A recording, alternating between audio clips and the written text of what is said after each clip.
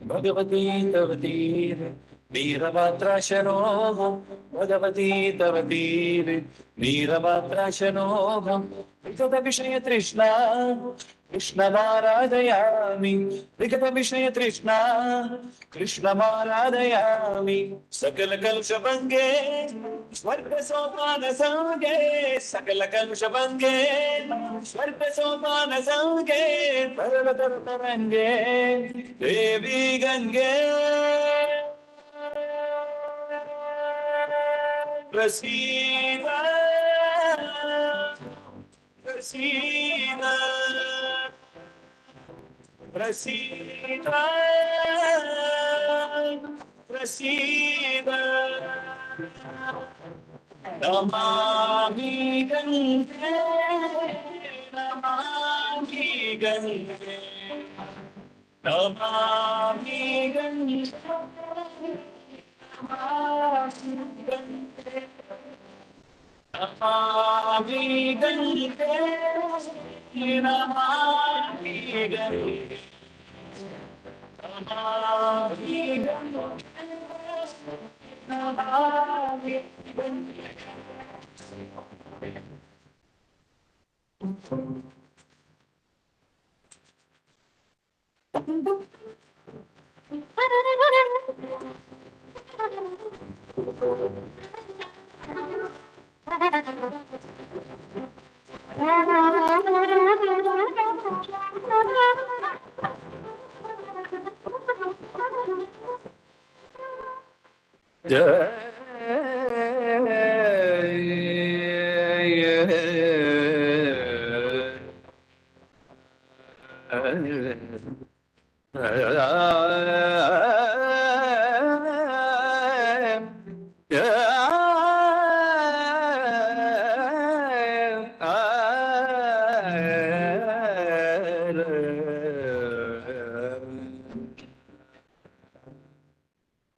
स्वर्ग की परछाई दिखती तेरे आंचल तले माँ तेरी है बूंदें बहती हुई ममता मिली वो हर पहली पंक्ति पे मन तेरी निर्मल करे इस तरह को तू छुए जीवन से उसको सींचे दे लेके आया है कोई बस पाप तुझको सौंपने फिर भी भूलती चले सबको लगा दो के गले स्वाद मिटता तुझे ही चूम कर जाना रस्सियों की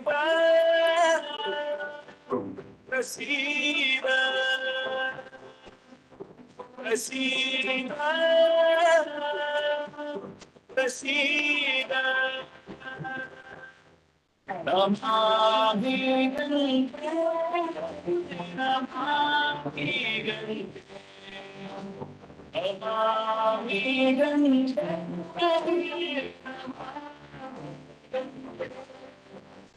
नमामि गंगे नमामि गंगे नमामि गंगे नमामि गंगे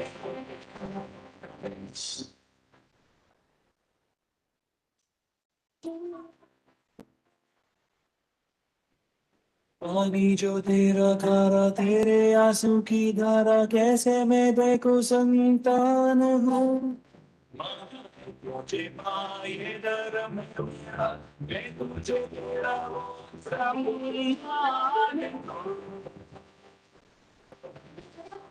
नमामि गंगे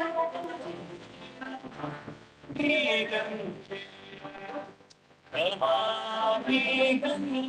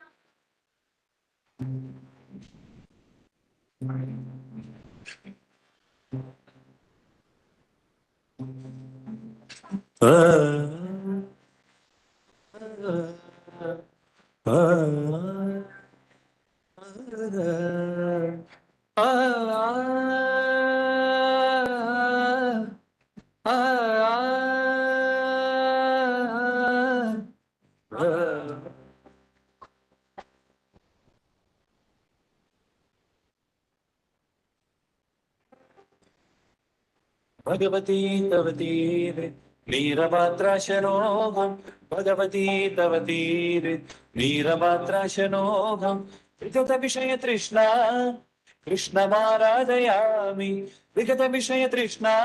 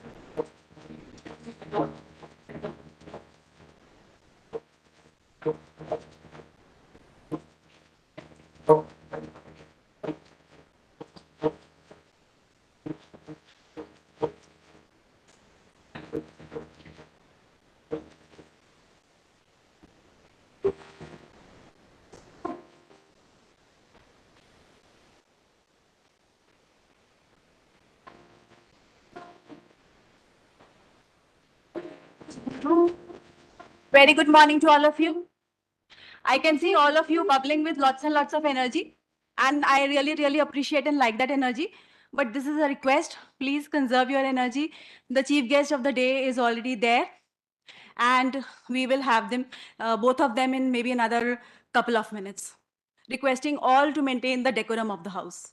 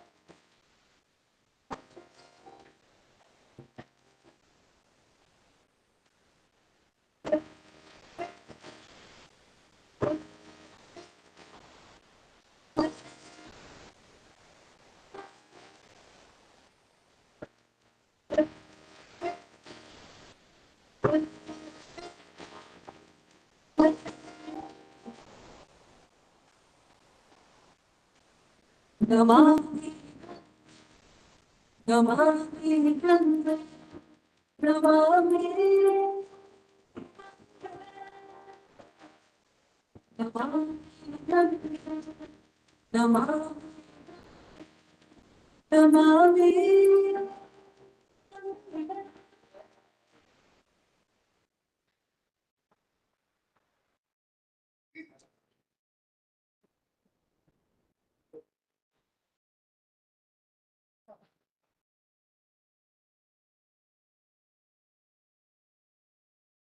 जय जय गंगे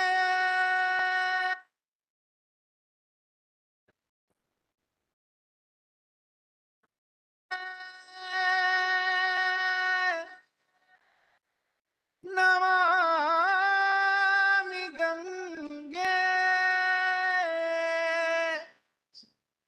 नहीं रुकेंगे हम स्वच्छ करेंगे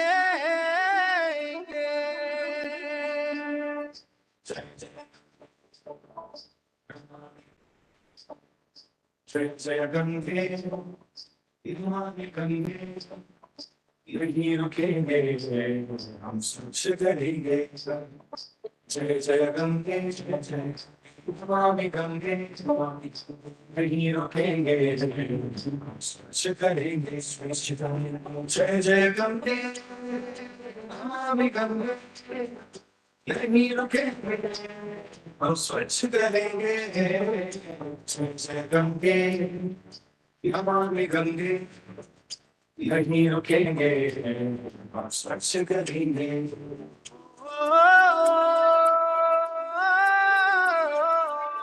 तू युग युग से बहती आई तूने ही हमको पाला है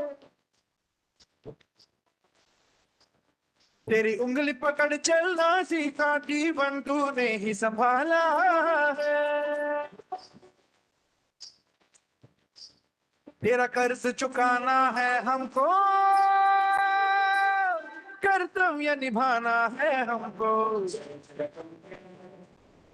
नमामि गंगे, नहीं रुकेंगे, स्वच्छ करेंगे। जय जय गंगे, नमामि गंगे, नहीं रुकेंगे, हम स्वच्छ करेंगे। जय गंगे, नमामि गंगे, नहीं रुकेंगे, स्वच्छ करेंगे।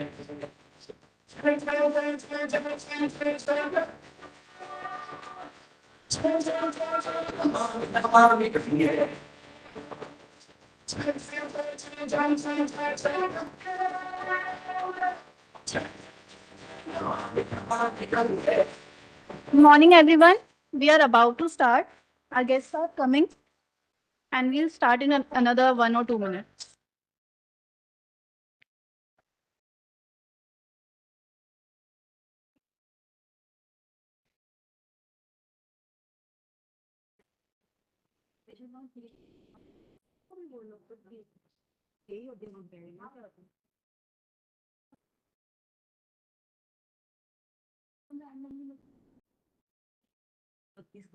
Comparing mostly and whatever. Mm.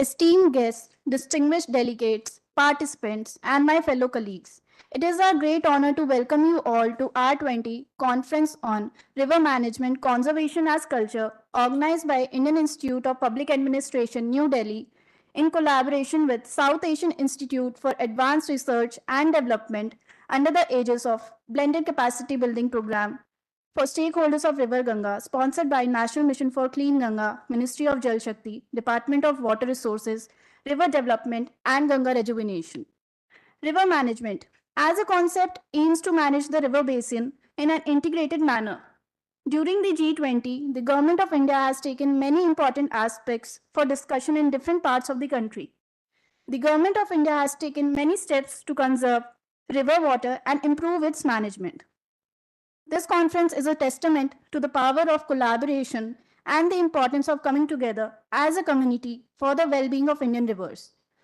We are all here because we share a common goal to make a positive impact on the world around us. And as we embark on this exciting journey together, we have no doubt that we will achieve great things. Together, we can build a brighter, more sustainable future for ourselves, our communities, and future generations. So, without further ado, we invite you to join us in embracing the spirit of collaboration, learning, and innovation that defines this conference. Let us begin this journey together with open hearts and open minds, and let us make the most of this opportunity to build a better future for all. To proceed with the conference, we would like to introduce you to the members present on the dais. We feel privileged to welcome Shri G. Ashok Kumar,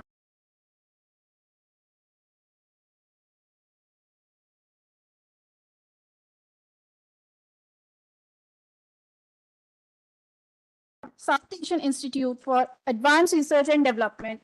Along with them are Professor V.K. Sharma, Faculty IIPA, and Dr. Shamli Singh, Faculty IIPA, who are also the project investigators of this project. We are delighted to have you all here today. I would request the team to bring the mementos and honor our esteemed guests.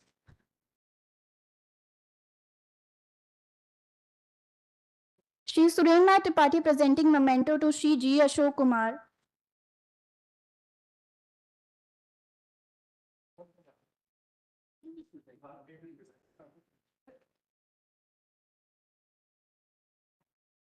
Requesting everyone to keep on applauding.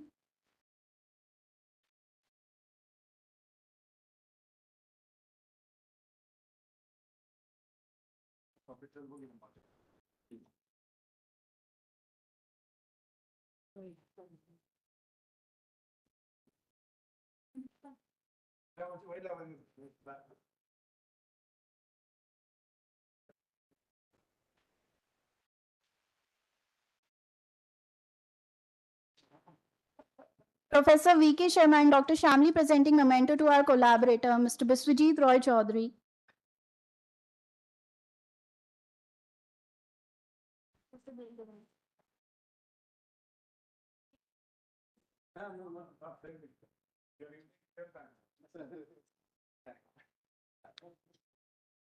Your presence here today will be invaluable to the success of the program. We are looking forward to hearing your views. Thank you for taking your time to being with us here. On this occasion, we welcome Dr. Shamli Singh. Dr. Singh is a faculty and head of Center for Environment and Climate Change at Indian Institute of Public Administration, New Delhi, India.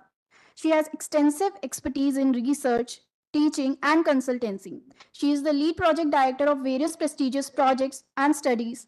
With more than 23 years of experience in different capacities of environment, she has authored several textbooks, monographs, articles, and discussion papers on environment management and climate change. Welcome, ma'am. We request you to kindly give a brief about the program. Thank you so much, Anugya, for holding the stage and introducing me to the participants and the attendees. I join her and my team to welcome all of you on board. Without you, it would not have been a huge success like this, because a program which is well planned is almost to 90-95% well executed. This is my belief. And I'm very, very sure that with this beginning of today, we will be able to achieve huge success. So as has been requested, that I'll be very briefly telling you exactly what this project was, how we started with the beginning of this project. So it was in the year 2020 when we conceived this idea of coming up with this blended program. But if you talk of it, me and Professor Sharma had done this blended program starting from 2017, which was sponsored by Department of Science and Technology, and fortunately by that time Corona had not knocked us. It was 2017. But yes, because we cater to the mid-service and the higher bureaucrats, they do not had so much of time. So we came up with a concept of coming up with a blended concept, wherein we had both online and offline mode of conducting, training sessions and capacitating. So we had a huge success as far as that program of ours was concerned. So we thought that going by the model of our honorable, because this is what he wanted, our honorable Prime Minister, in case if you want to go into the saturation model, digital mode is the one by which you'll be able to reach all nooks and corners and all students of different schools, of different colleges. And we, I would not say fortunately, but then Corona knocked on the doors of the globe, and that helped us because we were already too much equipped, and all thanks to our DG sir, who had been preparing us to shift, to transit to the digital world. And slowly we became, I would say, masters of the digital world of conduct. So I'll request my team to go back to the first slide, because if you talk of this particular project, this is the blended capacity building program for stakeholders of River Ganga. So as far as the project is concerned, I've already explained to you what is the meaning of blended. Now I want, because almost all our sessions, all our capacity building programs, they are not one-sided dialogue. So I want to know from you, according to you, who can be the stakeholders of River Ganga? Any wild guesses? This is not a board examination. No negative marking. Fatafat, quickly. Do you consider you are the stakeholders of River Ganga? Who else? State government? No, but then how are they River Ganga? Where's the Ganga nearby? Does River Ganga is there nearby in your vicinity? Does it flows in Delhi? Then how are you? Stakeholders of Hudson River. Where is Hudson River? So are you stakeholders of Hudson River? Then how are you stakeholders of Ganga? Where is Ganga? Then how are you stakeholders of Ganga?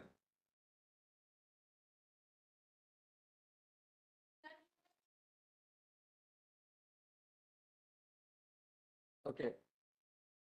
No. हम तो जमीन low level answer पूछता हूँ. We can talk about it later, global warming, but tell me, how are you connected to River Ganga? Huh? We get food. आप तो वो तो online मिलता है ना फूड. स्विगी तो देते हैं.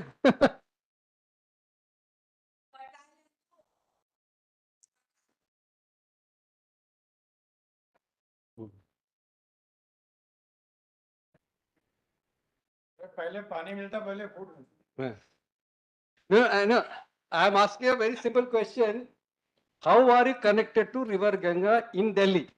So I'll expand it. No, he has given you enough clue also. That clue is more than enough. Hmm. Again, please. Who was that? Who said that? Please, round of Who said- who applause said for that? what's your name? Ram. पहले we should know our backyard. हमारा backyard में जैसे यमुना नदी, नदी तो है नहीं but नदी के नाम पे एक बहती है, तो that is the connect with you have with Ganga. Because Yamuna joins Ganga, where is it? Allahabad or Prayagraj. वहां पे why is it it's called Sangam? Ganga? Which is the third river? दिखता है क्या? ठीक है. So that is the cultural part. But सारे सरस्वती तो यहाँ बैठी है, वहाँ कैसे दिखेगा? Sorry. Yeah. So this is- I just Yeah. see the problem with the present generation is that they are very much ahead of time. हम लोग तो कैसे निकर पहन के स्कूल में बैठते थे तो हम लोग को जमीनी लेवल बात करते थे. So we talk when Ganga कहाँ नदी बोलते हैं कि ये नहीं नदी यहाँ से बहते हैं. We will not talk about climate change. So climate change and all these things are slightly हमारे सर पे ऊपर भी जाते हैं. But then what I'm telling is we should have the Zamini connect. That's very important. You know, please, I appreciate the answer given. Climate change is all actually आपके लिए very important है because 10 साल के बाद climate change का सबसे बड़ा problem आपके को face करना पड़ेगा. Agreed, you are agreeing, but then we should also know that in our backyard there's a river Yamuna, which is actually joining Ganga, and that's how we should have more connect with Ganga. Thank you. Sorry. This is our advisory committee, out of which 2 are already there on the dais, and we'll be soon joined by the other members as the day proceeds. Next, please. So we had a long discussion about stakeholders. So to make things simpler for you, because you are a TikTok generation, you want everything on platter. So of course, students, as you are, both college students, school students. Then we have the general masses. You have your siblings, your parents, your grandparents, your great grandparents. Then of course, we have the government officials. Somebody said state governments. So of course, urban local body officers, central government officers, all government officials are clubbed under one sector of our stakeholders to whom we catered in this training, in this project of ours. And spiritual community was another big sector. Second, Yeah. what did you understand by spiritual community?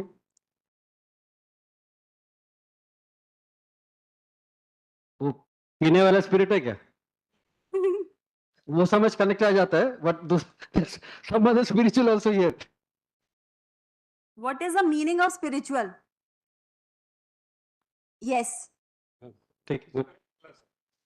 Okay. Mhm. So we did a lot of number of workshops in Banaras, in Rishikesh, and we were able to touch around 5,000 people, general masses, through these, spiritual gurus. Because if I and Professor Sharma or maybe somebody else, if we tell you something, maybe the things would go unheard. But if some Swamiji, if some Babaji says that to you, it will definitely reach out to the masses. So this was our objective of reaching out to the spiritual community. Next. These are some of the knowledge products which we had come out with. They are all available on our, since now you are our alumni of IIPA. These are all available in hard copy also and in soft copy as well on the learning management system of ours. Next. These are the milestones which we have achieved in the past almost 3 years. We had 60 plus training programs. We had trained around 1,000 plus master trainers. This is including both online and offline mode. We have reached out to 14,000 plus school students, and 25,000 college students.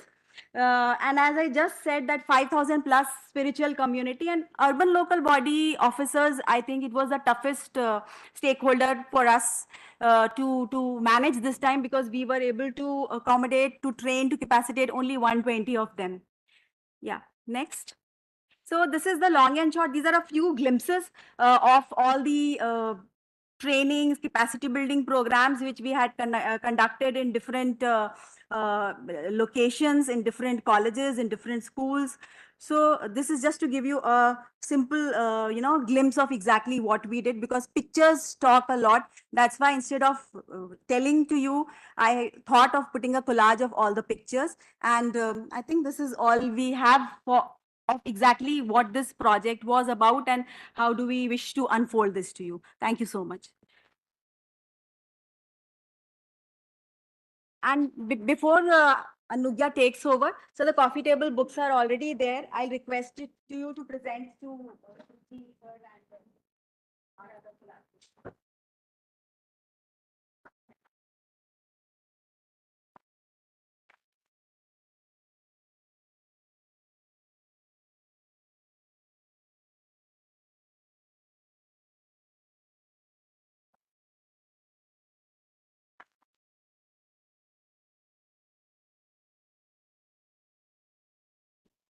Thank you, ma'am, for giving a spirited initiation to the program. I would now like to invite Professor Vinod Kumar Sharma to set the context of the program. Professor Sharma is a senior professor at Indian Institute of Public Administration, New Delhi. He has been awarded 2022 Subhash Chandra Bose Abda Prabandhan Puruskar for his path-breaking work. He is the founder of National Disaster Management Authority and a vice chairman of Sikkim State Disaster Management Authority, Government of Sikkim. Welcome, sir.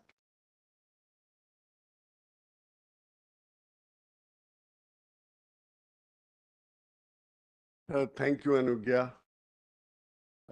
Honorable Director General NMCG, Shri Ashok Kumar ji, Director General of Indian Institute of Public Administration, Shri S.N. Tripathi ji, Dr. Vishwajit Roy Chaudhary, my colleague Dr. Shamli Singh, most respected, faculty of different colleges, universities, particularly Delhi University, Indraprasth University, School of Planning and Architecture, and other institutions.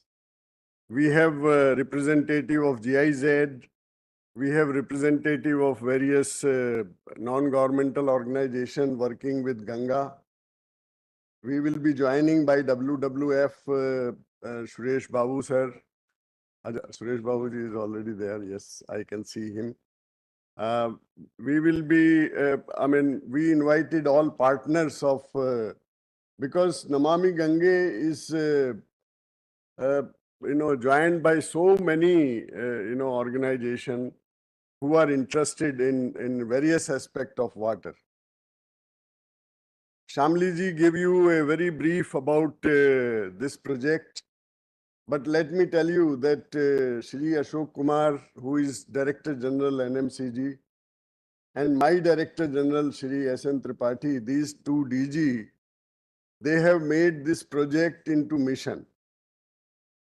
And now it is a mission for IIPA. It is no more a project. Project is over. For last 2-3 years, we have developed, as very rightly said by Shamli ji, we have developed large number of, modules. About 9 modules are already with us. We have lots of knowledge product which we are delivering, giving it to the universities, to our master instructors. We are providing it to schools. We have material, for students. We have material for teachers. We have material for urban local bodies. So this is one thing. But I think today's program, our Director General gave us a new slogan that, because this time NMCG is having altogether different objective. We were having, some of the Ganga cleaning program, start from 85. And we had sewage treatment plant, we have some effluent treatment plant, some ghats, etc. But, involving community, involving people, people's attachment, sentiments, because Ganga is not a river actually. Ganga is our mother. And that sentiment, our young children should know the importance of Ganga. Now you are all students of geography, economics, sociology, science, urban planning. I think you are the best person, to talk on these issues. And Namami Gange, when this flagship program was launched by our Honorable Prime Minister, this was having a bigger theme in mind. It was not only Ganga.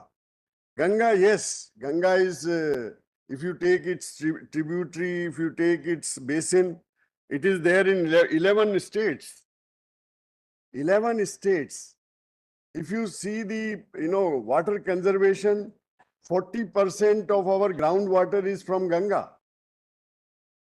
If you see livelihood, you will see more than 40% of people, they are depending on Ganga. So Honorable Prime Minister, he thought that let us start with one river, which is, and in case we see tributary Yamuna and all tributary of Ganga, then it is a big network.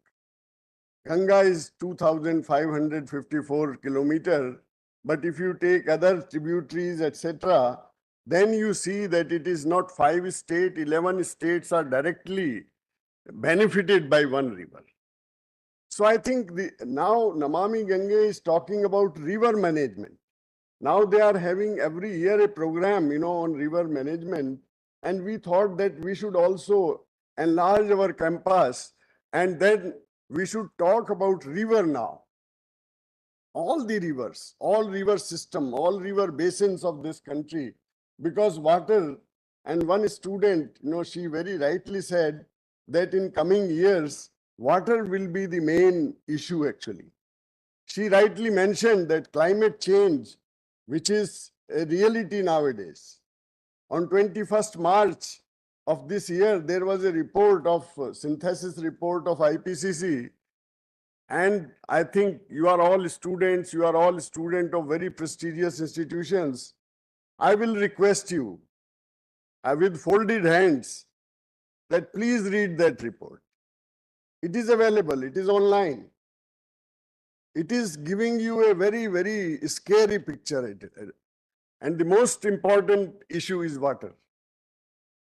You will see that the coastal area that will be affected because of sea level rise, and the other part will be affected by unprecedented events like floods and droughts. I think we will have to manage water. I remember 1975, I was presenting a paper in Norway, in Oslo, and I said that 65% of our agricultural land is drought prone. And I said that we have 105 centimeter rainfall. So after my presentation, one professor came to me and he said, I think you have mistaken 105 centimeter or millimeter. Because if you have that much centimeter rainfall, then why drought? So I think, friends, we will have to see all these things. We have enough rainfall. God has given us enough. Nature have given us enough. We have a network of rivers. We have network of, this river basins. But how to manage it, I think this is the most critical, most crucial part. Without involving teachers, respected teachers, without involving our dear students, of different universities and colleges, I think this cannot be achieved. This message which NMCG wants to convey to each and every person, to each and every citizen of this country, this is not possible without your involvement. So we want that you are a stakeholder. but you become active stakeholder. This is the purpose of this workshop. Friends, let me also reveal one thing. I think Ashok Kumar ji will definitely tell you. Tomorrow, NMCG is signing MOU with the universities. So I think it is a curtain raiser also that already we have, 2-3 universities representing today. And it may be a curtain raiser for tomorrow's program, which will be a very big event, which they are organizing, tomorrow and signing MOU with 50 universities. IIPA has already started it. We have started with Delhi University, with IP University. We have started it with, Uttarakhand. We are going to, Hemwati Nandan Bahuguna University next month, and we'll be having a one-day program, with them. We have already gone to Banaras University and other places. So we have started this mission. We are assisting NMCG in their program, and definitely DG NMCG will talk on this issue. Friends, I will be very brief because today the entire program will be on this thing. And I already told you that this one-day event is to connect each one of you with this project, which is very, very prestigious project of the country, which is very close to heart of our Honorable Prime Minister, which is very close to heart of our Director General, Shri S.N. Tripathi, who will be talking to you after some time. Thank you very much.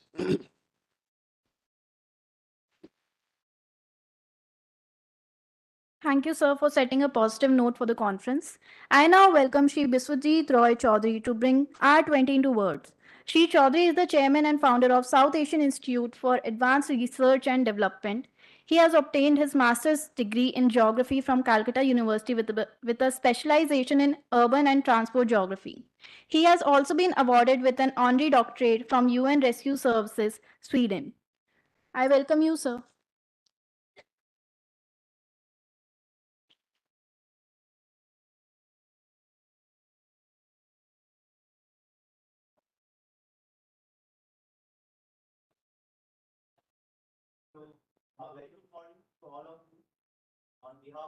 Of South Asian Institute for Advanced Research and Development. First of all, I heartily welcome to all of you, especially the honorable dignitaries on the dais, the honorable participants, as well as my dear students, those who have joined here.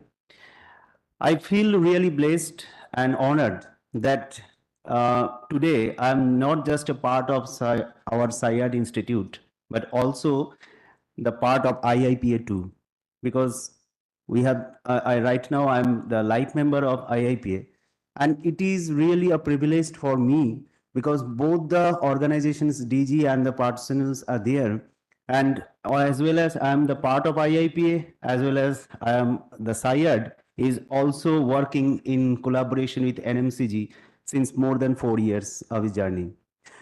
The River 20, which we have designed, actually on behalf of our Center for River Affairs, SIAD, we have designed, and in collaboration with NMCG, Namami Gange, we are working we have taken several initiatives, particularly to promote this river as a subject. As you know that I am a faculty in Calcutta University since 15 years. In geography subject, so I thought I think most of the students here from the geography background maybe. So river, we know the water, river, etc. But I think this is the time to think something differently, to think river differently in a different manner, because river for all. These are the concept, rivers for the SDGs. These are the concept which is now in a prominent situation. And we are very much happy that whenever we have started our journey through SIAD and through our Center for River Affairs, we are getting lots of support from the NMCG, and I am honored to the DG NMCG, Mr. G. Ashok Kumar sir, for getting warm support, and also the DG IIP and Professor V.K. Sharma sir, whenever I have communicated with them regarding this River 20 or R20 ideas. You know that right now India is presiding the G20 mission, And as India, I think this is the first country which has designed a division under this ministry, that is the Ministry of Jal Shakti. The concept of Jal Shakti is that it is not, we don't consider river or water as just a resource. We consider it as an energy, as a power which can change the world. And as Professor V.K. Sharma has just mentioned, that water, river is now in future also, DG sir also mentioned that due to the climate change, these will be in future a common issue of participant. So I think this is the time we should think about it. We have to move, we have to work on it, and we have to think how we can protect these natural resource from our unscientific anthropogenic practices.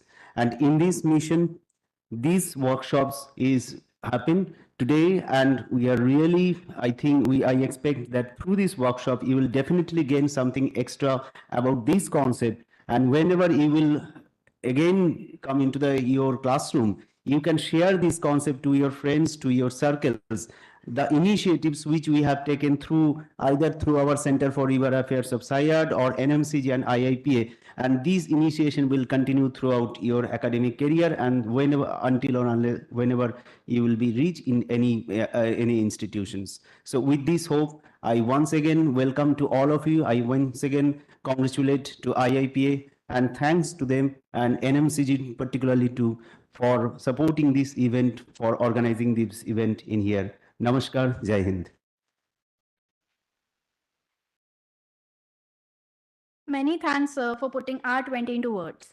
I now welcome Shri Surendra Tripathi, Director General IIPA, an IS officer of 1985 batch Odisha cadre, and MA in Political Science from Allahabad University, and MBA in Public Policy from Slovenia. Shri Tripathi is a highly seasoned civil servant with a true academic flavor. I welcome you, sir, to deliver the presidential remarks.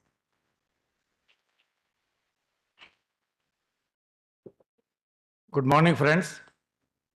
Good morning.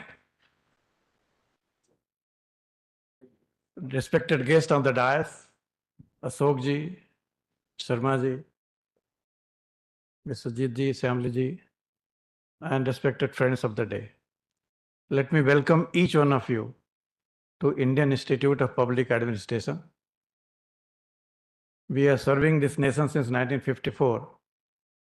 But for the first time, we have started serving the children of India. Courtesy Namami Gange. Paras, जैसे राष्ट्रपति भवन के invitation में लिखा है children are not allowed. आप 26 जनवरी को जाते हैं ना, my daughter use to resist कि इनविटेशन में लिखा है बच्चे और मोबाइल नॉट अलाउड. तो बोलता मोबाइल तो समझ में आता, बच्चे क्यों नहीं allowed. But I always thought that why IIP is meant for only 15-year plus civil servants who have come and confirmed their previous biases and they want to run and ruin this country based on their idea of India. We are grateful to Namami Gange that we have to have this heart transplant even within IIPA, that children also matter. If you can't take care of your children, you cannot take care of your next generation. If you take care of your current bureaucrat, they might be valid for 5 years because many of them forget the training the moment they leave the hall, and most of them get transferred once they are fully trained.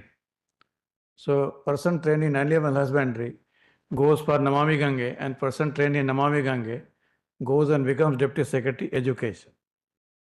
That is the fate of bureaucracy, but there is nothing wrong with it.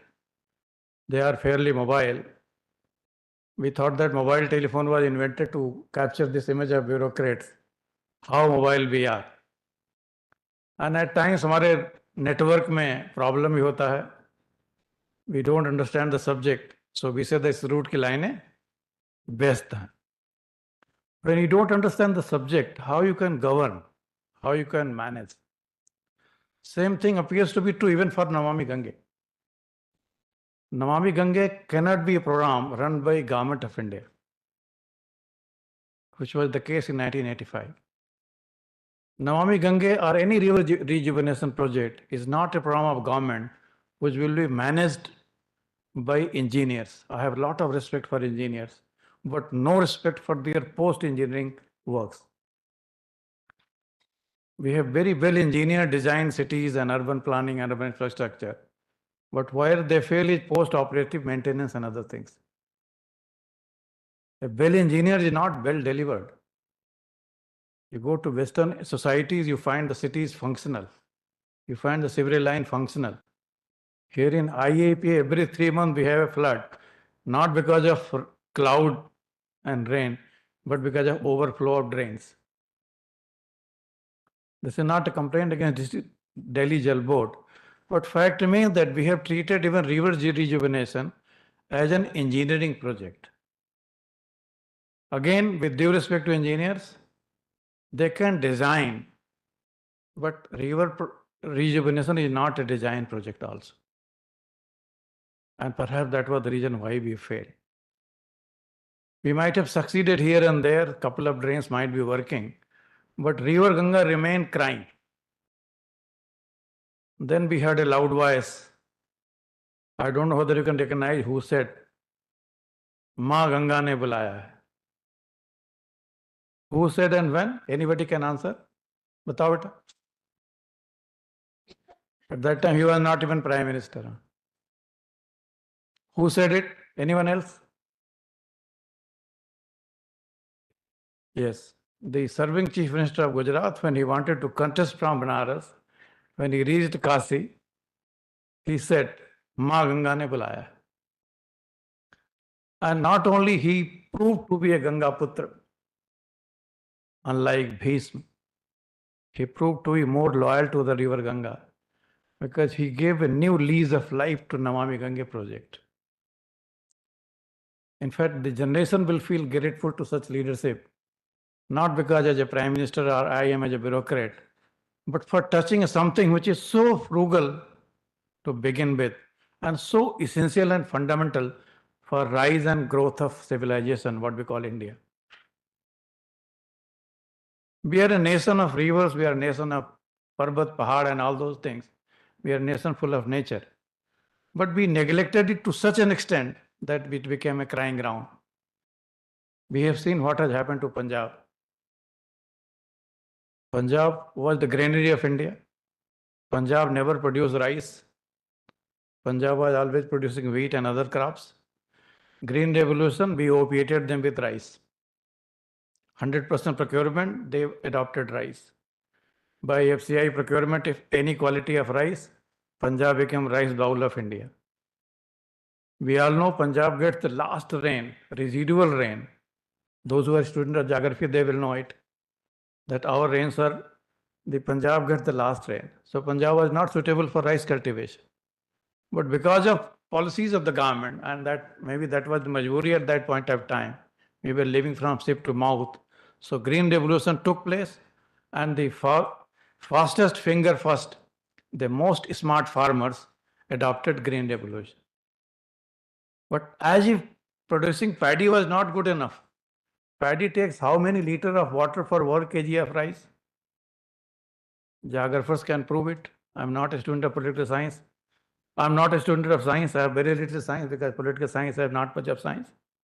But this much I can understand, that it takes thousands of liters of water to produce 1 kg of rice.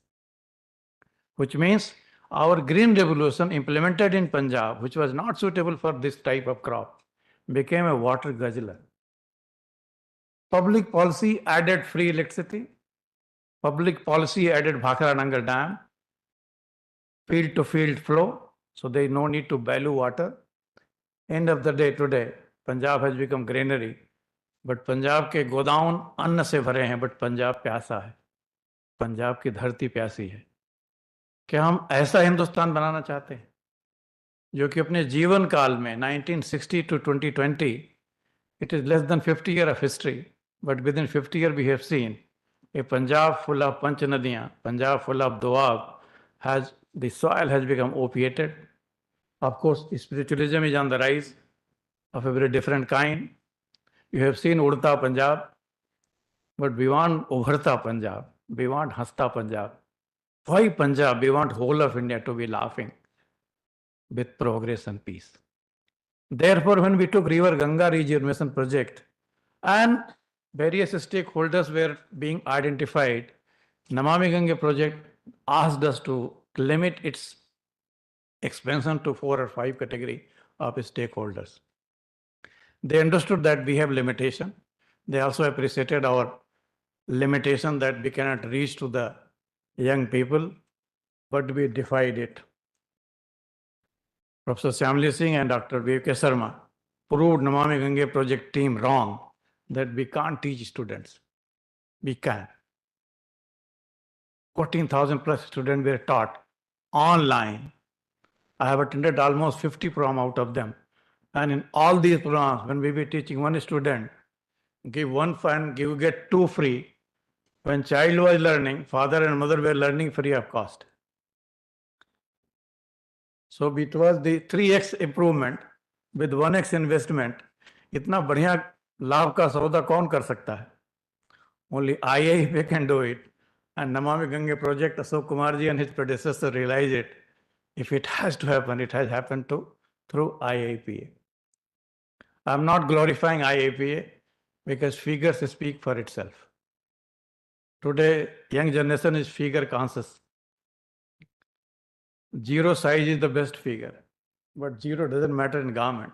We have added 14,000 ahead of it. What matters is not zero achievement. शून्य से शून्यता नहीं है. We want it to be absorbed by each one of us, the importance of river system. When G20, India is trying to give a lead to the world, being a Vishwaguru. You can't become Vishwaguru because you want to become. Vishwaguru is not a professor plus a scale. Or all the vice chancellor will select one guru and he or she will be declared Vishwaguru. Vishwaguru is all about idea of the world. Do we have an alternative view of the world? We thought the Western view is the best world. Democracy, liberal ideas, women's education, and so on and so forth.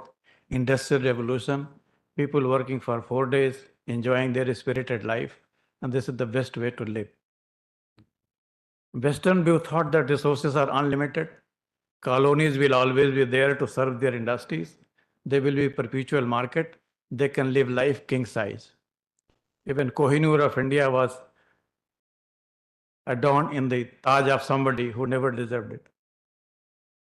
They thought that life is like that. Western view was like that. An alternative view also emerged, what we call it communist view, Sarvhara view, Marxwadi view, which has a growth center in JNU and many other areas. Every young person is a communist till he understands communism, and he ceases to be communist once he understands it. There is nothing wrong in being, and all of us were communist, liberal, liberated thinking that this is the way to govern the world. Let the laborers of the world, mazduro ek ho jao, you have nothing to lose. That was the world view. And take away the resources from the rich, which they have got ill-gotten, distribute it to the world, and everybody becomes equal. If there are boys and girls which are 6 feet height, and there are boys and girls which are 4 feet height, reduce the height of 6 footers, add that 1 foot to the lower ones, everybody becomes 5 foot height. Is it doable? किसी college ने try किया है? हमने IIP में भी नहीं try किया, because this is full of danger. So one was based on colonial exploitation using man, machinery, capital, labor, and all those factors of production to have a good life, rich life. Second view was that distribute the wealth, irrespective of whether the size of cake is there or not. India has a world view today. The most sustainable growth, most sustainable consumerism, most sustainable sabka saath, sabka vikas, and sabka vishwas and sabka prayas. This is the world view of the world. Nobody can contest with better ideas than this concept. We also believe that minimum government and maximum governance, this is also viewpoint of state. State has monopoly over violence. The state can't have all the powers. So this is the world view of the world which India proposes. Therefore, we claim to be Vishwaguru. We were mother of democracy. When democracy, they were learning what is D of democracy. We had a functional democracy. Our village chief were elected. We are blamed for our caste system. Today, government has created a Pancham Varg, Labharthi Varg, which is getting benefit free of caste without any trickle down, without any 85-25, without any corruption here and there. Money goes to the account of beneficiary directly without neither neta nor abhineta nor bureaucracy even able to smell when the money has gone. हम तो सूंघते सूंघते भंवरे की तरह नहीं है ना, थोड़ा रस तो निकाल ही लेते थे. This was the global view of India, that we are nation of managing snakes and snake charmers. Today we are charming the world. From British Raj to Panchayat Raj, now Rishi Raj. We have seen it. Indians are not only managing Indian companies, they are managing the global companies. Those who have studied River Thames in London, they know how river rejuvenation can attract tourists back to the same river. We have learned all these lessons, and perhaps we are implementing all those lessons in River Ganga also. So what is that we can do together? किसी ने कहा ना, तुम आसमां की बुलंदी से जल्द लौट आना, तुम आसमां की बुलंदी से जल्द लौट आना, हमें जमी के मसाइल पे बात करनी है. We don't want to talk in cloud nine climate crisis. We want to talk on the issues on the earth, on the land, what each one of us can do together. And we can do at least 3 things together. 1, drink as much water as you can. बच्चे लोग कितना पानी पीना चाहिए एक दिन में? कितना? 4 liters. कितने गिलास है? It depends what is the size of glass. But 4 liter is measurable, नहीं? तो 4 लीटर पानी तो पीना चाहिए, नहीं? दूसरा क्या काम करना चाहिए हमको नदी को बचाने के लिए? पहले खूब पानी पियो जब तक कि पानी खत्म ना हो जाए. खत्म हो जाए तो खरीद के पियो, कारण खरीद के तो पी सकते हैं. कितने लोग पानी खरीद के पी सकते हैं हिंदुस्तान में? 140 करोड़ की जनसंख्या है. सब लोग अगर 20 रुपए का पानी रोज खरीदें, 20 रुपए का 1 बोतल आता है, तो 4 लीटर के लिए 4 बोतल चाहिए, नहीं? 4 बोतल का दाम कितना होता है? 80 रुपए. 80 रुपए और 140 करोड़ लोग खरीदें तो कितने का पानी खरीदा जाएगा? कोई कैलकुलेट करे? कैलकुलेटर भी जवाब दे देगा. कितना रुपया होगा? 100 अगर 80 रुपए 140 करोड़ खर्च करते हैं तो what is the population of the globe? चलो, we will come and settle this issue later on. Dr. Shyamji Singh will take all these questions. But fact remains that everybody can't afford 80 rupees per day when the average per capita income for a large number of people globally and few percentage of people even in India is less than $2 a day. अगर 160 रुपया कमाते हो, 80 रुपये का पानी पियोगे तो भोजन कहाँ से पाओगे? किताबों के लिए खर्चे कहाँ आएंगे? मोबाइल का ब्रॉडबैंड कहाँ से दोगे? फेसबुक कैसे देखोगे? आँख कैसे खराब करोगे? स्विगी से पिज्जा कैसे ऑर्डर करोगे? अगर सारा पैसा इसी में खर्च हो जाएगा पानी पीने में, वो भी शर्मा जी के कहने पर, तो पानी मत पीना, मोबाइल ब्रॉडबैंड चलाते रहना. ज्यादातर यही कर रहे हैं, नहीं? पानी पीने के लिए मम्मी बोलती है ना, क्या पानी पीना है? अभी तो जूस पिया था. तो अगर पानी का इतना महत्व है, which cannot be afforded by many, can this be an infinite resource? Answer is no. Today we have spoiled the river. In fact, we remember river only when it dries up. जब तक नदी में पानी भरा रहता है, किसी को पता नहीं लगता कि रिवर क्या है, कहाँ है, किधर थी. अरे यही तो थी. जैसे सरस्वती आज गुमनाम हो गई, वैसे हम गंगा को भी गुमनाम होते देखना चाहेंगे क्या? चाहेंगे? तो कुछ करना पड़ेगा, खाली सोचने से हो जाएगा? नमामि गंगे गीत गाने से हो जाएगा? गीत गाने से भी होगा, कम से कम मन और आत्मा को शांति मिलेगी, लेकिन मन और आत्मा की शांति से गंगा का संरक्षण नहीं होगा. आप लोग भारत के भविष्य के नागरिक हैं. 2047 जब भारत अपनी आज़ादी के 100वां साल मनाएगा, तब तक कम से कम गंगा तो निर्मल, अविरल और हृष्ट पुष्ट रहे। और गंगा ही क्यों, गंगा की जो सौभागिनी जो नदियां हैं जिसके किनारे दिल्ली खुद बसती है, कौन सी नदी है? यमुना का भी कल्याण होना चाहिए। भारत की 20 से 25 बड़ी बड़ी नदियों का सबका कल्याण होना चाहिए। इनफैक्ट उनका कल्याण क्यों, सही सारे वाटर रिसोर्स का कल्याण होना चाहिए, तभी हम एक अच्छे स्वस्थ भारत का निर्माण कर पाएंगे। India cannot grow based on manufacturing product. Even manufacturing also require water.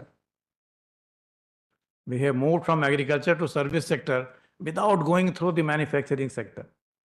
Today we are trying to become manufacturing hub of the world. We have already become pharmacy of the world. We have already become software capital of the world. Now we have to move up in the value chain so that we can add productivity through manufacturing. All these things will require water. On 13th April, we are going to be the most populous country in the world. जैसा कि population clock is going to tell us. Many people have already started writing 144 crores. जैसे लग रहा है 4 करोड़ तब तक बढ़ ही गए होंगे। हम लोग 2 करोड़ हर साल बढ़ते हैं। हमारे यहाँ 2 करोड़ लोग रेल में घूमते हैं, ट्रेन में। बहुत सारे कंट्रीज की पॉपुलेशन 2 करोड़ है, मतलब पूरा देश खाली ट्रेन में बैठ के घूम रहा। आपने इलाहाबाद का नाम सुना होगा, कुंभ स्नान में 4 करोड़ लोग नदी किनारे नहा रहे हैं। मतलब ऐसा संसार में कहीं हो सकता है कि 4 करोड़ लोग आके नदी किनारे बैठ के नहा रहे हो खाली? और हम बोलते हैं हमारी ब्यूरोक्रेसी किसी काम की नहीं है। इन 4 करोड़ लोगों को नहलाती है, धुलाती है, गाड़ी में बैठाती है, घर पहुंचाती है। एक ही बंदा मरता नहीं है। मरता है कोई? नहीं मरता। कुछ लोग मरने के आते हैं, उनको भी बचा लेते हैं। जो गंगा में डूबने जाते हैं उनको बचा लेते हैं। आप अगर इलाहाबाद, बनारस या फैजाबाद, प्रयागराज गए होंगे तो वहाँ एक लल्लू राम जी टेंट लगाते हैं। वहाँ खोए पाए का हिसाब होता है। जो खोया जाता है उसको भी पकड़ा के फिर से 7 लोगों को मिला देते हैं कि ले जाओ तुम ही झेलो। हाँ, limited point is that we have revered river as our place of worship. But अगर यही 4 करोड़ लोग गंगा को रोज निर्मल और अविरल करने में जुट जाएं तो हमको नमामि गंगे जैसे प्रोजेक्ट की आवश्यकता नहीं होगी।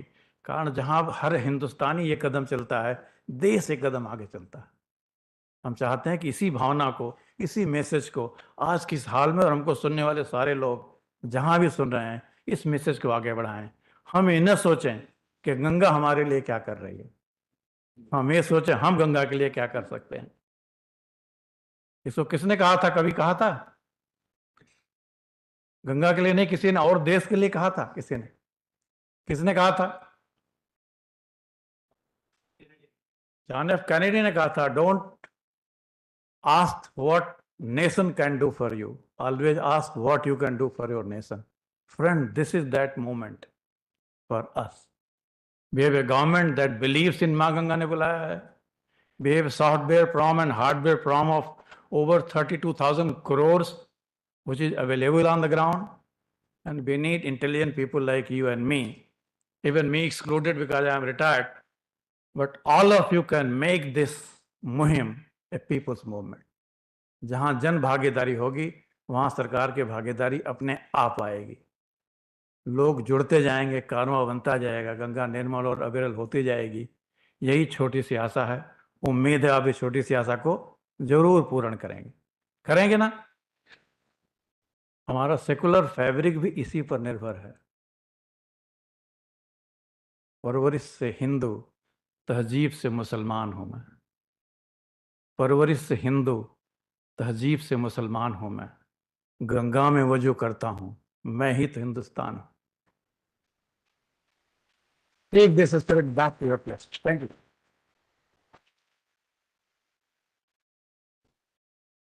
Thank you, sir, for your thoughts and insights.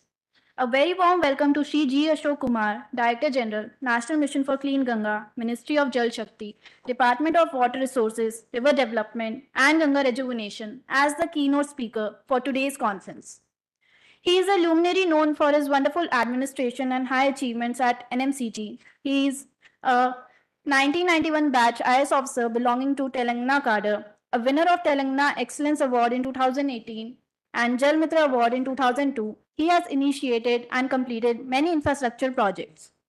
He has also received a United Nations Flagship Award as UN recognizes Namami Gange initiative as one of the top 10 world restoration flagships to revive the natural world. Welcome, sir, for your keynote speech.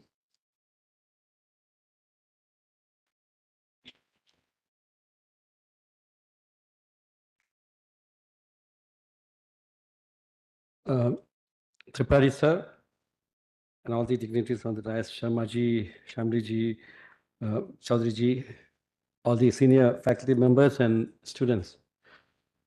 ये शेवाग batting करने के बाद Dravid batting करना आते थे, लोग सो जाते थे क्योंकि धुआंधार बल्लेबाज के बाद कोई द्राविड आएगा तो बोलेगा ये तो कोई टुकटा करते रहेंगे। तो ऐसे हाल है हमारा, त्रिपाठी साहब ने इतना जोरदार छक्के मार के गए, तो probably have to live up to that expectation of the organizers. Probably कोशिश हम थोड़ा करेंगे इसमें। सर ने एक्चुअली बहुत बातें की, very touching, very down to earth and very essential. I like a couple of points he said, particularly हमारे बरादरी के बारे में बताया था, मतलब IAS officers administrators के बारे में. What he said is very correct. The moment we get out of the academy, हम भूल जाते हैं क्या हमने क्या सीखा है, and जो अपने तय हाथ पैर मार के आगे निकल जाता है. But it is also a fact that this country has really come up to this level, whichever level it is, thanks to the bureaucracy. आपके पड़ोसी में आप एक बार झांक के देख लीजिएगा, हम दोनों भाई एक साथ इंडिपेंडेंट हुए थे, इंडिया में हम थे, पाकिस्तान में वो थे. अच्छा, I should not name the country. तो 7 जन्म लिए, 7 एक ही माँ के बच्चे हैं, वो उसका हाल देख लीजिए, हमारा हाल देख लीजिए. So to a large extent, it is the people contribution also with the bureaucracy जो भी है. हमारे अंदर गंगा है, उनकी गंदा है.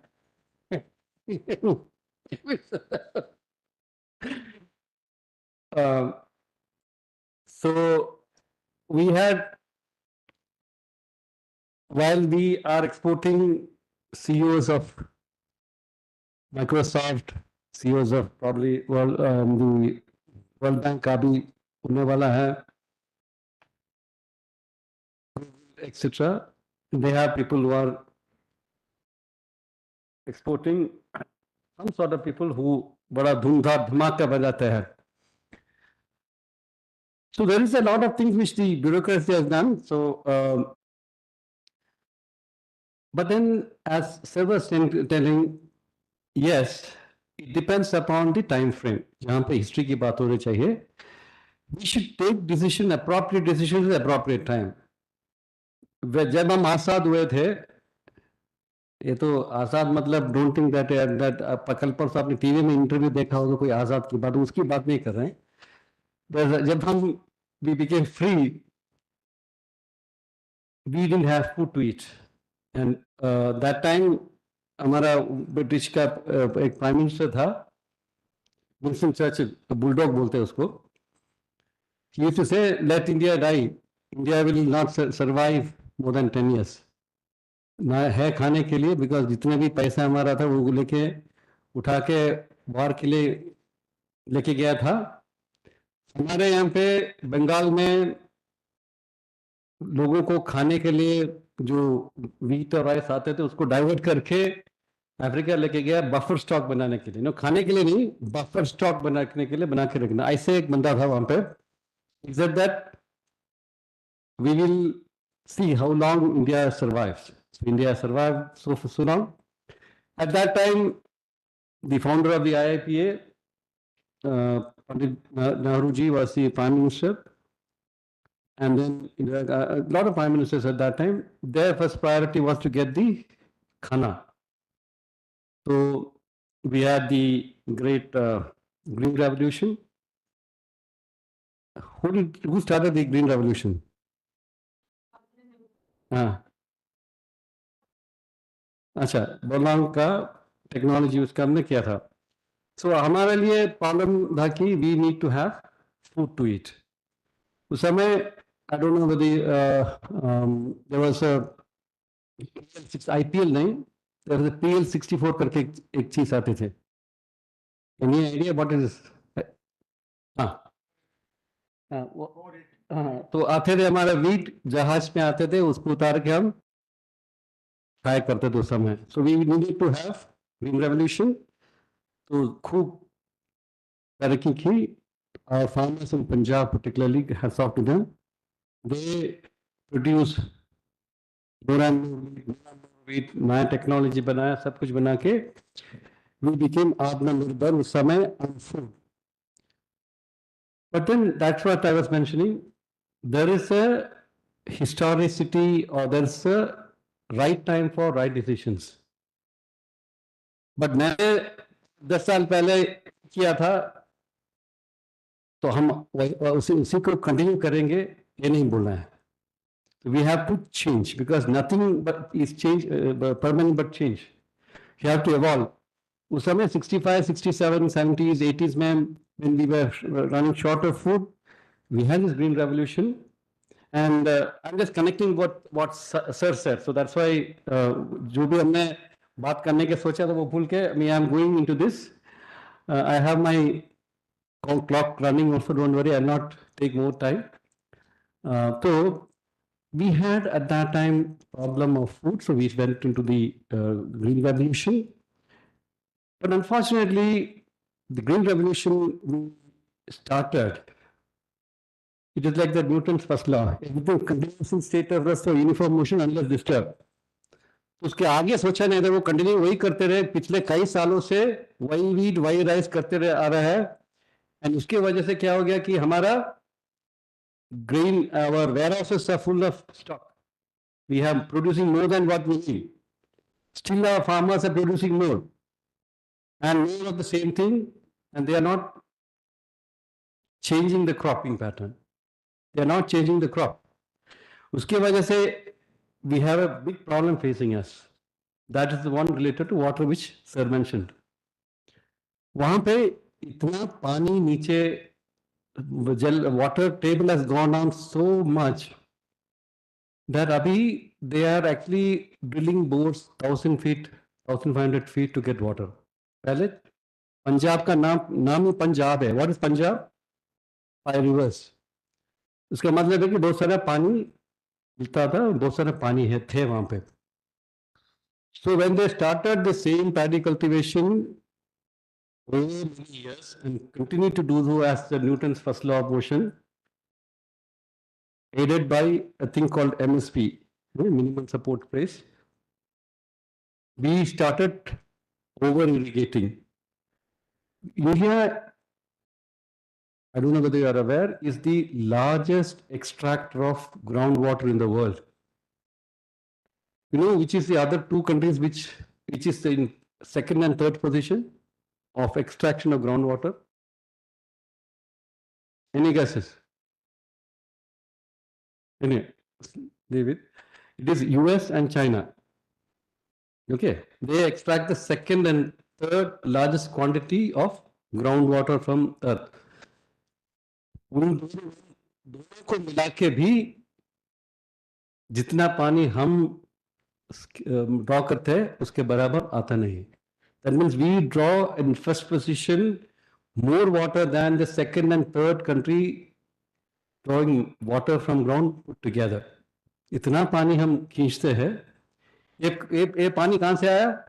These are all in the aquifers left to us by our ancestors.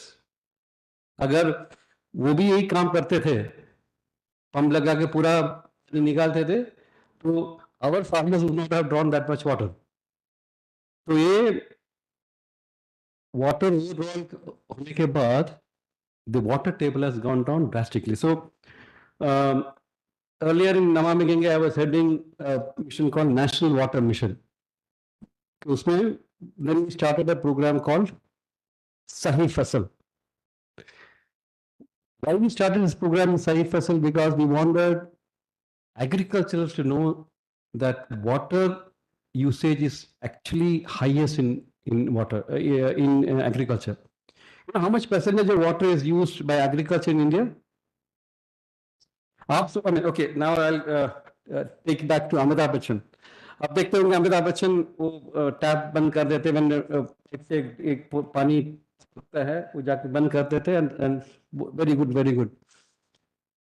How much water is used in drinking water purpose आपको मालूम है इंडिया में? It is less than 5%. मतलब अगर 100 लीटर पानी इंडिया में यूज करते हैं, drinking water accounts only for 5 liters. 85 to 88 liters is used by agriculture. Okay. And if you want to save water, you will have to improve the water usage efficiency in agriculture. I'm telling you because many of you, I was told that you're all college students, so I'm slightly trying to raise the pitch. Our water use efficiency is very poor. Matlab, a farmer in America uses 700 to 800 liters of water to produce 1 kilo of paddy. Our farmers use 3,000 liters. Sure? Because they have inefficient methods of irrigation. What is it? Have anyone seen a farm? आप सब दिल्ली वाले इसलिए मैं पूछ रहा हूँ कोई photo में नहीं जमीन पे देखा है क्यों? So what is the type of irrigation they use? Groundwater, ठीक है. But how do they irrigate the water? मतलब do they use too well? So now what I'm trying to ask you is that they use a system called as flood irrigation. Okay. Flood irrigation मतलब वो पूरा field में पानी छोड़ देते हैं. पानी छोड़ ही देते हैं and जिसको चाहिए वो ले लीजिए, बाकी वहीं के वहीं बह के बाहर जाएंगे, नहीं तो वहीं के वहीं रह जाता है. So when we require 1 liter of water, हमारे farmers will put 10 liters of water. किसको जाता है? मुफ्त में इलेक्ट्रिसिटी मिल रहा है, ठीक है, वो ग्राउंड वाटर लगा हुआ है, पंप करके they used to leave it in the field. Because of this poor irrigation technology which we have, our water use efficiency is very bad. So 80% of the water 85% of water which we use is used in agriculture, and उसमें only we have a efficiency of 30%. मतलब 70% of the water used in agriculture is actually wasted. So what we are doing is actually we are pumping out water and wasting the water in the name of irrigation. And so if you want to save water for your future, and I'll come back to that before that. So when the farmers in Punjab, I told them you have to have right crops and use right irrigation facility. तो हमने हमारा scientific technologies को लेके गया था. They were showing all these presentations, no, pie chart. So आप लोगों को वही समझ में आता है ना? आप लोगों को चार्ट, पाई चार्ट, रेडार वो सब समझ में आता है. तो हमारे इंजीनियर्स ने सर इंजीनियर्स के बारे में बताया, इंजीनियर्स ने भी वही सोचा, इनको वही दिखाना है. तो पूरा चार्ट वार्ट लिखाया, ऐसे पाई चार्ट में आ गया, एनिमेशन बनाया, सब कुछ हो गया. बोला कि देखो 1940 में आपका पानी का स्तर इतने लेवल पे था, 1960 में इतना आ गया, 1970 में इतना आ गया, 1980 में इतना आ गया. वो पानी पाई चार्ट में ज्यादा रेड दिखने लगा, बिकॉज बहुत सारा पानी का स्तर नीचे हो गया. And many blocks in the Punjab state were running out of water, but still they were using the same borewell to get the water, and they were pumping water with more and more powerful motors. पहले 400 feet में मिलता था, now it became 500 feet, now it became 800 feet, 1000 feet, 1200 feet, but they didn't change the cropping pattern, they use more and more powerful motor to deliver. ये सब presentation हो गया, किसी को समझ में आया, समझ में नहीं आया कि क्या बोल रहे थे. तो I was asked to speak, I spoke after that. So I told them with a very simple language, I told them, आपके बहुत सारे बच्चे लोग हमें कनाडा में है ना, तो एवरीबडी सेड हाँ हमारे बहुत सारे, हमारे पूरा खानदान वहीं पे है, हम लोग हैं बैठे हुए, बाकी सब कनाडा अमेरिका में है। तो मैंने बोला देखो आपको अमेरिका जाने के लिए क्या प्रॉब्लम है, वीसा चाहिए ना, हाँ वीसा चाहिए। तो मैं ऐसे probably if you do the same cultivation ऐसे करते रहेंगे तो 5-6 साल में आपको अमेरिका जाने के लिए वीसा की जरूरत नहीं पड़ेंगे। तो देन दे सरप्राइज, तो मैं I was talking at 12 o'clock, मैंने सर तुम पागल हो, तो 12 बजे बजाते हमको बताते हैं कि अमेरिका जाने के लिए वीसा की जरूरत नहीं पड़ेगी। ऐसे देखो, आपको पहले 10 साल पहले you are getting water at 100 feet, you continue with irrigation, continued with agriculture, paddy cultivation, 100 feet से now became 500 feet। 2 साल पहले आपका 800 फीट में आ गया, इस साल अब 1005 फीट में आ गया। If you continue like this for another 4-5 years, probably your borewell will reach America. So if you jump into the borewell, probably get out at America. वो समझ में आ गया। Then from one side he got up and said, अभी सब समझ में आ गया आपकी बात, जितने भी आपने हमारा चार्ट बना के बताया उसको समझ में नहीं आया। जैसे now we understand, we are drawing more and more water, we are going down and down, and our water table is so down, 1,500 feet mein we are getting water, and if you continue like this, probably we will not have water left for our children. So that's what we have to tell in their language to understand. So that I was continuing from what Sir was telling. Coming back to the issue of water, water is very essential, and probably our Prime Minister has realized the importance of water, and that's why we come out with what is called as Jal Shakti. What is Jal Shakti? It's power of water. So first time in the world, we have a ministry which handles water in one whole entity. And then one of the important aspects, again, Prime Minister identified was the importance of river. River water has to be clean, and we have to ensure that the river water is good to continue our culture, continue our generation, and that is lifeline of the nation. And that's how Namami Gange started. 2014, when we started Namami Gange, we said that it should be a people's movement. It cannot be an engineer's movement. It has to be a people's movement. And let me tell you, 5 more minutes, if my 20 minutes is getting over. We had been doing a lot of work in the Namami Gange sector. For your information, we have been recognized in December 2022 at Montreal in COP15 as one of the top 10 flagship programs of the world. It's a great honor for India because among more than 200 projects of eco-restoration, Namami was selected as one, which halted the degradation, which reversed the degradation with people's participation. That's the 3 criteria for that. So, for that, last month we were in New York for the UN Water Conference. Suddenly, world has recognized water. The last conference on water in UN was held in 1977, and the next conference was held in 2023 after 46 years. But it's already late because many places, as I was mentioning, people do not have drinking water. People do not have access to water, even though SDG goals tells about access to drinking water. We have started moving ahead. India, under the leadership of Prime Minister, we have gone what is called as Jal Jeevan Mission. Are you aware of it? Jal Jeevan Mission?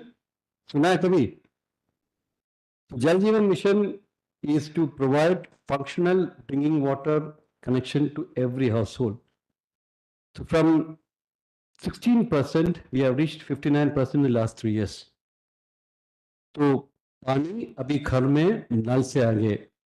Many of you are not aware, but if you go to many villages in Rajasthan, there are women who walk 5 to 6 kilometers with 3 pots on their head, bringing water for their family. And many houses you will have the area children, particularly girls, following them to get trained.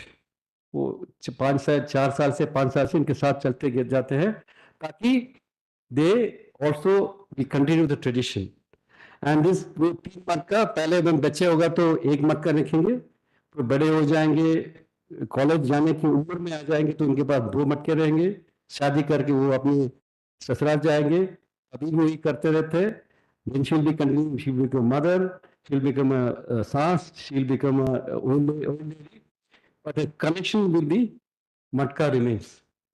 Understand? The women, why I'm telling you this, there are villages where women continue to do this practice for entire lifetime. Only thing is that the number of matka on the head goes down. But this is the reality. But now water has got priority and PM has brought in the national Jal Jeevan mission to provide house tap connections, which will make their life very simple. And you know what is the advantage of India doing this and achieving this goal? Because the largest number of people, as Sir was mentioned, the biggest population of the world is in India. So largest number of people who has no access to water is here. So when 2014, when Prime Minister talked about Swachh Bharat Mission, you know what is Swachh Bharat Mission? Na? Toilet, हर घर में toilet बना था. तो world में we had close to people who did not have access to toilet. And when India built 100 million toilets, we accounted for 60% of world's gap. We completed in 2020 when all our villages were declared open defecation free. The world's burden has come down drastically because we were the largest in number. We have got toilets in every house, which means the water pollution which used to happen with that has come down. So these are a couple of points I'll say. Last point of Ganga and Yamuna. Sir was mentioning about the necessity of clean river. How many of you have gone to Europe or London? कोई होगा one or two anyway. When you came, you were many of you at least heard your friends telling, at least your aunties and all who are neighbors would have gone to for the vacation. They would have come and told, na, I used to go for river Thames में हमने किया side किया नहीं तो हमने river Seine में side किया. Almost every foreign country they go, they come and say that we have done boat riding in river. Can you do a boat riding in river, Yamuna? Because you will not be able to go because एक हाथ तो नाक में ऐसे करना पड़ेगा. But we are going to change it. River would be a big asset. We are trying to make river as a big asset rather than a big curse. If we can make river clean, if we can use the river as an economic growth engine, if we can use the riverfront as a value addition, if we can use the riverfront as a place for navigation, can use as a place for economic development, definitely the economy of the city will go. Have you heard about that, the longest river cruise? सुना कभी? Where was that? कहाँ पे? जब newspaper में पढ़ते नहीं, Instagram में डाल के फोटो डालेंगे तभी पता चलेगा. So the Prime Minister started the longest river cruise in the world. कहाँ से कहाँ तक? बनारस से Dibrugarh. There is about 52 days. जाके को टंकर देना टिकट बुक करने के लिए 50,000 रुपए. No, it's about 25,000 rupees per day. नहीं है तो 52 days के लिए 12 लाख रुपए लगेंगे. कोई बात नहीं. अरे 2-3 दिन खाना छोड़ देना, बोल देना कि नहीं खाएंगे, हमको यही चाहिए, तभी हो जाएंगे. ये सब हम आपको एडवाइस कर देंगे. So this cruise was started in Ganga, and these are one of the biggest tourist attractions. So river can be used as a tremendous potential for growth engine. And the last point, we have cleaned up Ganga. Government has given us award, UN has given us award, but असली award कहाँ से मिला मालूम है? We had yesterday Today, you have read the newspaper yesterday, your newspaper, how many tigers in the country? 3,000. So, tiger is what? National animal. Do you know what is a national aquatic dolphin? Ganga dolphin. Ganga dolphin का संख्या मालूम है कितना था? 5 साल पहले 300 थे. Now we have counted 3,300. So that's why I said we have been working on that, and the biggest certificate we have got it from the dolphins because they have started multiplying. They have started enjoying the river cruise in the river, and now it is coming. So don't lose hope. Ganga is getting cleaner. आपका यमुना की बात कर रहा हूँ, 1 साल के अंदर अंदर यमुना भी साफ हो जाएंगे. Then probably you can go for ride in that. For that, I require your cooperation. I go with team of university students every Saturday to clean the ghats of Ganga. How many of you can come join us? Good. That's a good number, sir. आपने marketing करा दिया. Please join us. We will send you. We will take you to this Ganga Ghat. There are more than. Huh? So join us. NMCG की website में मिल जाएगा. We are every Saturday, twice in a month, going to various ghats and cleaning it. Join us. It will be good fun. Logging कर सकते हैं. आपका उसमें post भी डाल सकते हैं. And I know a lot of people who come there, take photograph and जाते हैं. कोई बात नहीं.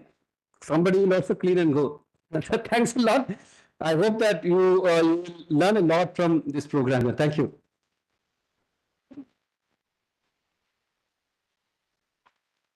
Thank you, sir, for delivering an insightful and inspiring keynote address. Your valuable insights have provided us with a fresh perspective on the subject and set the tone for a successful event. I would again like to invite Dr. Shamli Singh to propose the vote of thanks for the inaugural session. Thank you, Anugya. It is my privilege to propose the vote of thanks for this inaugural session, but with the permission from the dignitaries on the dais. Sir, first and foremost, vote of thanks would be to my teachers, my mentors, who are on the left-hand side. And can we have Professor Rita Singh, Professor Abha Agnihotri, and Professor N.C. Gupta? Because we should practice what we preach. So vote of thanks would be incomplete if I do not thank my teachers and mentors. Now I will definitely go according to the protocol. A very big thank you to DG Ashok Kumar ji, Director General National Mission for Clean Ganga, for investing his faith in us that we will be able to conduct an event of such a mega scale. A very sincere thanks to our very own Director General Shri Surendranath Tripathi sir for always motivating us, and there is always, there is a support system that even if you fall, if you are a defaulter at some time, there's somebody to fall back upon. Thank you so much, sir, for that confidence and motivation. Big thank you to our collaborator this time. We have with us Dr. Bishwajit Roy. And the entire event is not possible without the students who have accompanied her, joined us from different parts of Delhi, from different prestigious universities.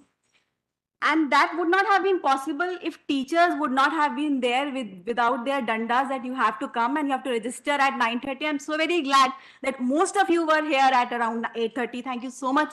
A big round of applause to all the students. A big thank you to the faculty colleague from IIPA who has joined us, to the teachers who have joined, and of course, this scale of event would not have been possible without the administration of IIPA. Special thanks to Registrar IIPA who had left no stone unturned to make this, all the infrastructure in place. And we can always see Shiv Charanji clicking beautiful pictures, which we will definitely post on our Insta and our Facebook accounts later on. So Shiv Charanji, thank you so much for clicking those pictures for us. And we will definitely break for tea. We will have chai, samosa. IIP is very famous. So a big thank you to the canteen in charge for that. And last but not the least, a big thank you to my entire team. I have my research students and my research assistants, and of course, led by Professor Vinod Kumar Sharma. Without their support system, this would not have been possible, and an event like this takes months together to roll out. And a big round of applause for all of you.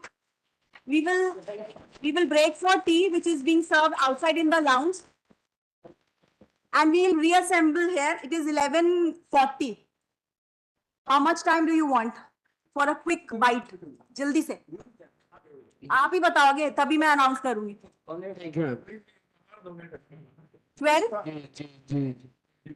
10 नहीं फिर यहीं पर रात भर रुकाऊंगी मैं 12 o'clock we'll all reassemble here. The tea is being served outside.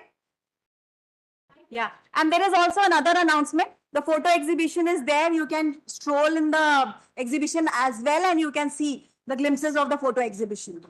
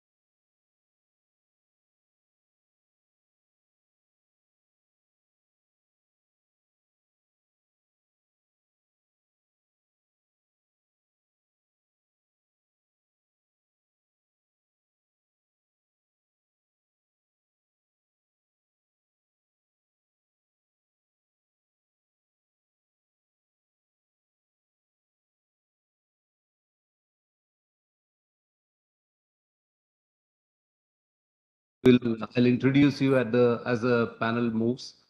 But what we are trying to do here is to get to the core of what we can do to rejuvenate our rivers, to respect our rivers. And as DG reiterated, both the DGs, DG NMCG and the IAPA DG reiterated, all of us have a role to play. So we'll find out, what role each of us could play and where all we could collaborate. And I'm very excited today because this interaction is missing in particularly the urban communities. In WWF's own work, when we actually move across the rural part of the country, you feel that, okay, there is at least some facility for people to come together and talk. अच्छा नदी में क्या हो रहा है, किसका खेत में कौन सा क्रॉप ग्रो हो रहा है, क्या केमिकल यूज हो रहा है, उसका इम्पैक्ट क्या हो रहा है, चिड़िया कम आ रहे हैं, ज्यादा आ रहे हैं, पानी फ्लड आ रहे हैं तो किसका जमीन डूब गया है. There is some conversation at the rural area, but urban areas we don't have any conversation. So I would, I again wanted to reiterate my appreciation for IAPA to getting this group together. It's difficult. It's difficult to get everyone to be in a room for one day, but this is a great attempt, and I hope you will also contribute to this dialogue. Going back to, again, lot of dots have been placed in front of us in the morning. पानी का जो issue है ना, river rejuvenation का जो issue है ना, it's about connecting those dots. We talked about water use. DG ने कह दिया कि less than 5% of our water use in the country is for domestic drinking water purposes. Now, if you look at the statistics a little bit more closely, India में 30 to 40% urban population है. It's a significant amount of people. कितना million people होगा? 400-500 million people. Huge. हर व्यक्ति एक litre पानी पीते होंगे कम से कम. तो कितना million liter हुआ? 400 million. And how much waste is generated from that? 400 million liter पानी से कितना पानी waste water बन के जा रहा है? Ma'am is here. My pleasure to introduce Dr. Nandini Ghosh, IAS. She's from West Bengal. She'll talk more about this. But this sum has to be kept in mind. Morning काफी discussion हुए, how are you connected to the river Ganga? हमारे घर से जो नाली निकलते हैं वो यमुना से जुड़े हैं, यमुना गंगा से जुड़े हैं. तो आपका relationship with the Ganga starts and ends with your tap and the toilet. So ये बहुत ही important है, and that's where your action, your contribution towards the river can happen. So water एक shared resource है, एक shared responsibility है. उस सब में हमारा रोल काफी इंपॉर्टेंट है. अर्थ ओवरशूट डे कह के WWF और काफी सारे NGOs बोलते हैं कि अर्थ ओवरशूट डे है. जितना कैपेसिटी हमारा है एक साल के लिए, वो हम ओवरशूट कब करते हैं? By every year, by August it's gone. पानी हो, बायो रिसोर्सेस हो, कार्बन हो, सब कुछ. Can as a community together, ये जो ग्रुप है यहाँ पे, डीजी सर ने आपसे वॉलंटियर्स मांगे, कौन कौन नदी सफाई के लिए जाएंगे. तो मैं एक और रिक्वेस्ट आपके सामने रख रहा हूँ कि अपना वाटर फुटप्रिंट नापिए आप. How much water do you use and pledge. Ma'am के यूनिवर्सिटी के हैं सभी बच्चे, तो मैम से भी मैं रिक्वेस्ट करूंगा कि प्लीज आप सबका वाटर फुटप्रिंट का असेसमेंट करा दीजिए एंड प्लेज ले लीजिए कि 1 लीटर पानी में हर दिन कम करूंगा. उसमें it will make a huge difference to our Yamuna. I can see Professor Vashne here, sitting here silently and listening, and he's an encyclopedia of knowledge on rivers and wetlands. आप उनको भी सुनेंगे afternoon में. Sir has given his life for the Yamuna. ठीक है, sir से पूछिए कि क्यों यमुना साफ नहीं हो रहा. जब तक हमारा इन्वॉल्वमेंट नहीं होगा तब तक हम इसको एक सक्सेसफुल कैंपेन नहीं बना सकते. So that's number 1 point. Dolphins की बात कही, Ganga river dolphins. DG sir ने काफी बात गंगा रिवर डॉल्फिन का पॉपुलेशन के ऊपर बात की. मैं बात करना चाहूंगा कि इंडस रिवर डॉल्फिन का. इंडस रिवर डॉल्फिन पंजाब की बात कही. पंजाब में वाटर स्ट्रेस हाईएस्ट लेवल्स पे है because of water use inefficiencies, high levels of abstraction, high levels of pollution. Indus river dolphin India में एक ही नदी में मिलते हैं, that is in the Beas. Beas river में इंडस रिवर डॉल्फिन मिलते हैं, and that too the numbers are very limited, 2 या 3। हर सर्वे में हर डिफरेंट नंबर्स मिलते हैं, 2 या 3। एक 50 किलोमीटर का स्ट्रेच है ब्यास नदी का, 180 किलोमीटर का है ब्यास नदी, 2 बराजेस में बंधे हुए हैं, उसमें एक 50 किलोमीटर स्ट्रेच में ये 2 या 3 मिलते हैं। What can we do to bring that back?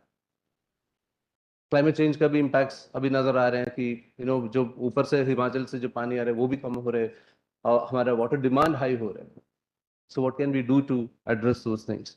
But मैं इंडस रिवर डॉल्फिन्स की बात इसलिए यहाँ पे छेड़ा है because I am very personally very inspired by a person called Baga, and he is a ferryman, boatman जो होते हैं ना नदी में, उनका जॉब ही वही है, एक किनारे से दूसरे किनारे लोगों को क्रॉस कराना।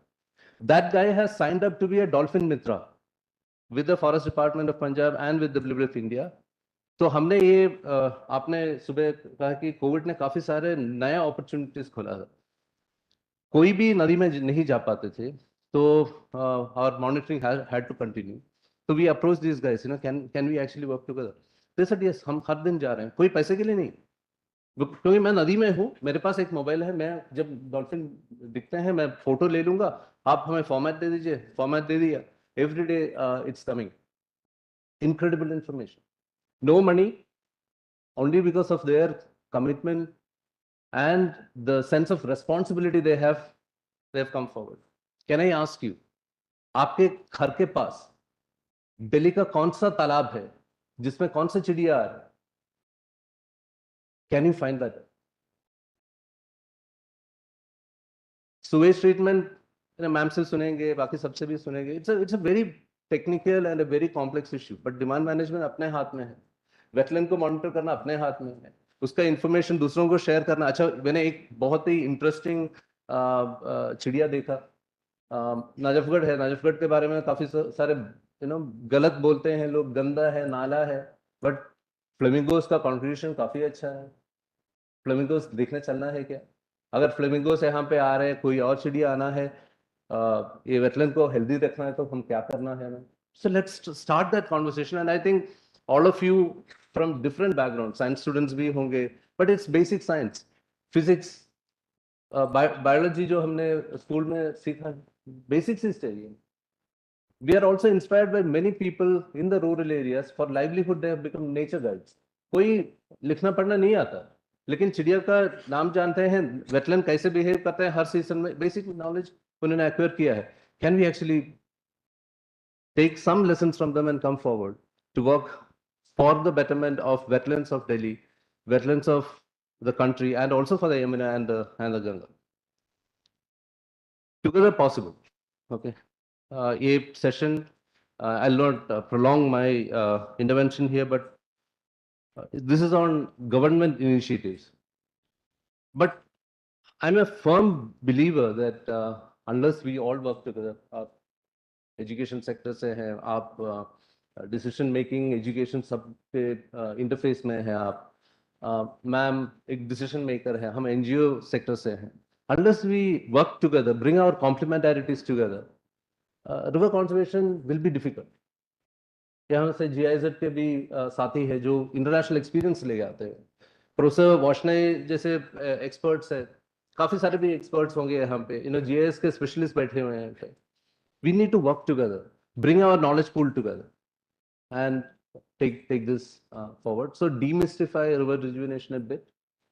Please believe that there are people like us, all of you, doing great deal for their rivers and wetlands in the country. I'll stop there, and I just wanted to introduce the first speaker, Dr. Nandini Ghosh. She's the program director for the West Bengal State Project Management. Oh, sorry. Okay. Sorry. Okay, the first speaker is Dr. Shamli Singh. She needs no introduction, and we've seen how connected she is with this group of audience here as well. So she is going to tell us about one of the most important things that everyone is talking about. Today morning, we heard about IPCC and the impact. She's going to talk about climate change and also livelihoods in the Ganga Basin and how climate change is going to impact some of this and what we should be doing. Over to you.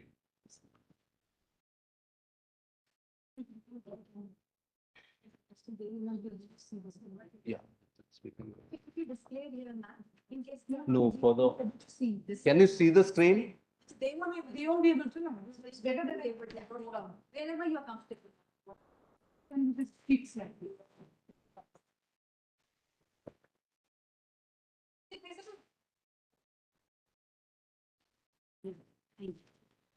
So, as you all can see, the topic which I have chosen is the impact of climate change on livelihood in Ganga Basin.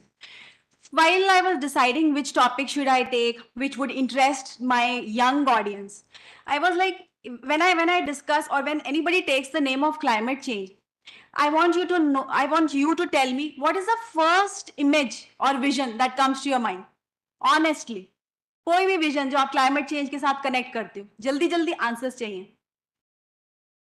Global warming, cyclones, ozone layer depletion. किसी को polar bear की vision नहीं आती? और हाँ, melting glaciers, एक बेचारा polar bear, कहीं 2070 की प्रिडिक्शन है कि सारी आइस चली जाएगी. Immediately that disconnect is there, that it is something related to polar bear, that too in 2070. पता नहीं मैं जिंदा होंगी कि नहीं, why should I bother? That is the immediate connect which comes with the climate change. But as soon as I give it a twist and turn, and if I say that it is something, climate change is something which is definitely going to meddle, to interfere, to fiddle with your livelihood, then of course all attention I'll be able to grab. How many of you are not getting interested in a very good job of a very good pay package? Raise your hands. Job नहीं चाहिए? अच्छा, कम पे package चलेगा. बस एक ही को नहीं चाहिए पे पैकेज, बाकी रेस्ट को तो everybody wants a handsome fat pay package. And of course you might be having some other ideologies. Total respect to your point of view as well. But जैसे ही आप लाइवलीहुड की, रोजी रोटी की बात करते हो, वैसे ही आपको लगता है अरे ये क्लाइमेट चेंज इसको भी इफेक्ट करेगा, तो definitely you will have all attention. That is why I chose this topic, that how livelihood is going to be affected by climate change with specific respect to Ganga Basin. I will be covering all these aspects in my presentation. Definitely, I'll be taking you through the different livelihoods around Ganga. But before showing you exactly, according to you, आपके हिसाब से कौन-कौन से livelihoods हो सकते हैं Ganga basin में? Fishing, very good, excellent. Agriculture, tourism, landscaping and gardening. Workers working on dams, engineering projects, good, great. Sorry? Yeah, tourism का part ले लेते हैं वो. तो most of the answers which have been discussed by the group today, almost all are there. You said agriculture, it is very much there. You said fishing, it is there. Tourism, ferry की बात आपने करी, that is there. Then you told about handicraft, नहीं बोला किसी ने, but yes, of course, Banarsi silk, Banarsi weave. Then you have your, brass making industry, carpet making industry, sikki industry. These are a few handicrafts which are associated primarily in the Ganga Basin. Then transportation. It is one of the biggest. Any idea which is the biggest waterway? है कोई waterway? Highway तो हमने बड़ा सुना है, movie भी आई थी एक हाईवे. कोई वाटरवे है?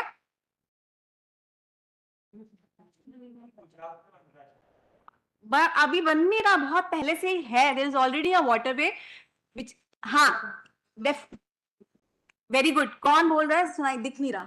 वेरी गुड, पूरा बता दो. गंगा भागीरथी एंड एक और है. हाँ, थोड़ा सा इंटरनेट कम चल रहा है ना यहाँ. So it has but But that is the zeal, that at least you have that, that zeal to Google to see which is the biggest water wave. That is the, see again, as I told in the morning, you are not appearing for JEE examination. It's an open book examination. आज आपने Google कर देखा, it will stay with you at least for another 6 months or so. So it's the biggest waterway, and a lot of transportation happens through this waterway, right? And it's a stretch of around 1,620 kilometers or so. Then another major livelihood which is associated, it is the livestock. Any idea what exactly do you mean by livestock? आपके पास किसी के पास livestock है यहाँ दिल्ली में? ठीक है, आसपास के, अगर if you belong to some village or if you have some dairy farms, maybe you can have some livestock. But Ganga Basin, one of the most important livestock, one of the most important livelihood is of course livestock, and then of course forestry, which we cannot ignore, right? So all these sectors which I have written on the slide, which you can see, I'll request all of you to switch your phones off. In case if it is a very important business call, you can go out and you can take your call. So these are all very important sectors. Now the question is that, okay, they are sectors, they are like livelihoods which help you earn for yourself and for your family. So what impacts do you see of climate change? If I talk of agriculture, what, according to you, what will be the impact? Let's say climate change हो रहा है. We all know it is there. So how does it matters? होने दो, हो रहा है तो 1 degree, 0.1 degree change, is it going to make much of a difference? Yes, तो कैसे? Any ideas? Less, okay, that, see, climate change, the manifestation is less rainfall or maybe more rainfall sometimes, or droughts. These are all manifestations. But how is it going to affect your agriculture? Now you can connect that, because most of the agriculture, as far as India is concerned, we are dependent on rains. It's a rain-fed agriculture. So if the rainfall is less or more, definitely it is going to affect the productivity, and we will not be able to feed our teeming millions. As far as fishing is concerned, again, do you think climate change is going to have any effect on fishing? Yeah, of course. How? Exactly. For that, I'll have to go back. If you look at this particular slide, the river quality, the river water quality, the river water temperature, and the dissolved oxygen. जितने भी आपके IP university के students हैं, आप सब लोग करते हो फर्स्ट ईयर में डिसॉल्व्ड ऑक्सीजन का एक्सपेरिमेंट यू डू. तो it is estimated that bye 2070 or 2100 the river water temperature is going to increase by 7 degrees centigrade. And is it a very good idea? Itna temperature increase 7 degree. You can well imagine, because you have all been through Boyle's law and all those laws, that what happens if the temperature increases, what happens to the solubility of the gas. And if you look at the dissolved oxygen, you can see a downward trend of around 7.3 milligrams per liter. Dissolved oxygen कम है तो कोई बात नहीं. Any problem? किसको problem है? All the aquatic flora, fauna, all will be affected by a decrease in the, what is the optimum level of dissolved oxygen? Any idea? 4 तो मत बोलना, मेरे को कान में 4 आवाज आई. 9 ppm or 9 milligrams per liter is the amount which is the optimum levels of dissolved oxygen. And definitely the seasonality also plays a role in the, quality of water. How seasonality will help or will deteriorate? In, say for example, if it is a summer season and you have loads and loads of industrial pollution being spewed in the water body and there is no water, so the cleansing capacity, the dilution capacity will decrease, and as a result the amount of toxins will be more. And if it is monsoon season, so even if the amount of toxins released is more, it will be able to dilute and it will be having more of self-cleansing capacity. This I have discussed with you. Now going back to, we have already discussed a few parameters as far as agriculture is concerned. Some of you said that if there is water scarcity, it will definitely hamper the the amount of acreage. And also there can be a lot of, because of climate change, there can be a lot of pest and disease re-emergences. There can be a lot of infestations. Any idea pest क्या होता है? क्या होता है? वो तो pesticide होता है. पेस्ट मत यूज करना एग्रीकल्चर में कभी भी.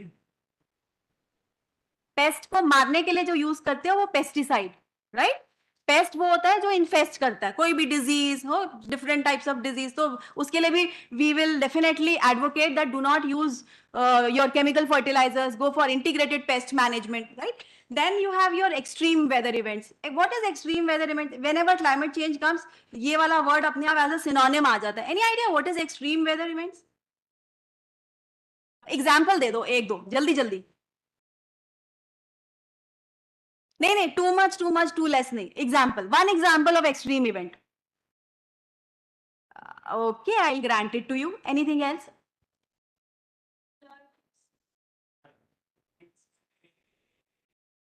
Cloud burst,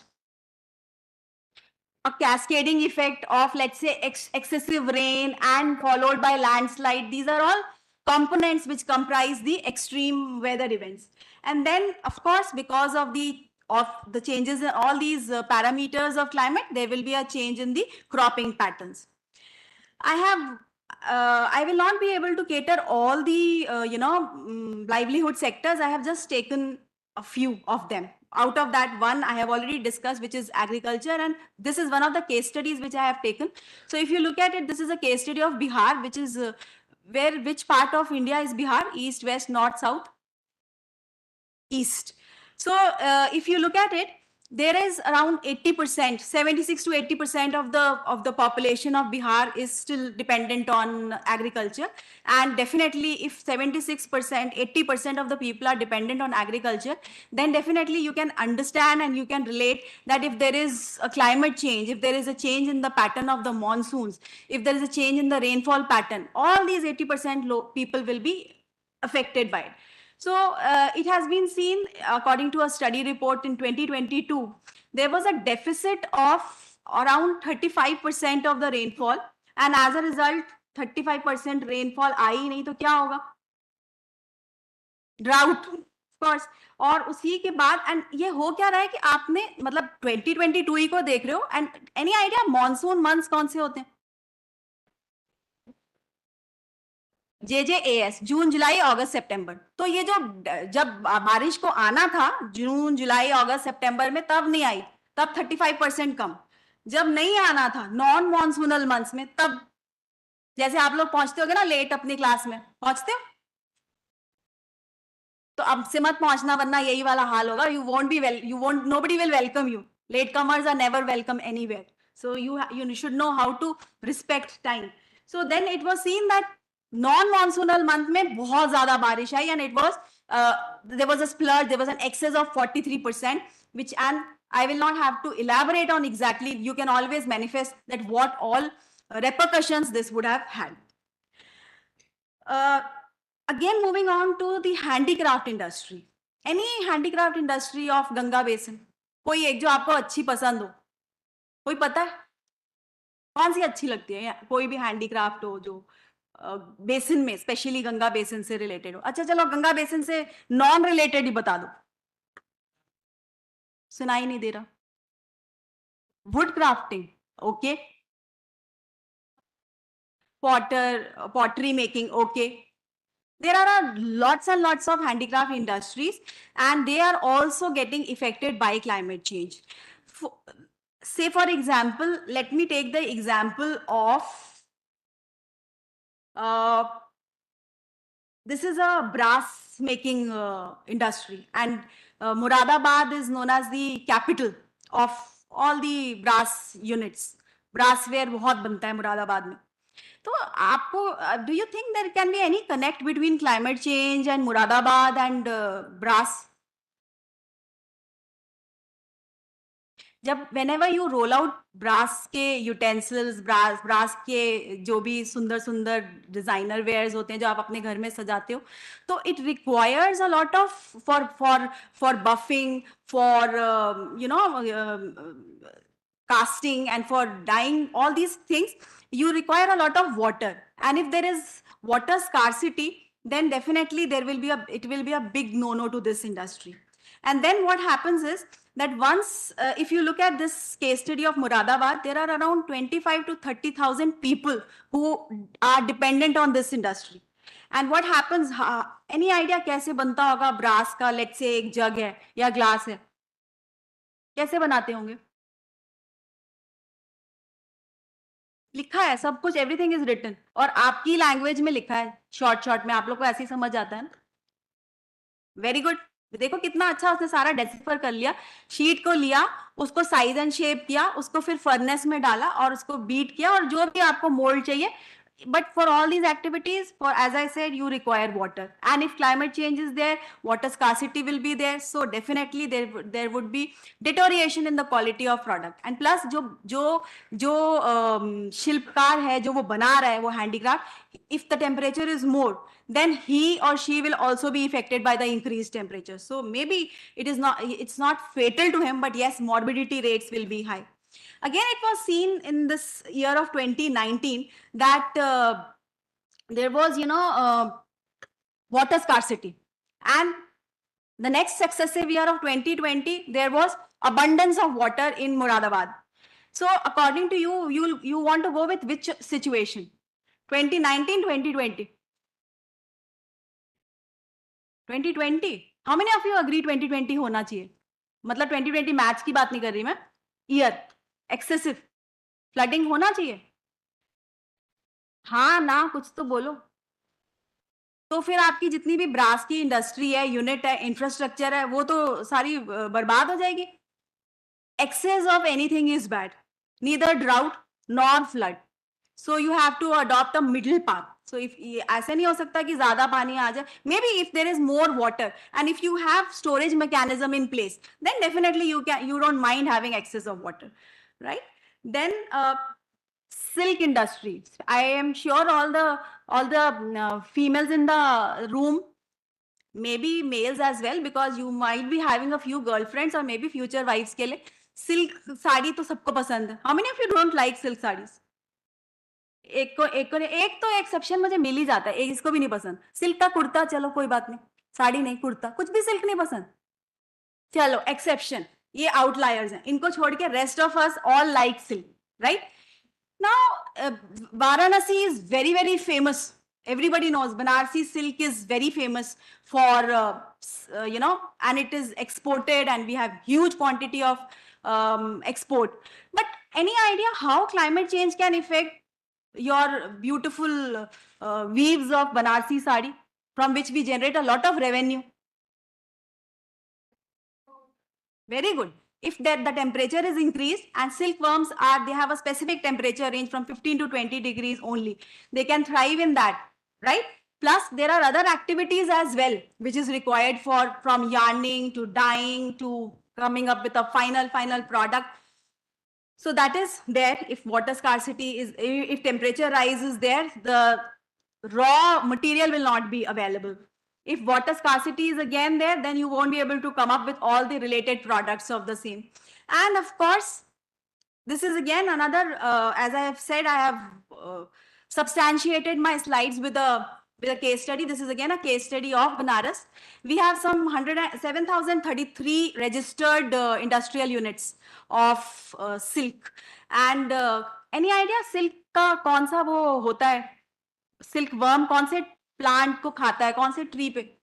Mulberry and एक और होता है which is Arjun and Arjun Chhal, right? And government of UP under the scheme of silk Samagra scheme, they are trying to plant more of mulberry and Arjun trees, and also trying to develop congenial conditions so that the Varanasi can meet with the demand. As of now, Varanasi silk industry can meet only 1% of the demand. So you can imagine that it's a huge, long way to go. And if you, my friend has already told that silkworms, they require a particular set of temperature from 15 to 20. If the temperature is more, definitely the silkworms will not they'll die and there won't be any yarn, and as a result you will not have any silks. So all our craze and love for silk kurtis, sarees, scarves, whatever, लड़कों को छोड़ती नहीं silk shirts, सब पूरा ऐसे ही दिल के अरमा आंसुओं में बह गए. There are certain government initiatives which have been taken up. One of the most important initiative is the National Mission for Clean Ganga. We have been listening about the National Mission for Clean Ganga since morning. We had the DG also who had spoken about the various initiatives ranging from because you are all most of you are having engineering backgrounds, so you are into making the sewage treatment plant, designing the same, executing the same. So the Mission Clean Ganga is into the people connect. Of course, there has to be joining of all the dots, from engineers to general masses to students to local laymen. Everybody has to be connected, and that is why it's a huge mission which has been taken up. And I will not shirk away from saying that yes, it is being, I'll not say 100% it has been able to achieve, but yes, it is on the right path. And then, of course, National Adaptation Fund for Climate Change. Almost every state has this cell on climate change adaptation, and they are moving towards it. And then there is a National Mission for Sustainable Agriculture as well, wherein they are seeing that yes, all these varieties, say for example, you get tussar silk, you get muga silk, you get different varieties of silk. So they are sustainable cropping pattern, and sustainable infrastructure is given to the farmers so that they can rear these, silkworms, so that you are able to meet your revenues for the same, and the livelihood continues. Basically, there is no denial. In case if you deny, you can always ask. You can raise a question to it, that there is no denial that there is a significant impact on all the industries which we have just brushed through. And if collective efforts are taken, if we all move together, even small efforts. Just now the chair was telling that he has requested all of us to calculate our water footprint. And in case if you are able to meet, let's say 1 liter, if you are able to reduce the water which we waste, पानी पीना उतना ही, but हम waste भी बहुत करते हैं. ठीक है, बॉटल हम लोग कैरी करते हैं, स्पेशली बाहर जब जाते हैं, और खरीदा नहीं होता तो वो पानी आधा पी के छोड़ देते. खरीदा होता है तो बॉटल भी घर लेके जाते हैं, we reuse it. But free वाला we tend to leave the water. So even small steps, right? And then it will be a big initiative from all of us. So in case if you all of you are together with IIPA, I want a big shout out of yes from all of you. इतनी धीरे, अभी तो समोसा खाया था, अभी चाय भी खाना खाओगे, बड़ा वाला जोरदार वाला यस चाहिए जल्दी. Yes. Thank you so much, and that's all from my side.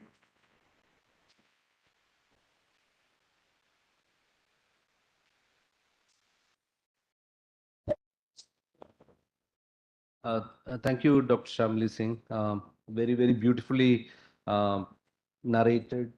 It was a storytelling session. In fact, you took us from Bihar to Moradabad to Banaras, so it's quite useful. But the underlying message here is, we've heard this many times, but water is adaptation. Rivers and wetlands are there for resilience. If you don't care for this, we are gone. So, there was a question on, extreme weather condition, the images. It's not polar bear. I would say that it's Mindo Bridge and the DTC bus drowning. That's what comes to our mind. So that's extreme weather events and what we need to do to sort of get back.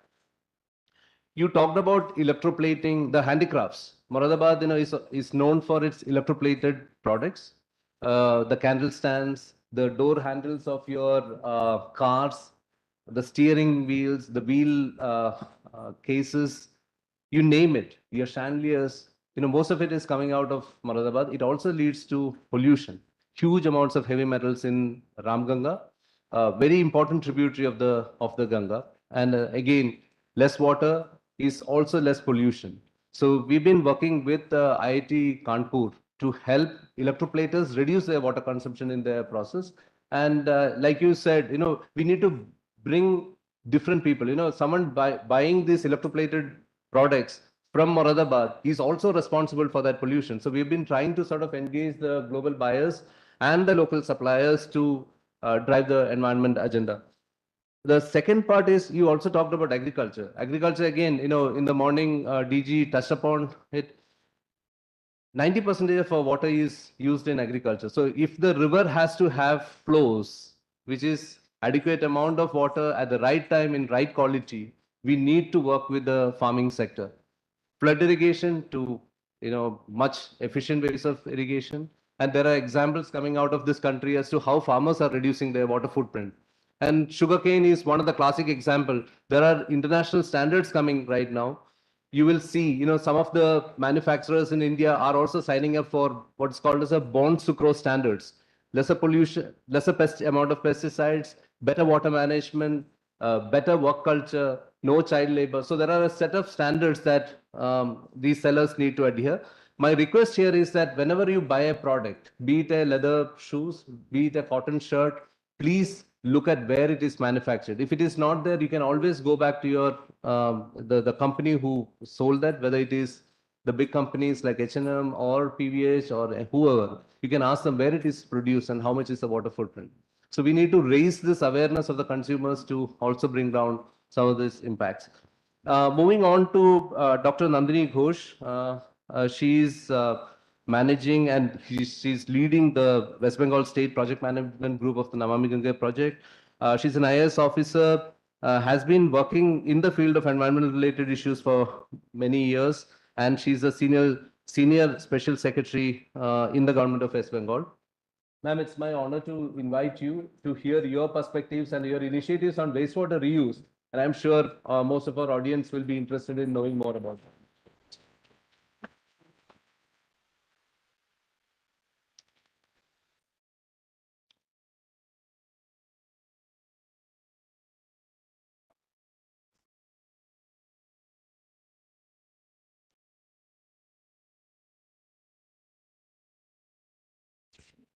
इसी से करें क्या? Let me check once.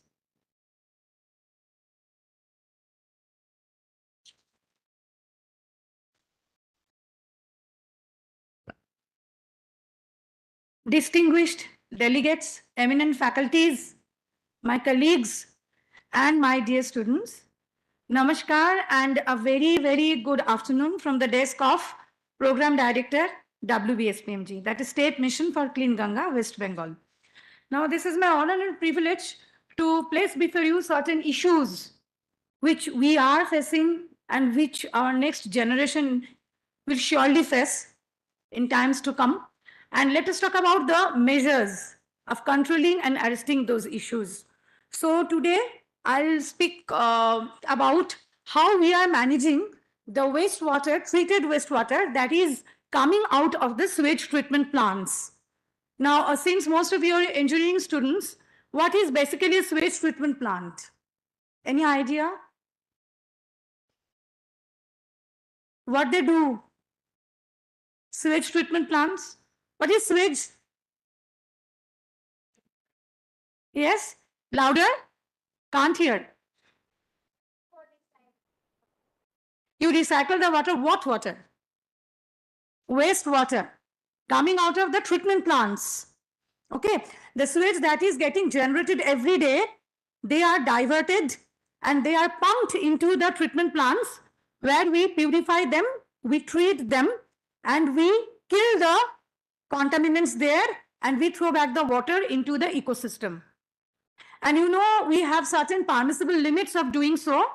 As ma'am has said, our dissolved oxygen should be, after treatment, it should not be less than 9 milligram, and the BOD level, it should be ideally less than 5. That is in most of the times not possible. And even if it is not possible, then ideally it should be less than 10 when it comes out from the sewage treatment plant. So ideally DO level should be somewhere around 9. It is fantastic if it is more than 10, and the BOD level should ideally be less than 10. And we have another very, very awkward substance, and that is what we call the fecal coliform. Okay, and that count is also very, very dangerous to human health. So see, my purpose is not delivering like a long lecture to you. So it would be more like an interactive sessions. You are free to stop me at any point of time you like and ask questions. And at the end of my session, we have certain pledges to take. Are you ready? Certain oath we have to take. If you're ready, then only I can move. Thank you so much. So before taking into consideration how much sewage is getting generated, let us have a brief idea about the state of West Bengal. So the next slide shows that this is the brief status of this West Bengal. West Bengal has an area of 88,752 square kilometers. Total number of districts 23, but 4 are in the offing. We will be dividing the larger districts into smaller parts. Now, area of statutory town series 2742.21 square kilometer. That is my look after. That is the urban area because I belong to the Department of Urban Development and Municipal Affairs. And 0.9% of total area of West Bengal is urban. And total ULB, that means urban local bodies, municipal towns is 128, out of which we have 7 municipal corporations. Largest one being is Kolkata Municipal Corporations. And out of these 128 towns, we have 43 number of Ganga towns as identified by Central Pollution Control Board. And presently, State Mission of Clean Ganga, which is a state parastatal of National Mission for Clean Ganga, we are working on the sewage generation and sewage management of these basically 43 towns. And the department, urban department, is looking after the entire sewage treatment and management of entire urban areas of West Bengal. Now go to the next, if I go to the next slide, then this gives you the status of the sewage generation. Now, estimated population of West Bengal is around 10 crores, of which 3 crores of people live in cities. Yes? Any question? Okay. So 3 crores of people living in the urban areas and 7 crores of people living in the rural areas. And the sewage generation is 2,758 MLD in the urban areas. That is the amount of sewage that is getting generated every day. Someone mic is on? Yeah, kindly keep your microphone. And in the rural area, 1400 MLD. Now in the rural area, they have a separate management whole setup of this managing the sewage that is getting generated in the rural area. And our concern, I look after basically on the urban areas. Now have a look at the operational number of STPs in West Bengal. We have 47 number of operational STPs that is treating sewage daily and bringing the sewage back into the permissible limit, and we throw back the treated water into the ecosystem. And under construction STPs, 16 STPs, and proposed STPs, 31 STPs. And together total treatment capacity inbuilt and proposed is 2945 MLD as of now. That means West Bengal is envisaged some more capacities, more than the sewage generation presently. So that is a very, proactive way of taking things into your account. Because if I stick to the present situation only, then, investing on a sewage treatment plant is a big investment. So generally what we do, we take the population projection about 15 years and we just give some more MLDs and more capacities so that it can cater some more sewage in years to come. And speaking about, not only these are conventional STPs, apart from this, we have, West Bengal is the first town who has actually gauged how much capacity, in fact, exists in the private sector, that is in the private housing, industrial townships, in hospitals. There we have around 90 MLD sewage is getting treated every day. And we are treating another good amount of sewage through our alternative low-cost technologies and also through biophytoremediation. And it is important to mention here that in West Bengal, we have been identified by Honorable National Green Tribunal and Central Pollution Control Board. There are 17 polluted river stretches, of which Ganga is one. Now, West Bengal has been able to clear the pollutants from 4 of its river stretches only in the last year. And all these 4 rivers have been delisted. And now we are left with 13 river stretches. and another 4 river stretches are in the offing. We are almost done with another 4 river stretches with our hard work and with the sincere and dedicated warriors we have, our engineers and the officers. And you will be glad to know that the stretch of Ganga, which we have in West Bengal, it is starting from Malda, Farakka and ending in Diamond Harbour. In this stretch, the priority of Ganga has been reduced. Now it has been reduced from stretch priority 3 to priority 4, which means that the water quality parameters are well within permissible limit. Our only concern is fecal coliform.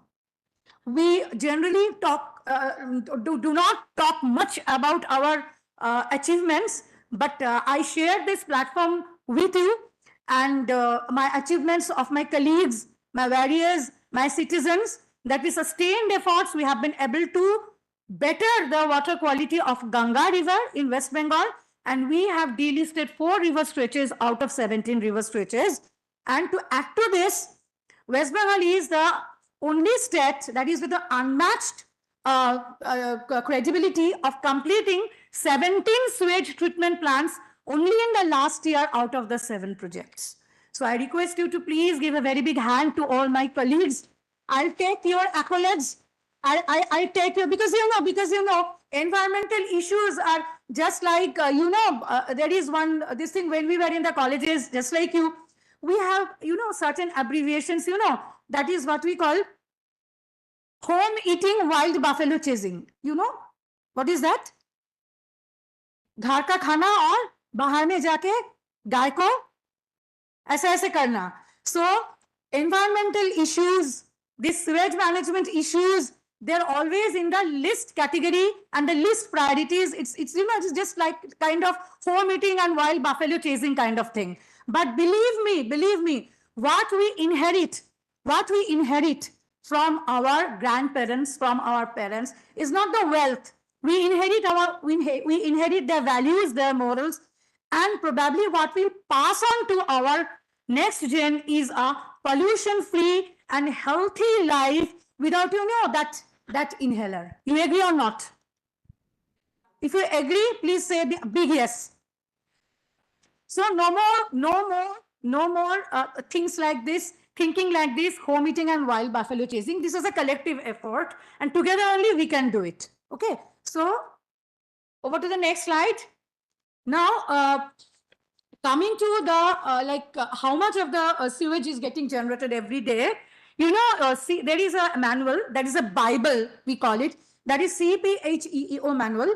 And as per that manual, about 70 to 80% of the water which is getting supplied to the domestic front is generated as waste, right? And there are different kinds of like wastewater. We have categorized, it is a combination of one or more. All of you know these. I'm quickly just going through this. Like domestic effluent consisting of black water like human excreta, urine, fecal sludge, and there is a component of grey water, that is kitchen and bathing wastewater. Then water from commercial establishment, agriculture, horticulture, pisciculture. And you know how this water is harmful, because they increase the BOD level and the fecal coliform level in our water system, river system, and they kill the aquatic life, the flora and the fauna, and it is also dangerous to human health. So a time has come when we should seriously think about the wastewater management, and we take up this challenge. Now, why this wastewater management would be required?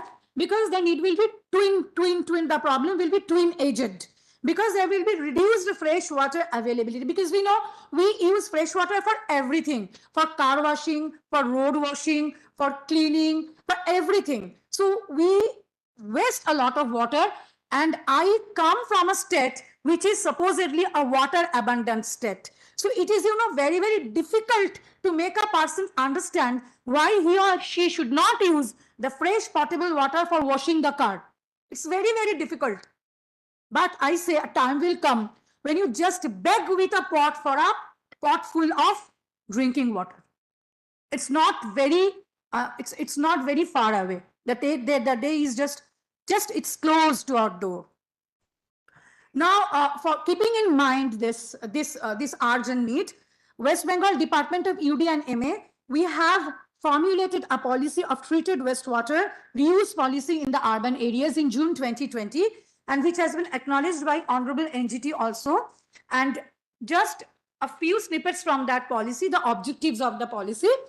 Now we have identified some short-term objectives, 2 years. In 2 years, we will basically identify the area where we can use the treated water that is coming out of the STPs.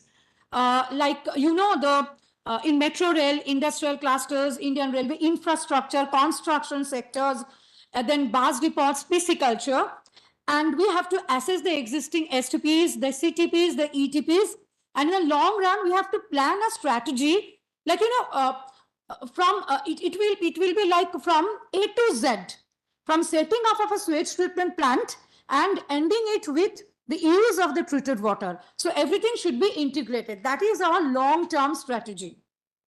Now we are converging this policy with the different national level policies also. All of you must have heard the national water policy, which mandates that the treated water that coming out of the sewage treatment plant should be reused and recycled. And they set a target of 20% target of using that. And we have Amrut scheme, where in the Amrut scheme, it is mandatory that whatever water treatment, sewage treatment and water treatment plant we are constructing, we have a plan of using the treated water coming out of that treatment plant. That is a mandate also. Now, in West Bengal, usually we are using this treated water in irrigation, agriculture, flushing the toilets, community toilets, road cleaning, pisciculture, car washing, maintenance of park gardens, rejuvenation ponds and lakes, emergency purpose like fire brigades. Again, I'm telling you, this takes a huge toll on me. And of course, my help to educate people that why they should not use the water which is abundant in West Bengal for using their cars and the roads and all that. Now, presently, there are some case studies also. Presently, we are using this treated water in East Kolkata wetland. I have a small 2 slides on this East Kolkata wetland. I take this opportunity to show before and present before you the East Kolkata wetland. So we are using it in pisciculture in Durgapur, East Kolkata wetland, in gardening in Hali Shahar, road cleaning in New Town Kolkata Development Authority area. And you know, there is a mandate that all the thermal power stations which are within the 50 kilometers of the range of the sewage treatment plants, they have to mandatorily use this treated water in their treatment, in their thermal plant. And we have a tie-up with DVC, Damodar Valley Corporations. They will be using the treated water of our Asansol Durgapur plant to their DSTPs and Raghunathpur thermal plant, and also the CESC in their Bajbaj plant. And now we use about 10 to 20% of the treated water that is getting generated in our sewage treatment plants. Now coming to the East Kolkata wetland. Now, you know, East Kolkata wetland is the lung of Kolkata. You know, every day Kolkata generates about 910 sewage, MLD sewage, that is million liter per day sewage in Kolkata. And East Kolkata wetland is a natural pond system which treats this huge amount of sewage, and also we entirely use this sewage for pisciculture. Now its total area is 12,500 hectare, and it is treating the sewage of Kolkata, and it gives livelihood to 150,000 population. So you know, this is an internationally acclaimed wetland. As Suresh sir is here, he must be, he will add to this input regarding this West Kolkata wetland. It is a pond system, and this is a natural sewage treatment process. And here they have taken up certain long-term action plans for rejuvenating this East Kolkata wetlands, like demarcating the area, rejuvenation of the ponds, and the awareness generation programs.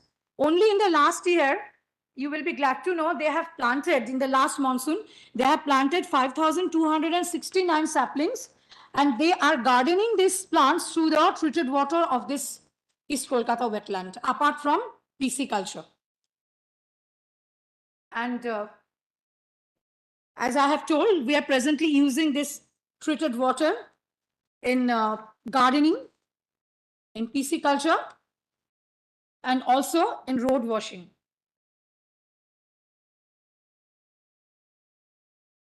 One of the biggest initiative of National Mission for Clean Ganga, and so to say also the State Mission for Clean Gangas, there are 5 Ganga states and 5 State Mission for Clean Gangas.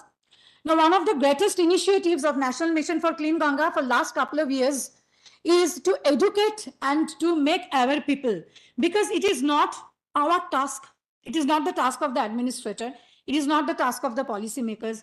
It is not the task of the teachers. It is not the task of the students. It is a task of the people. It's a task of the us to take care of the river stretches, of our wetlands, of our ponds, of our ecosystem. If we don't take care, we will certainly pass on nothing to our next generation. So mass generation awareness campaigns has been the greatest endeavor and greatest initiatives of the National Mission for Clean Ganga and also West Bengal State Mission for Clean Ganga. And we have left no stones unturned over in the last year to educate people. We have conducted over more than 100 street dramas in all the Ganga towns to educate and aware people not to pollute Ganga river, not to pollute the other rivers, river stretches, ponds and lakes. You know, in West Bengal, we have 2 internationally acclaimed natural ecosystem and wetland. One is the East Kolkata wetland. The second one is the Ravindra Sarovar. That is a national lake. And also we have one jhil, which is also internationally acclaimed, and that is Satragachi Jhil, where a lot of migratory birds come in the winter. So if we don't take care of our assets, these are real assets to speak to you, frankly. If we don't care much about our assets, nobody will take care of these assets in time to come. So we have given stalls also, in the melas, you know, the Ganga Sagar Mela, one of the greatest melas that West Bengal hosts. And this year only we were informed about 20-30 lakhs of pilgrims, they came there. So we have taken stalls at various strategic positions in the Ganga Sagar Mela, in Calcutta Book Fair, just to educate people about the river people connect and the water sensitivity and the river sensitivity. And we hope that in times to come, we expect that you are our real torch bearers, that you will take up this mantle and you in turn will educate people. You know, हमारी ना अजब तरह की इच्छाएं होती है, ऐसे कुछ इच्छाएं ऐसी होती है, like when we walk over the bridges ना, हम कुछ खाते होते हैं और इच्छा ऐसी होती है जो पैकेट्स है वो ऐसे थ्रो कर दे रिवर में, होती कि नहीं होती ना, आजब अजब इच्छाएं होती है. अब थोड़ा सा इस इच्छा को ना लगाम देना चाहिए, ठीक है. So we have bins placed all over the stretches of, you know, the pavements, just in the beginning of the bridges, at the end of the bridges. Love the rivers, love your city, own your city, own your rivers. We should be proud of whatever we have. That is God gifted. So unless we own our city, own our rivers, own our culture, we own zero. We own nothing. Okay. So with this, I stop here. If you have any questions, I'm here. You can ask me, or we have a separate question and answer session. Okay. So I stop here. I leave this August platform, but as all of you have promised, that we want to take a pledge. Are you ready to take the pledge? Yes, sir. So please tell with me, save river, clean river. I can't hear. Save river, clean river. Okay. And one small thing. हमारी शहर, हमारी घाट, clean करो हाथे हाथ. So please be our torch. Thank you so much.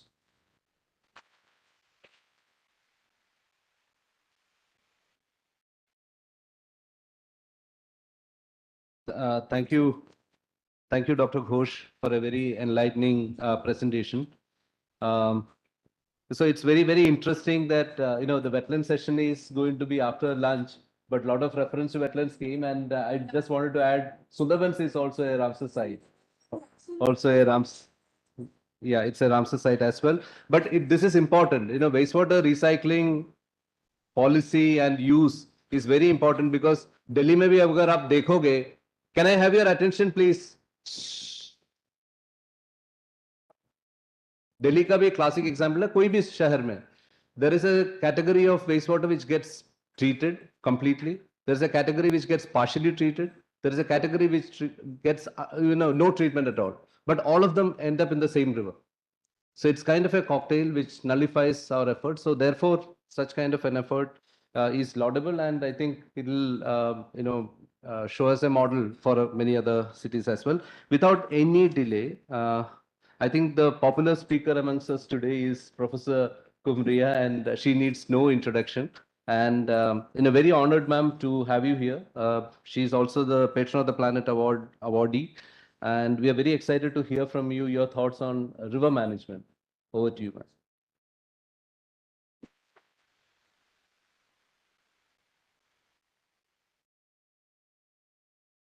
Thank you so much, sir. Distinguished guest, eminent professors, scientists, and my dear students. Good afternoon to all of you. Before I start my discussion, I would like to express my gratitude to the organizers, IIPA, and especially Professor Sharma, who invited me to speak on this. And I can't say no to you, sir, because despite with the tight schedule, I thought I must come. It will be a very interesting to listen to you and to see how things are with R-20, because it's always whenever we meet, I always get a new ideas to implement in the college and to discuss with my students. My perspective is very simple, and I'll just ask you to think that I am talking about a saga of a nadi from Ma to river. My perspective is based on this when we talk of a river management. I feel there are two superstructures. One is based on science and technology, with paradigm focusing on more constructions and without any connect with the nature. Another superstructure I feel is based on our culture, which is a base of our civilization, but more connect with nature. Somewhere which is, whether we realize or not, it is part of us. But slowly and slowly, since we are started living in our rooms without open windows and more concentrated in concrete life, we are also losing somewhere a connect with nature. And here the problem arises. So the focus of river management of the two structure I'm talking about, the one structure in the country is basically a systematic collection and compilation of hydrological data with new approach of Jan Bhagidari of the present government. If we look into river basin point of view, India has been divided into 20 river basins. The collection of hydrometeorological data from all river basins in a scientific manner is essential for achieving various objectives. For example, planning, development of water resource projects, and studies related to assessment of impact of climate change, water availability studies, design flood and sedimentation studies, etc. Water Commission, Central Water Commission is operating network of 1543 hydrological observation stations in different parts of the country to collect data regarding water level, discharge, water quality, and silt. This also includes 717 new stations. The Commission is also monitoring the water quality, also at 652 key hydrological observation stations, covering again all important river basins of India. Also, water quality samples are collected in all these water quality sampling stations. CWC is maintaining a 3-tier laboratory system for analysis of physiochemical parameters. We also, the government has also developed a new online surface water information system software under hydrology project. Water information management system software is an upgradation and extension of eSwiss software. Again, it is a water information software, which is web-based open source software for managing data entry, primary data validation, data processing, storage for surface water and groundwater. So in water management system, this is very secure and only classified user can access the data. Another important aspect when we talk of river management is flood forecasting and warning service. We all know, as we have talked about with the climate changes, extreme events are happening. Flood is also is now we are experiencing more floods and even devastating floods in many areas wherever like sometimes we don't expect, but it is a heavy rain and then floods are there. So flood forecasting activities made beginning in 1958 in a very scientific manner when Central Water and Power Commission set up a flood forecasting unit in the Yamuna at the national capital. The service has expanded by CWC to cover almost all major flood-prone interstate river basins of India. At present, there are 331 flood forecasting stations, of which 199 are level forecasting and 132 are flow forecasting stations. And many times when we talk about the predictions and whether it is a rain or flood prediction, it's we always think that these are wrong. But when I was going through the data, I just wanted to share this with you also. During the flood season of 2021, that is from May to December, 10,617 flood forecasts were issued, out of which 9,976 forecasts were found within accuracy limit with an error of plus and minus of 0.5 meter for level forecast and plus minus 20% for inflow forecast. So it's quite precise when we talk of a flood forecasting. So we have developed a management system which is tremendously accurate in terms of a flood forecasting. Another important thing that has been done in terms of a river management is the flood management and the border areas program. This has been given as a priority, taken as at the priority basis by the government. Under this program, several morphological studies have been conducted. These research studies have been awarded to IITs and NITs under the planned scheme of research and development program in water sector. Many 15 major rivers, many studies have done, some studies are still going on, but this is important aspect of river management. Another important program which I came across is the Coastal Protection and Development Advisory Committee that has been constituted by the Ministry of Water Resources, dealing with the coastal data collection, organizing investigation and research in the coastal protection, laying down the principles in construction techniques of coastal protection measures. Beside this, that river interlinking of river is also topmost priority with the government, as we have seen that in many places in country, it's a huge country. If you see the geographical variation in India, somewhere you have a lot of floods, somewhere you don't have water at all. So interlinking of river is very much required, because we still have places where we still have droughts. Farmers are dying due to various reasons because of the failure of the crop. So this can be, there are so pros and cons in each and every project, but I think this is an important project as we part of our river management. Then again, we have at international levels, we have talked about research, conservation, predictions at BRICS, EU, and at part of G20 also, talking about the water conservation and river management. There are various policies that address the issues related with river management, with enhancing livelihood of farmers in the rural areas, like Pradhan Mantri Krishi Sinchai Yojana, It talks about not only the irrigation, about the water conservation also. Development of water resource information system is again implemented by the plan scheme development of water resource information with an objective to operate standardized national water information system in the country with provision of data collection, data processing, storage, online data dissemination, with four major components: hydrological observation monitoring system, irrigation sensors, strengthening and monitoring of units, and obviously another important is a data bank and information system regarding the water.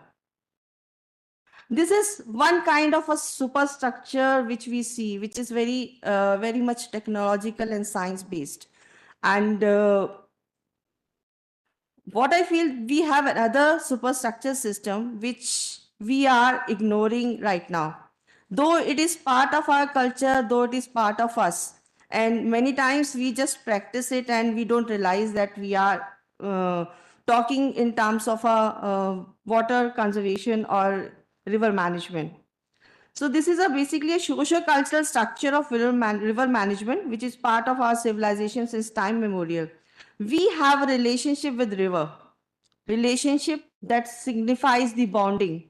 We just don't call it a river or a nadi. We always denote it as a ma. Whether we talk of Ganga or we talk of Yamuna or Saraswati or any river in India, wherever you go at the local place, people worship it. Our rituals when we are born start with near the river, and when it ends as our life ends near the river. So the importance of river in life as a culture is totally part of us. We just cannot ignore it. Though, as I've said, that we are living in a very mechanized life, that we don't realize it, that it is important. And this is the reason that we are creating negative externalities or negative impacts on environment. Maybe it's river or it is water, your different other water resources, or maybe forest or mountain, anything, because there was a connect with nature, as because we have respected that particular object or a particular natural resource as an identity or dignified component of the ecology. So we are part of the nature. Nature is part of us. Maybe nature don't need us, but we need nature. So the bonding and the symbiotic relationship with the nature, with river, is very important. This concept we have to take into consideration when we are talking about water management or river management.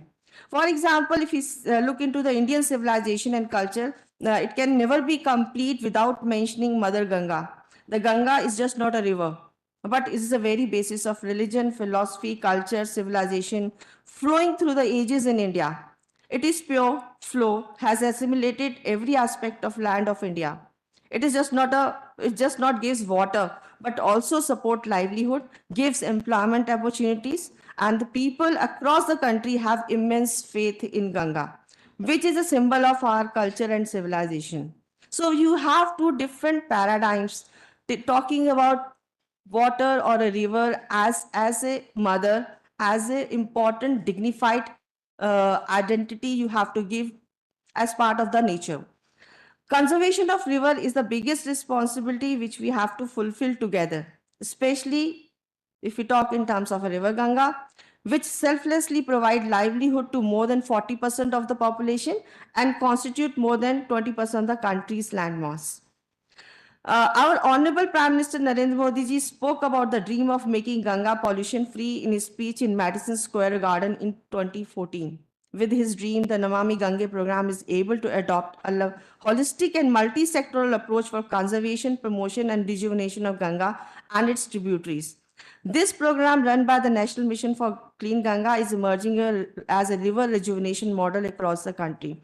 I requested, sir, in the college also, please apply this model to different rivers of India. And we in Delhi desperately need water, this model application to River Yamuna. I still remember when I used to take my students in 90s to the River Yamuna. We used to do some kind of a study, seeing the pH value and but right now I cannot think of taking my student to the Yamuna because I can't see any property of river if you talk of a Yamuna. It is more like a drain than a river. So, and we all know that there is a saturation point, there is a limit to the carrying capacity of the water, but we are adding more and more polluted water to the river, and we have to think about it, how to manage it. And this is the time, because we talk of climate actions, we talk of climate emergencies. So this is the time that we have to think about our action also. It is not just NGOs, it is not government, it is not industry. What am I doing for the river? This is very important, or to save water.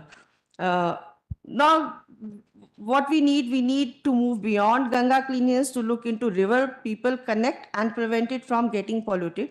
The significance of promoting tourism along River Ganga and how Ganga model can be applied to other rivers of the country for their rejuvenation is the next important aspect of the river management.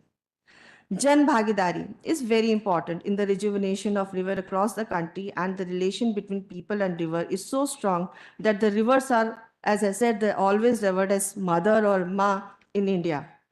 Give you a very small example. In the 7th Water Week conference organized by Jal Shakti with the theme Water Security for Sustainable Development with Equity, it commenced with the auspicious ceremony of Jal Bharo by Honorable President Shrimati Draupadi Murmuji by pouring water into vessels, strengthening the vision of Jal Shakti. And this ceremony symbolizes with the immense importance of the water conservation. So what we need right now, we see that there are two superstructures. One is based on science and technology, and another is based on our culture. We need to integrate these two aspects, these two structures with the Jan Bhagidari, with the involvement of local people. I have numerous examples. The local people in the villages, as sir has said, that in urban areas we find it difficult to sit together and discuss things. But in rural areas, people do sit together because they are the people who are bearing the negative impacts of the climate change. We just talk about it, but they are the real person on the ground who are facing these problems. So there are numerous examples where people have rejuvenated the streams. I'll give you some names. You can search their videos on YouTube, and I'll request the organizers also, please try to call these people from the rural areas and then have interaction maybe with the scientists, with professionals, because we many times we just come up with certain ideas and we say these techniques are important, but these are the people who are applying those things at the local area. I have seen Sachidanand Bharti ji. Again, he's in Uttarakhand. Ufre Khal is the name of the village. It is near the Podi in Garhwal. And he has rejuvenated or recharged the streams in that particular area. For the past 40-45 years, they are working on this, and with the interaction with Bharti ji, we have tried to apply that model in various other areas where we can rejuvenate. And this is what they have done. They had created artificial ponds on the top of the mountains wherever they had space before the rains. Then after the rain water collected in that, it infiltrates into the soil, and after 3-4 years that it recharged the stream. Now they have so much of water that this water, even they have water supply even in the dry season. And another case is from the person is Jagat Singh Chaudhary Jangli. You have all these on the YouTube videos. You can see their videos. They are working the last 40, 50 years for rejuvenating the water resources in mountains. And because of the climate change, they are the people who are really facing the problems. Kot Malla Podi Garhwal. Kot Malla is again a village. He has done it in a different way. What he has done, he has created a forest in a large area. With the creation of forest, the water level has increased in that particular area. So they don't have a problem of water, which they used to have it earlier. And another example we all know in Ladakh, Changing Nofal. He has created 12 artificial glacier in 2012 and solving the water scarcity in Ladakh. And we know that Sonam Wangchuk always talk about his work to spread the word to the people so that they can also talk about water conservation and the management in the country. And I'll just because I've been asked that to stop because of the I'm wrapping up, sir. I just want to convey this to that. Please think about what is your contribution to this problems solution. This is the time we have to talk about our action. As sir has requested that we must calculate water footprints. My teachers are here from the geography department, and we will do that. Definitely, geography department of IP College is going to calculate the water footprints, spreading the awareness water conservation, and we will submit our report to you, sir. This is our take from this seminar, and I will request as you said, that we must take a pledge that we will reduce water consumption by 1 liter. You have already taken one pledge, so I won't say. I'll ask my students to take this pledge in the college, spread this word, and we will definitely we will set up a sort of a box in geography department, and we'll ask students to put a message there when they have reduced their water footprints by 1 liter, and we will submit everything to IRP. This is our work we have taken from this seminar. Thank you so much, sir. Thank you.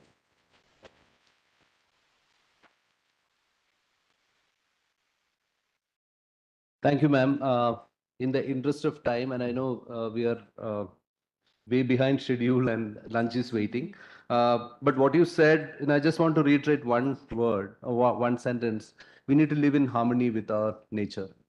Whatever you are aspiring for in future may not happen if you don't have water security. We have seen many companies shutting down, many jobs being lost because of water security.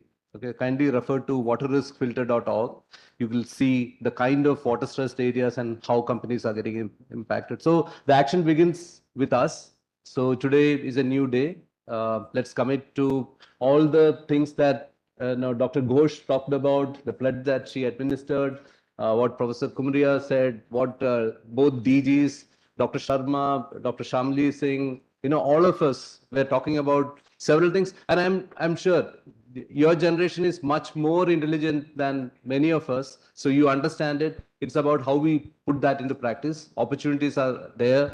The new river governance structures that are emerging gives you enough opportunities to engage. So make use of that. And once again, I wish we can have Ganga and Yamuna Chaupals like this, shorter ones, once in 3 months, once in a quarter, twice in a year, whatever it is, you decide the frequency. Let's get together to talk about issues and find solutions. Wishing you all the best, and thanks for this opportunity. Once again, IAPA, SARD, and NMCG, thanks, and have a good lunch. And we come back. And I was just thinking, in my childhood, when I was a student, I never got this opportunity to hear about different aspects of river management in a day. So you're really fortunate, make the full utilization of this time. It's time well spent. So thank you once again. Thank you. As just said by the chair, have a good lunch and reassemble sharp at 2:30.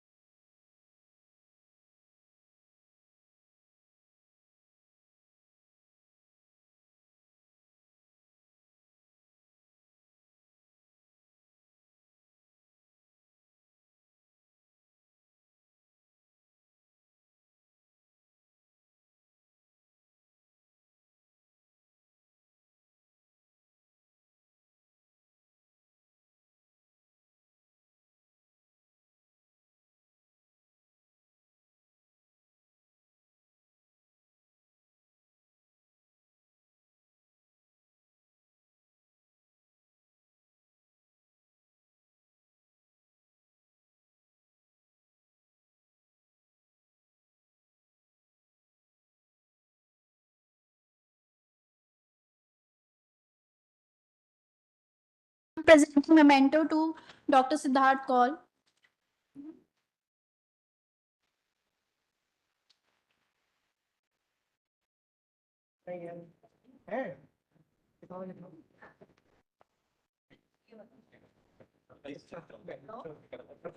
We now begin the second technical session of the day, which is on wetlands management. For this, I would like to introduce the session chair, Professor C.K. Varshney. Professor Varshney is a member of our advisory committee. He is the former dean and professor of ecology, School of Environmental Science, Jawaharlal Nehru University, New Delhi. In early 70s, Professor Varshney served the Government of India as Secretary of the National Committee on Environmental Planning and Coordination, which was then the apex body for environmental matters in the central government. Prior to the formation of the ministry, he was the founder secretary of the Indian National Committee for UNESCO, UNESCO's Man and the Biosphere Program. Professor Varshney was the member secretary of the official Indian delegation to the historic UN Conference on Human Environment at Stockholm. I welcome you, sir, as the chair of the second session. Hello. Thank you and welcome to the post-lunch session. At the outset, I would like to thank Professor Sharma and Dr. Shamli Singh for inviting me to this very cheerful and youthful audience to interact. And it's a great pleasure really to talk to our Z generation after a long gap after my retirement. So I think it's a doubly pleasure to be here. Now, this afternoon session is focused on wetlands.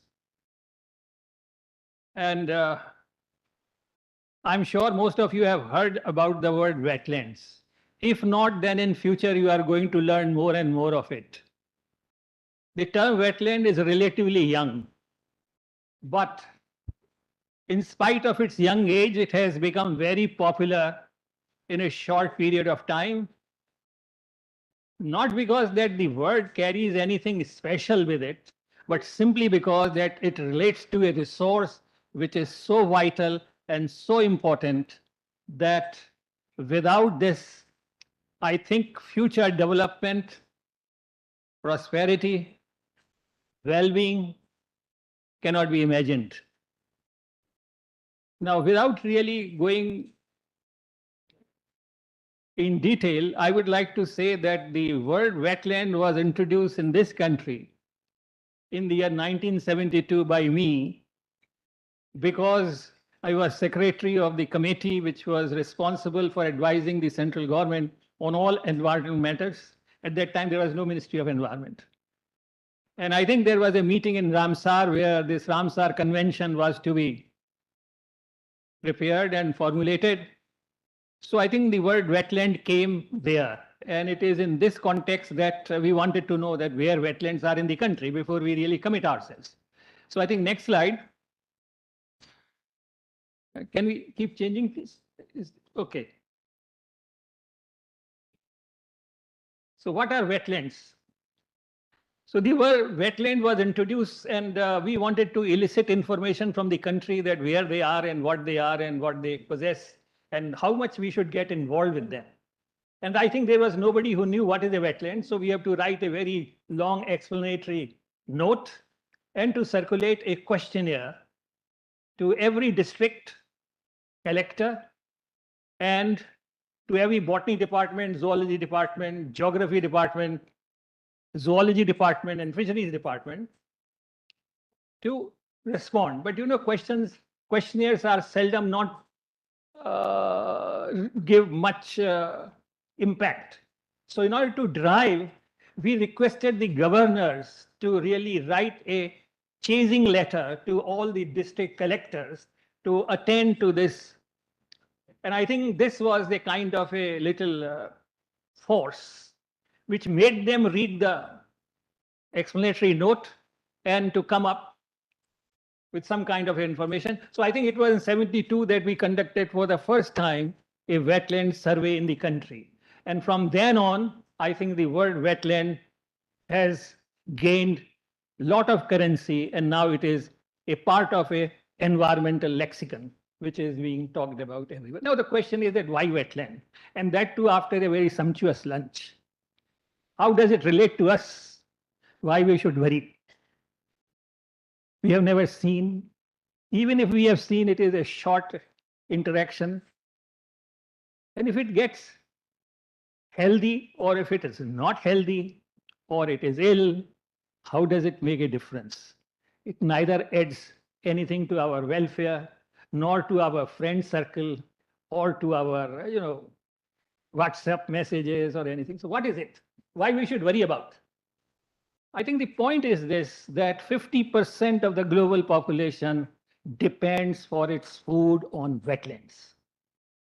And as our population is increasing, and as the country's total area is only 2%, and we are supporting a demand which is going to be for more than 18% of the global population, it becomes incumbent upon us to look upon these resources with a lot of hope and with a lot of potential. So I think this is a compulsion so that we do not sleep empty belly during the night. This is number one. And those who do not have enough should be able to make use of these in a more profitable manner.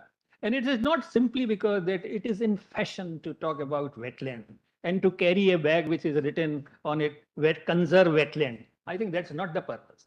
The purpose is really to identify yourself and to see your own interest.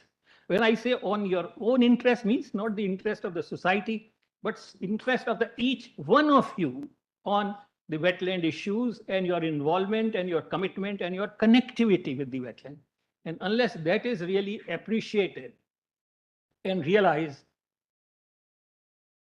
these wonderful resources, these magical resources will present a very daunting challenge for our survival. Today I think you had a lunch. Is there anybody who has an allergy to the rice here? Anybody? No. All of you have taken some rice? And how often you take rice? It all comes from the wetland process. So you see, your day-to-day living and your very energy intake is rested upon the wetland processes. And in this country, 40% of the land area is rice cultivation area. And we grow about 500 million tons of rice. And in Asia, and if we add Bangladesh also, which at some point of time was part of the British India, then I think our rice production is much higher than China. As in independent India, we are second in the world. And not only that, we produce one of the finest quality of rice, and a tremendous amount of export and dollar earning comes from rice and goes for the welfare and for the livelihood of our farmers. But this is not enough. This is not enough. What is more important is that we are talking of the river and we are talking of wetland, how they are connected with the river and how the survival of the river depends on the wetland. Wetlands are some kind of a resource where we have got multiple services that we get. They are important for our water security. I think Dr. Shamli Singh has mentioned that in the coming days, we will have a lot of problem, either with respect to the unexpected and uncertain weather, or because of the extended and frequent heat waves, or some kind of misadventure by the monsoon. And in all these conditions, I think wetland comes very handy to us. More than that, frequent fires. I think if you really monitor the news bulletin, you will find that every day there is one fire or the other. And these fires are increasing in number, increasing in frequency, and the fire period is getting extended during the year. Now, when you have to douse a fire in a forest, where do you get water? Do you open your tap and supply water? It is the distributed wetlands which comes handy. And if they are not maintained, then dousing of the forest fire becomes very difficult. And if the forest fire is not doused, then I think global warming increases. And if global warming increases, your discomfort increases, whether you are here or whether you are a computer room, because there is a switch off or there is a power tripping, right? Or you have to use more of your air conditioner in order to really buffer the punishing heat caused by the global warming. So I think that this kind of a connection you should really be able to appreciate. And it is not for the fun of it that it's a cult that everybody is talking about wetland conservation, so we should also talk about it. Perhaps not. The more important thing is that for our day-to-day welfare, for our good health, for our well-being, they are critically important. I think the next important point that is Ramsar Treaty. Have you heard? Each one of you have heard of Ramsar Treaty? What is Ramsar? Ramsar is a town in Iran where there is a wetland. And this meeting was to take place in Iran. And I think the city hotels are expensive. So outside the city, a small place known as Ramsar was selected where hotel tariffs were relatively low. And UN has not taken any interest. This is the first environment treaty that we have, which was finalized at Ramsar.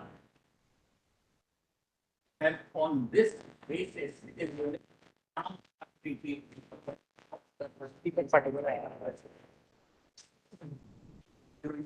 Now, what are the various kinds?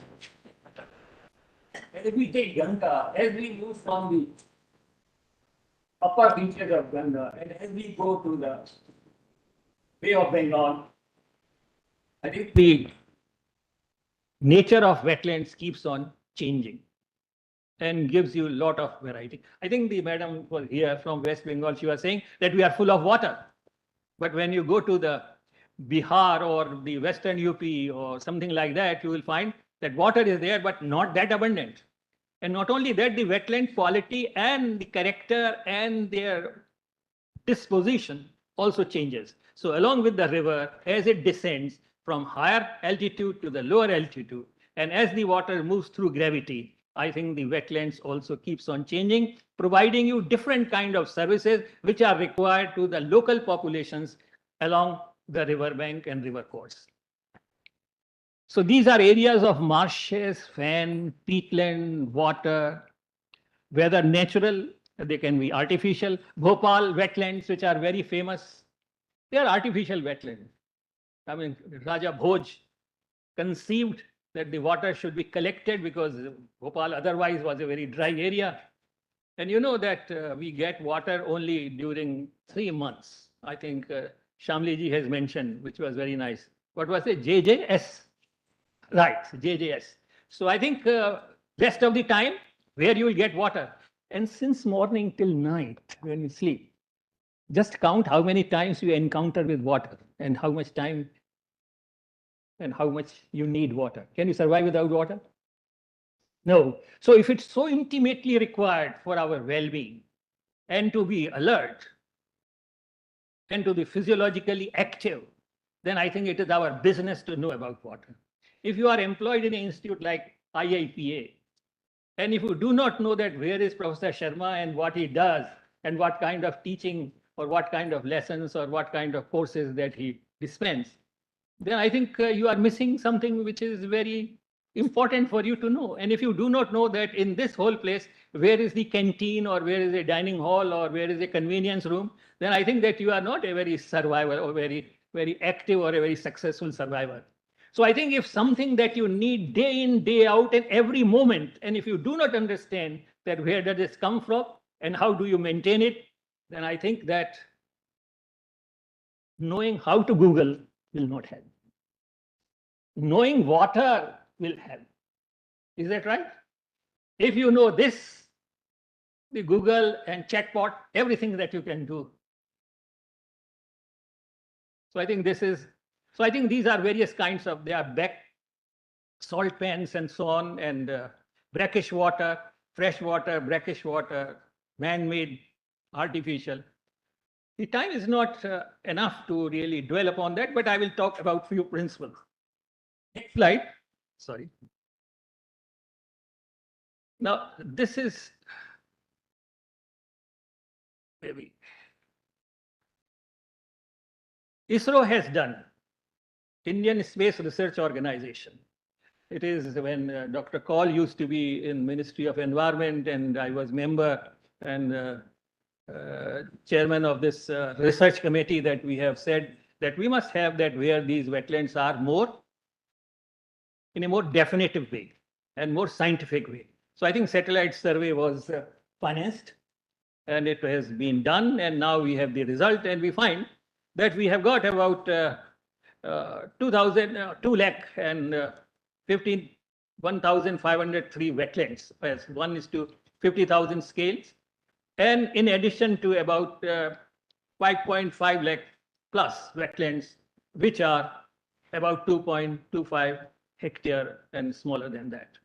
And more than that, there are a large number of small wetlands which are in every village, more than one. And you know where villages in India, we have got 6,40,000 villages as it is estimated today. And why these villages are there where they are? Any idea? Simply because there was a wetland so that they can have free access of water. So I think this is the number of wetlands that have to be taken care of. If it is too heavy and incessant rain, this water has to be collected.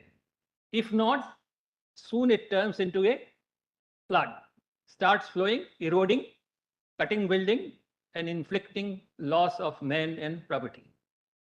But if this water can be made to retain where it falls, then I think a considerable amount of moderation of this flood can be done and damage can be reduced to a very, very great extent. So I think if these wetlands are maintained, kept in good health, then they are the receptacle. And the important point is they are decentralized water sources. You know, today, Government of India has to spend huge amount of money to bring water to the doorsteps through Har Ghar Jal Yojana. But they were right there. And in fact, even in Bengal, you will find that everybody has its own wetland, which is one of the most important places where every member of the house visits at least 8 to 6 times the body or the wetland. So I think the wetland are woven into our socio-economic culture so intimately that keeping them separate or not thinking about this is totally unpractical, unsustainable.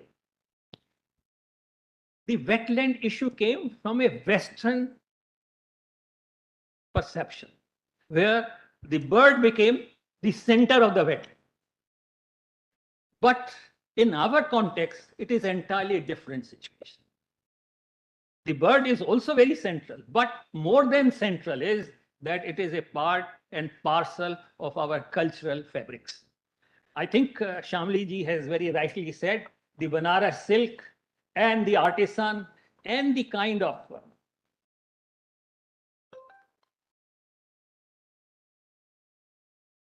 will not be possible. And there are many other things which will not be possible. You know, you are eating makhana sometimes at home, did you? And if you go to a hotel and ask for some kind of a dish which is made of makhana, I know what is a makhana curry or something like that, it's a little more expensive. And makhana is considered to be the finest food that you can expect without any gluten and without any problem. And after every vrat or fast, you eat makhana because it's very light on your stomach, easily digestible, and has huge amount of basic nutrients. This is a product of wetland. So I think it offers you a lot of job opportunity or the livelihood opportunities. So wetlands are resources like a factory where you have products which have a market value. But this has to be realized and it has to be exploited. And this what is required. So I think that there are enterprises. I don't know whether you have seen or not. In the morning, there comes a program where they say that what new professions you can take. And they say that world demand of makhana is unmet. They don't grow in the United States. They grow in India. They are tropical. They grow in wetland, not on trees. They don't grow in grassland. They grow in water bodies. So if you maintain these water bodies, exploit them for, and then singhara. I don't know how many of you eat the boiled ones or the green ones. And, anybody who has tasted them? All of you? Do you like them? They all come from wetlands. So I think they provide you lots of resources with which you are already familiar. Imagine a situation where no singharas were available and no singhara flour was available for you to enjoy your feast during the fast.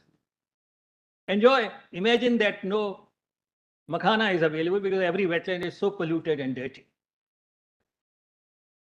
And they are storehouse of large number of medicinal plants. Have you heard of Bhringraj tail? What for you use it? Here. And they say that there is also a plant known as Brahmi, which is memory enhancing. Have you heard it? And if you go to a chemist shop and buy anything preparation made of Brahmi, it is expensive. And all this grows on the wetland.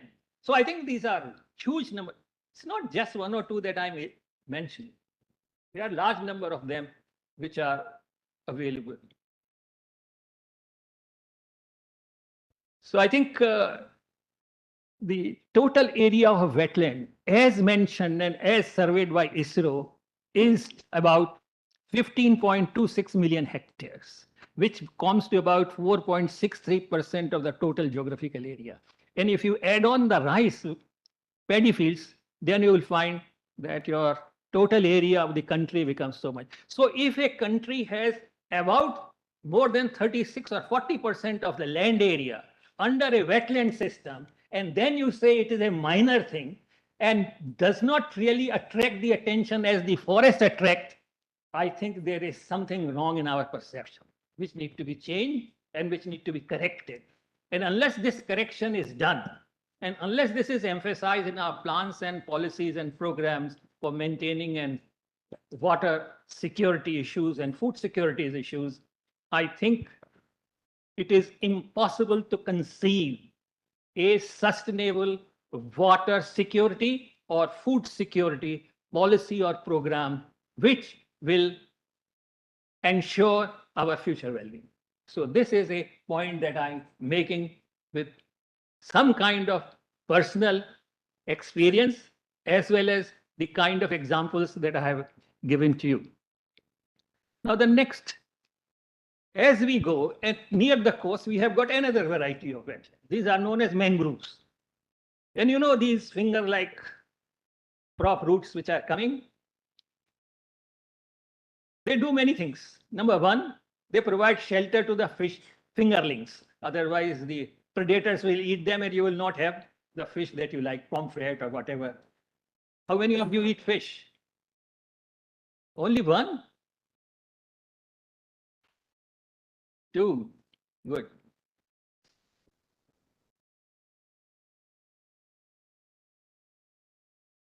It may be true that here we have got only 2 persons, but there are large number of fishermen whose livelihood depends only in fishing and selling them. And if you go to Calcutta or you go to the fish market here, you will see that at what a demand exists for good quality of fish. The madam was here from Calcutta and she was saying that they are growing fish. Now the katla which is growing in West Bengal sells at a lower rate than the katla which comes or a rohu which comes from Andhra Pradesh. Because of the bad quality of water, it has a smell. And because of the smell, the price is low, but the one which is imported and the one which is imported from Bangladesh takes the highest price because it is very nice. And I'm not a fish eater, but this is what I have gathered and people swear by it. So I think that it's a big business. And here the fingerlings are protected. And the more important thing is, which I would like you to emphasize, that we have got the largest size of these mangroves in India. Have you heard of Sundarban? And how and what is the importance about Sundarban? Anyone who can tell me? Sundarban tigers. Tigers, of course, yes, they are there. What else? The tigers are there because Sundarban is there. So I think there's something more which is more basic.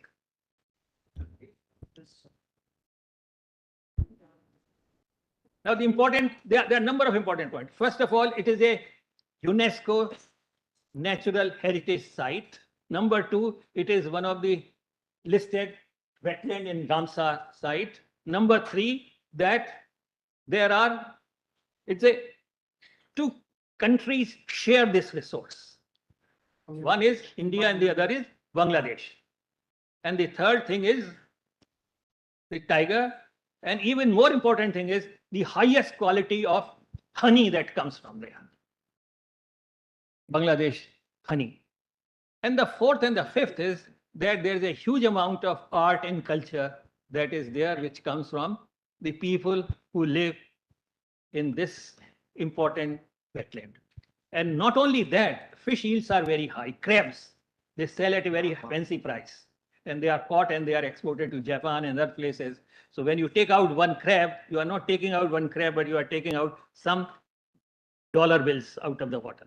And all this is available here. And no pollution is created, but all these products are made. So how can you think of a factory, which is a natural factory, where there is zero pollution, zero input, you don't put anything, but you get everything out, which sells and gets you money and gives you a very satisfying and satisfactory livelihood. So I think these are some of the very, very undeniable advantages of wetland. They hold flocks of water. These are international visitors which come without any prior appointment and without any passport. They come and go on their will. And they don't have any country of their origin. They keep on moving. So if you have eliminated these wetlands without firing a single shot, you have killed these birds, because they must have these resting places. They fly right from Siberia and go up to the tip of the peninsula. So I think now, in order to safeguard these international travelers, which are a great delight when you visit Sultanpur, when the birds are there, or Chilika, or for that matter, then I think it is just something which amazes you and take away all your worries, and you are refreshed completely by the flutter of these wings, which they do at a distance, not as close quarter. So I think that by seeing them, you are able to reduce your worries, and it's a stress buster. Now, Ramsar Convention we have discussed. Now, this is where the tagging of the Wetland Convention with the Ganga Basin started in 2019, when there was an international program, and I think you see the former director of the Ganga program, and this was the inauguration on that day. The Ramesh Babu is in the background, which we have heard him in the previous session. And I think we are lighting the lamp, where we have introduced the concept of wetland conservation for the survival and for the healthy and overall dhara of river Ganga. And I think this is something that is growing, and I'm happy that we heard a lot of it in the morning, where they are really working very hard for survival of this river and for the high quality of the water, or I should say retrieving the quality of the water and restoring the prestige that is normally was associated with the Ganges water. They say that is available in the post office, and I have tried hundreds of times to go to the post office to get a bottle of water, and every time they say, sir, it is not available. I tried the Gold post office, I tried the New Delhi post office, I tried the this Lodi Road post office and Vasant Vihar post office, and every time I'm told, but it is there, that water, Ganga water is available here. So you can see, and says, pata nahi order bahut dino ka aata nahi hai. So you can understand that the water quality for human consumption is still to be achieved in quantities and with the standard that we prescribe. Now, these are 75 wetland sites that the country has declared and accepted by Wetland Secretariat. The Wetland Secretariat has one, we are signatory to this, and one of the commitment that we have made is that any wetland which has a very high value, either is largely over-dominated by the number of birds that come and go because of the Western influence that we have on our wetland concept. So I think that here you will find that it is only in the upper Gangetic plain that a large number of wetlands are concentrated, because here are the livers, and it is these wetlands which are actually contributing or are connected with the river. Here, as you see that along with the river, there are a large number of handicrafts which are there. And I think women liberalization groups are very profitably engaged with these kind of activities. And it encourages handicraft, it encourages their craft, skill of craft, as well as a very, very, I should say, healthy use of their spare time, as well as helps them with some monetary benefit. The Bhalaswa, a large number of solid waste is generated, and we have got three places: Okhla, Bhulaswa, and third one is Gazipur. All the three are wetlands because they are depressed areas, low areas, and considered in the administrative language as a wasteland, which is unfortunate. Such a useful area, such a useful, I should say, ecosystem, which is described in the administrative books as wasteland, and how unfortunate it is. I mean, if you have a gold and somebody says it is nothing but only a piece of brass, you can see the misfortune. So I think this is what it is, and you can see, and our Bhulaswa wetland is about 75-meter high. And in Bombay, we have got the crown of that. That is the largest one in Bombay, which is 140 feet high. So you can see what a great mountain that we have created. And all these are there because there was a wetland. Because there was a depression available. So I think how roughly, and there can't be anything more, I should say, crude, and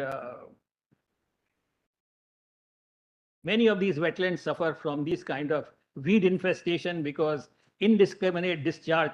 Now, some time back, there was one wetland in Assam where some exploration was going on for petroleum, and it got burned and remained burning for many, many, many days and weeks. And you can see that what kind of damage it has done. The Baijan oil field in Assam, and the birds are gone, the wildlife is gone, and so on and so forth. Here is another, which is, I want to take half a minute, and please forgive me for this, but I'm very excited. Here is a power plant, which is a supercritical power plant, which was there, which was not there, but it is next to the Ganga, hardly about 50 meters from Ganga in Bihar. And the place is known as Bard. And Bard is a 1,000-acre long wetland, which collected water and which attracted birds and was very famous. And people were there engaged in fishing and so on and so forth. And during summer, it got used to dry up, and they used to have one crop. So in this large depression, which was about 5 to 7 meters deep from the level of Ganga, which was chosen to start this NTPC. And we were against this. I was there on the field visit to say that this is not the correct. So then what has happened? All the sand has been taken out of the river to really bring it to the plinth level, then to start, because otherwise the water will get filled. So you can see that there are a large number of human activities which are working in a very crude manner to exterminate these wetlands, which are so beautiful. And they are actually not wetlands. I would like to say that please call them as wonderlands. This is Bulender Lake in Bangalore, where you find either a foam or fire. Foam and fire. This is a alternate scenario that you see. And these are 4 or 5 factors which are really drivers for wetland destruction. And then I will say that I would like to thank you. I have just given you a brief introduction and a detailed description and much pithier information. I look forward from Dr. Cole to provide us and enlighten us on this occasion. And I hope that this might have given you some introduction to the wetland and shown have some connectivity of wetlands with you. Thank you very much.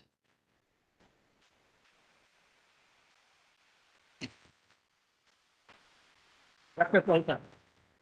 Thank you, sir.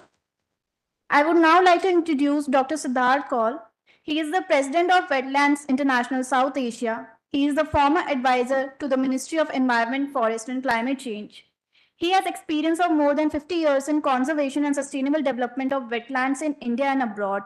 And he has also coordinated the national wetland conservation for over 3 decades.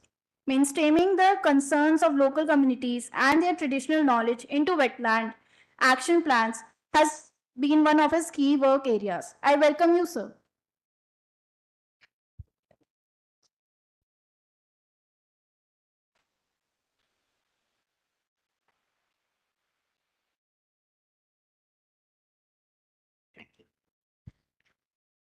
Thank you for these nice and kind words.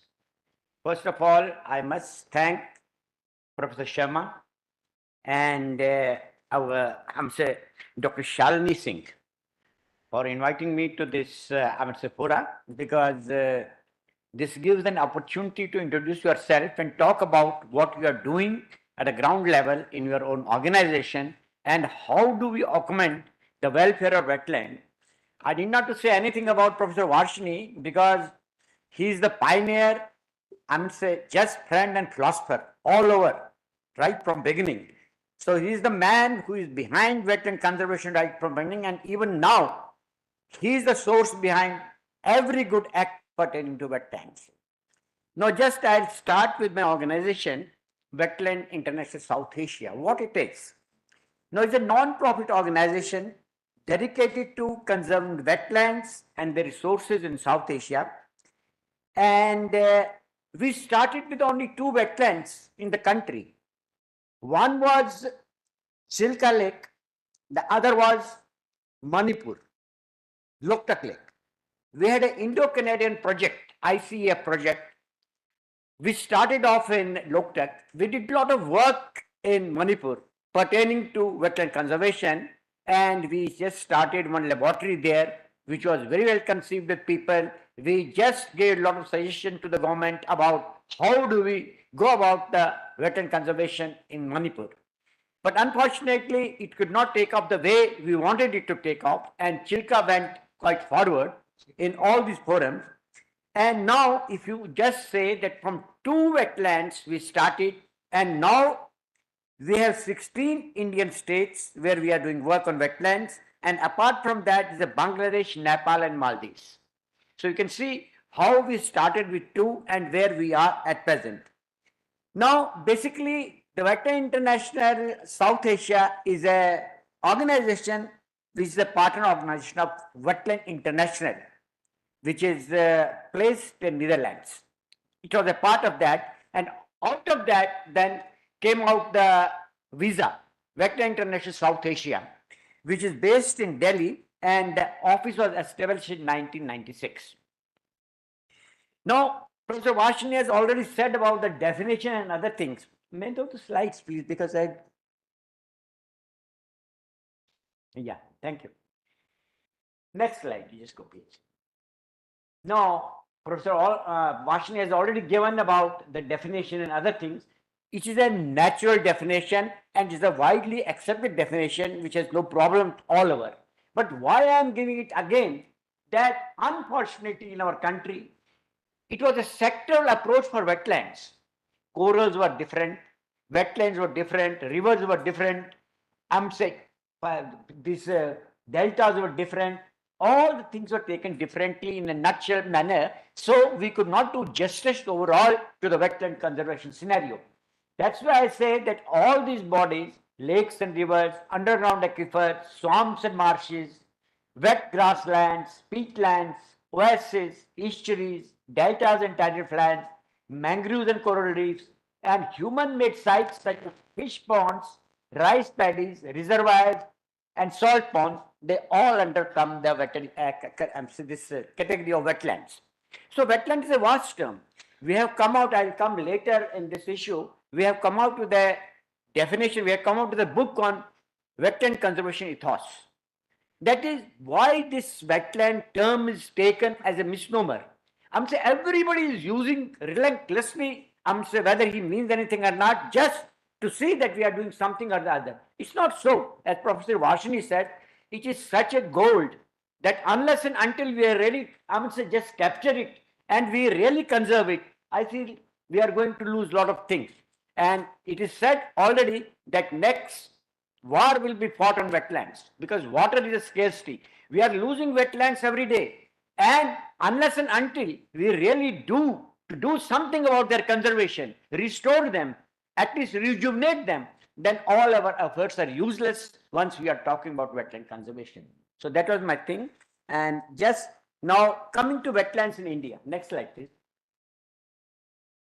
Now, as you see that 0.78 million coastal wetlands is the 4.9% of the Indian geographical area. And if you go by figures, I need not explain all these things because it's already written in the slides that there are coastal human-made wetlands, there are inland small wetlands, inland natural wetlands, inland human-made wetlands. This is area-wise, this is the figures which is given in the say chart. And otherwise, it is on the basis of numbers. How coastal and natural wetlands are there, how inland wetlands are there, and how other wetlands are there. So basically, as Professor Vashini already said, India is one of the few countries to have comprehensive national inventory of wetlands. And the most recent was published in 2021, where the area of wetland is shown as 15.8 million hectares. That was over the SAC Ahmedabad. Next, please. Now coming to the critical natural capital, how wetlands behave, what wetlands do. I would say these are known things all over, but still let us again go through some of the things because food security and livelihood, we depend on wetlands. If you see, as Professor Vashini said, fisheries, that's the main component. Apart from that, there are a number of other issues where people get their livelihood from wetlands. So that's very important from that point of view. Then water storage, primary source of fresh water at 1 meter depth, groundwater recharge, so inland wetlands, high altitude wetlands of Himalayan source of 10 largest South Asian, rivers. So everything comes from wetland, whether it's a glacial side, whether it's the ocean side, whatever it is, everything comes from top to the bottom and affects all the scenario all over about the wetland in the country. Now, as you know, this acts as a buffer against extreme events. We have seen that through the tsunami last time, how mangroves, really saved us from irony of fate. And then there are cultural linkages of wetlands, then habitat for numerous species, because unless and until you have wetlands and with different water electoral fluctuations, you probably all the species cannot survive. All the species, whether plant or say animal, they survive on wetlands, aquatic, some of the aquatic habitats they are in. And then the carbon store, that the greatest things about the carbon store, that wetlands carbon storage is 40 times than tropical forests. So important part of hydrological cycle is wetlands, which plays a vital role in water moving in landscape and increasing variability in water regimes induced by climate change. So from climate change also, if you see, there's an effect of global warming, there's an effect of this carbon, this thing, and all these things just start from the top glacial side. Once the glacial recedes, water comes down, it is affecting the down wetlands. Ultimately, it will go down. So if you see on the basis of estimates done, lot of changes will be there in different strata, right from the high altitude wetlands to the lower wetlands. So we must save these wetlands at any cost. That is number one. Then now it's a very good topic taken today, that culture. Basically, I also believe that next please. culture should be the basic part of conservation. Culture ethos should be there in every type of conservation efforts. If you see, if you go, I would say wetlands are otherwise linked to culture. You talk of sacred groves, you talk of folklores, you talk of totems. Totem is that you just signify your, I would say, personal evolution through the wetlands, plants and animals. So they're all through wetlands. If you have seen, number of festivals are there on the sacred wetlands, at the high altitude wetlands. People have different beliefs. They say when Arjuna put, I would say, arrow in the land, so water came out floating. And then that started the Mansar and Surinsar wetland in Jammu and Kashmir. Those are the tales, I would say, about the wetlands and culture. And even now, many communities believe they have their festivals and other things in the vicinity of wetlands because they take it more than God. They believe in God the way they believe in wetlands. If you see all cultural, I'm say, phases of wetland where people are working on different faiths, you can once get, I would say, immediately the essence what people think about the wetland conservation and why it should be saved. Now coming next slide, please. Now coming to the catalytic role in Ramsar Convention. Ramsar Convention has already been told to you, it's an international treaty, which just we are a signatory, and we are progressing a lot in this direction. Earlier, there were 26 wetlands when I was working on wetland conservation in the country at the time. Now, at once, the jump has taken to 75.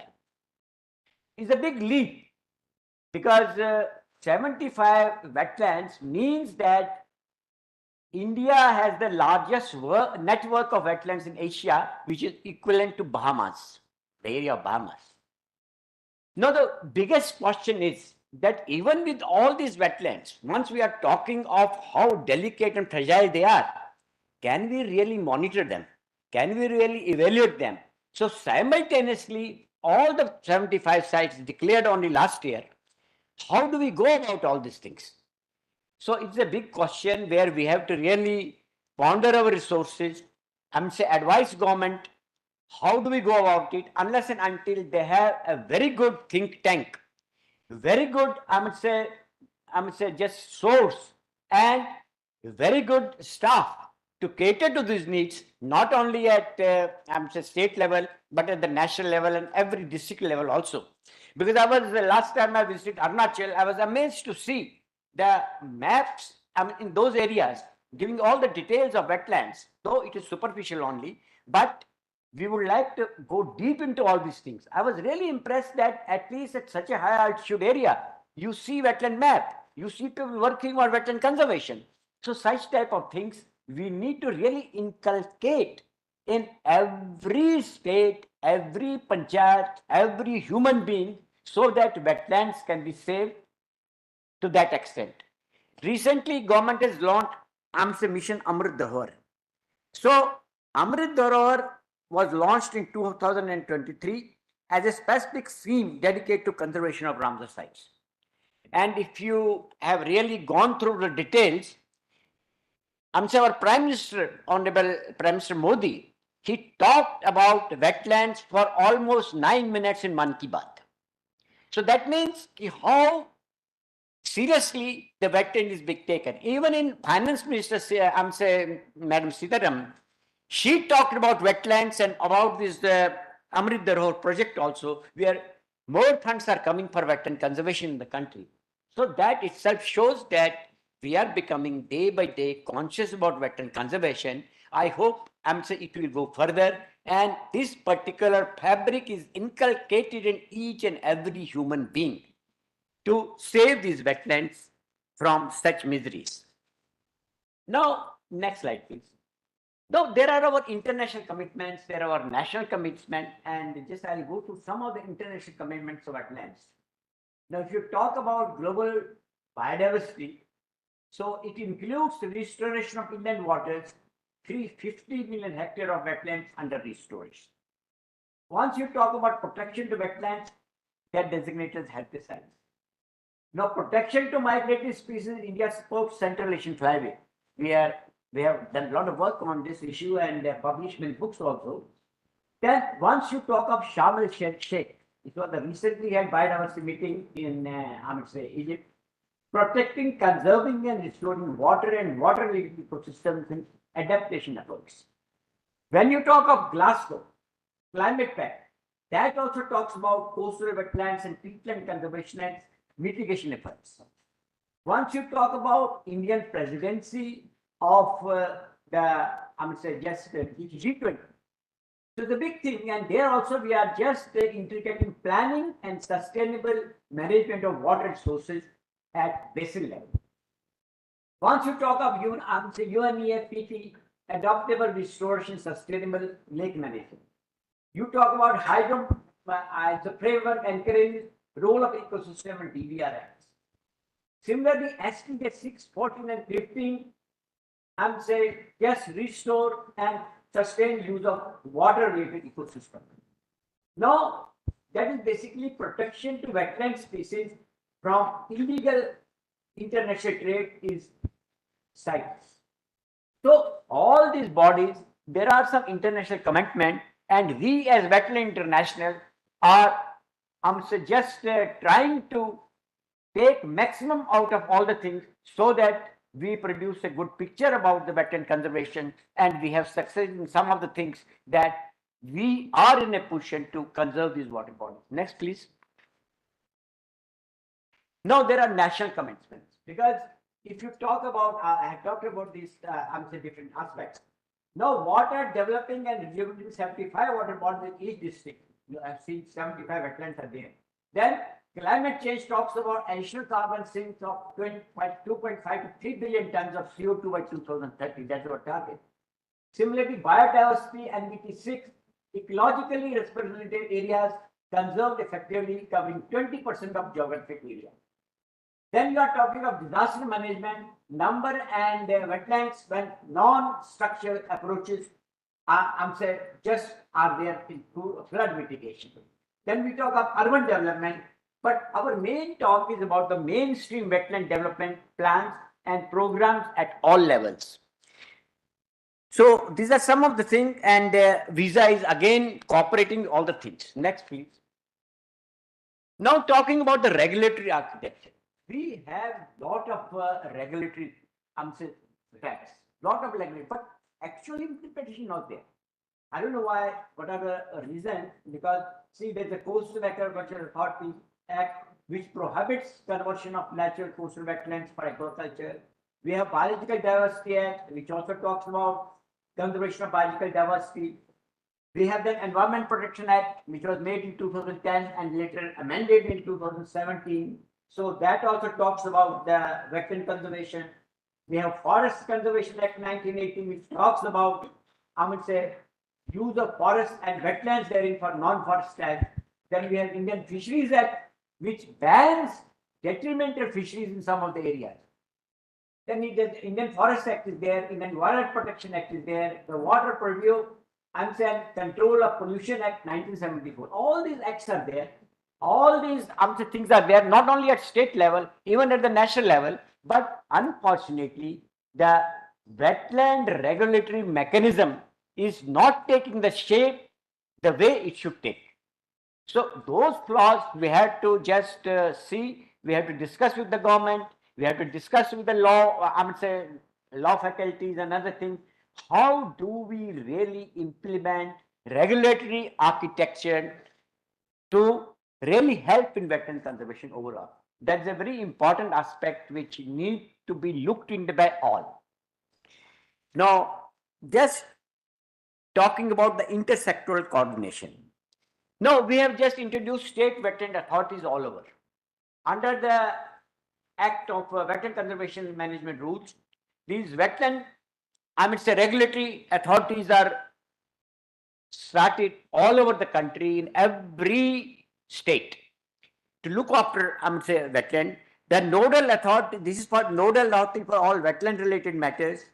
Then deemed notified with wetland rules, military structure of expert. Next, please.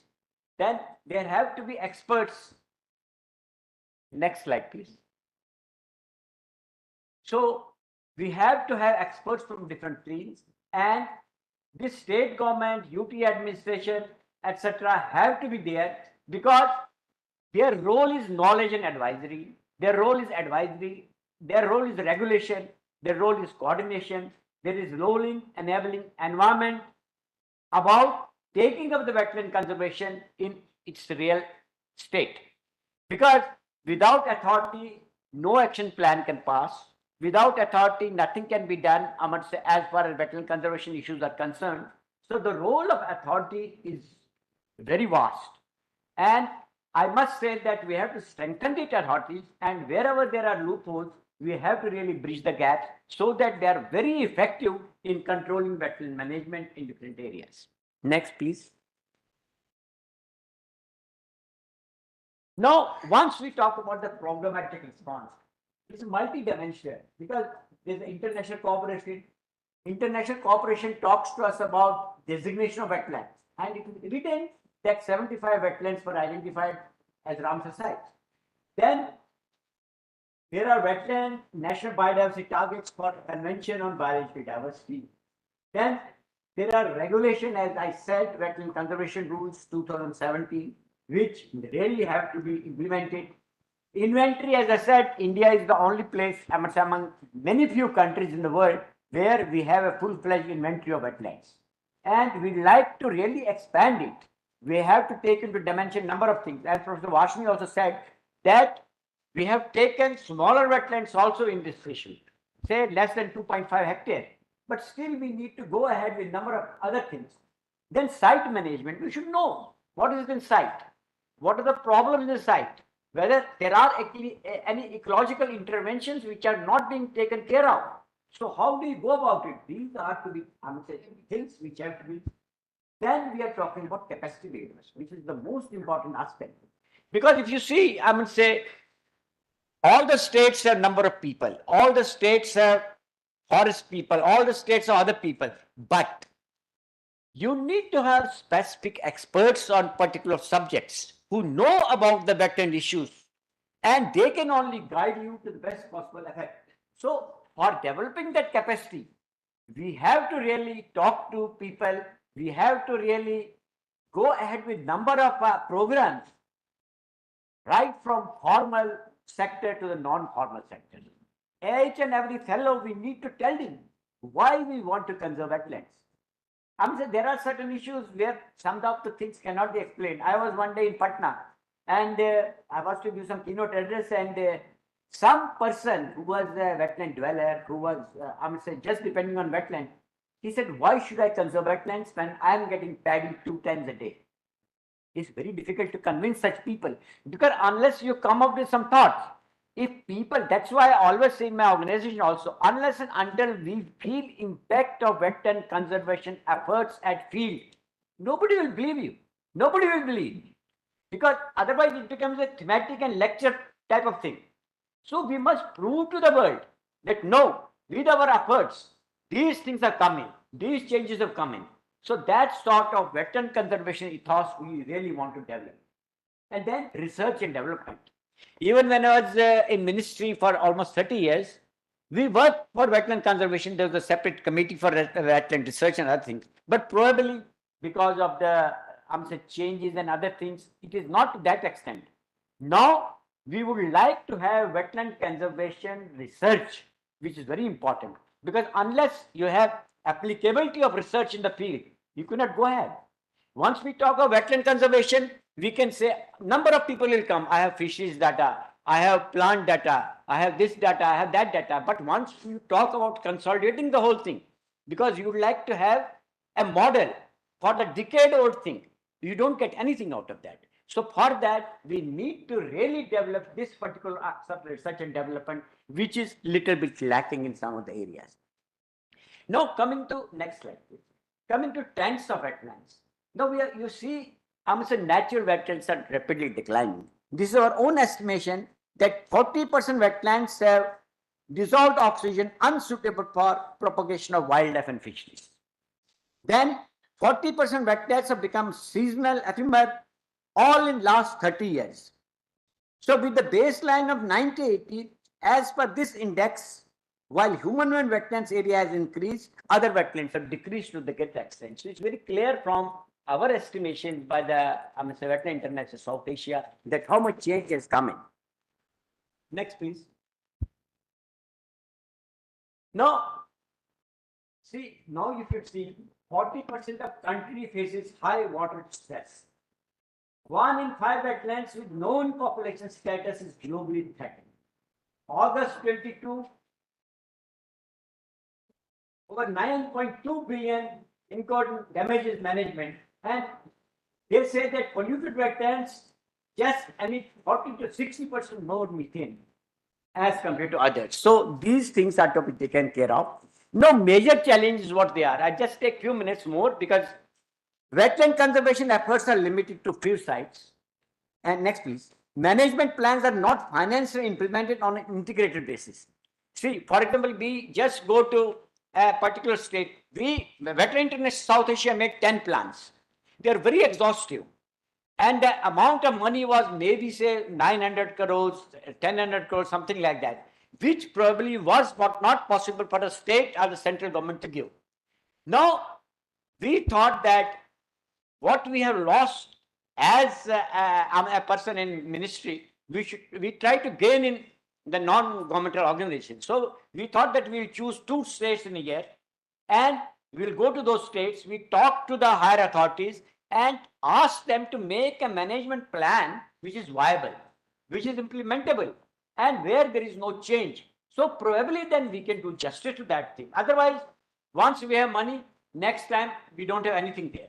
So we have to have some regularity there, and we are successful in some of the cases now, and we are trying to go ahead with other states as well so that we just achieve something. Now, similarly, now I want to make it short now because next please, short. Next, we can just next please. Now, wetland formal education is a must because educational part is lacking in our area. So we made this wetland conservation notes book just to guide people about what wetlands are, how they need to be conserved, what we want to do. And this has been highly appreciated by all the people, and we are trying to have dialogue with Ministry of Human Resources Development to put it as a curricula, course in formal education for students at different levels. Even, for example, in Silver Jubilee celebration this year, we had a Silver Jubilee of the Wetland International, 25 years had. And in that Silver Jubilee, we just gave our all the things what we did during that time. We achieved many things. We could not achieve some of the things. So, but I don't want to go into all those details now. But I just want to give a short thing about one thing. Next, please. That we are just trying to have a South Asian platform. Once you see that wetland conservation problems are wetland conservation problems are more in South Asia, similar problem in South Asia than in other countries. So we thought that let us have this platform.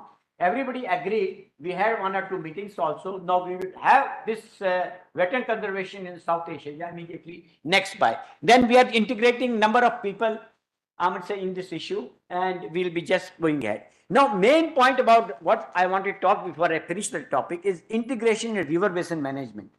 River health is intricately connected with the health of wetlands. Wetland regulates the movement of water in the landscape from source glaciers to the sea. Visa is working with NMCG to inventorize floodplain wetlands in Uttar Pradesh and Bihar and implement management actions. So this is a very, good activity. And just in conclusion, I'll just go through 2-3 points just because of the time lag. Wetland managers will play a crucial role in India's quest for sustainable development, climate security. Wetland need to be managed for wise use, development pathways, which is not alter the ecological character. Ecological character should not be altered. We have to go by the, correct meaning of the wetland. Management must be based on a system approach and a basin scale. Adaptive management informed by close monitoring of wetland ecosystems may help reduce uncertainty. Monitoring and evaluation is a must. And intervention should be aligned with the ecological functioning. Reactive as well as proactive measures are needed. Not intervening is also a management decision. Sometimes not intervening is also a management decision. So thank you very much and giving me time, because time was less. But I hope I could hear some of the things, because otherwise they never ended process. Thank you. Thank you, Dr. Kaul. As you can see that the wetlands are very large in number, so the talk has also taken much longer than what was scheduled by Professor Sharma for us.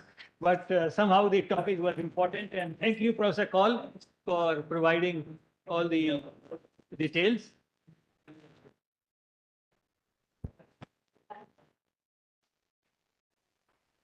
Thank you, Professor Varshney and Dr. Kaul, for your insightful words and sharing your experience in rivers and wetlands. Your guidance and knowledge was really appreciated. Now we will start with the third session for the day.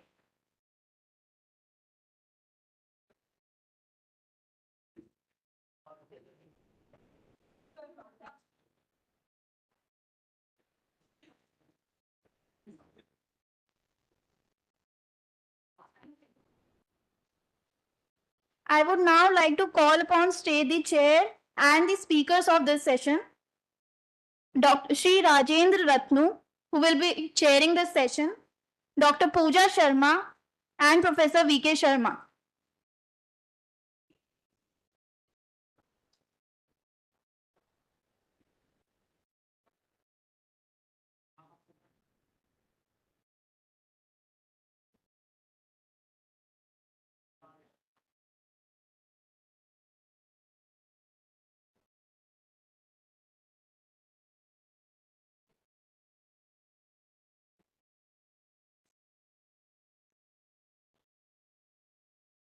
Before proceeding with this session, I would request Professor Sharma to kindly felicitate the session chair and the speaker.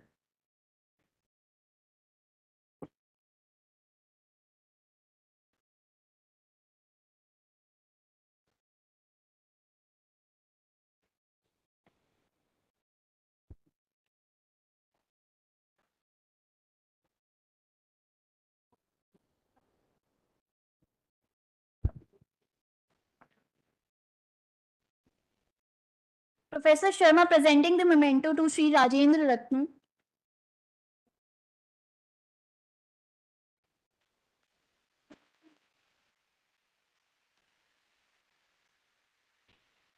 Professor Sharma presenting the memento to Dr. Pooja Sharma.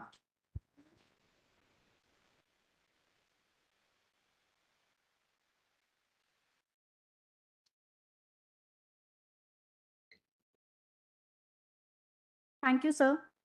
The chair for third session, that is River and Natural Disaster, is Sri Rajendra Ratnu. He is an IS officer of 2001 batch of Tamil Nadu cadre. He is presently serving as the Executive Director of NIDM, Ministry of Home Affairs. Before joining NIDM, he was working as Joint Secretary, Department for Promotion of Industry and Internal Trade, Ministry of Commerce and Industry, Government of India, where he was looking after international coordination with various states. Sri Ratnu brings with him a wealth of experience in managing a variety of disaster situations, including tsunami, floods, cyclones, oil spills, as well as health emergencies, including swine flu, dengue, and COVID-19. I welcome you, sir, as the chair for the third session.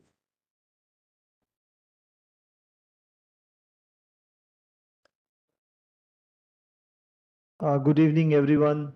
I know it is very challenging, younger generation, mobile phones in hand, and the all oldies giving big lectures and fundas. So to sustain your attention itself is equal to disaster management. But I am known for as a man who manages every crisis situation. So this challenging situation also I accept. And I hope that we are able to at least sustain your attention, if not at least to retain for some time. And the topic given to me is for this session is the rivers and natural disasters. But I feel that uh, I think the topic could be slightly different. Rivers, human beings, and disasters, because rivers do not cause disasters. I feel that rivers have been the lifeline. They have been the cradles of civilization. They had been the root cause of our cultural existence. They had been the symbol of our ethos.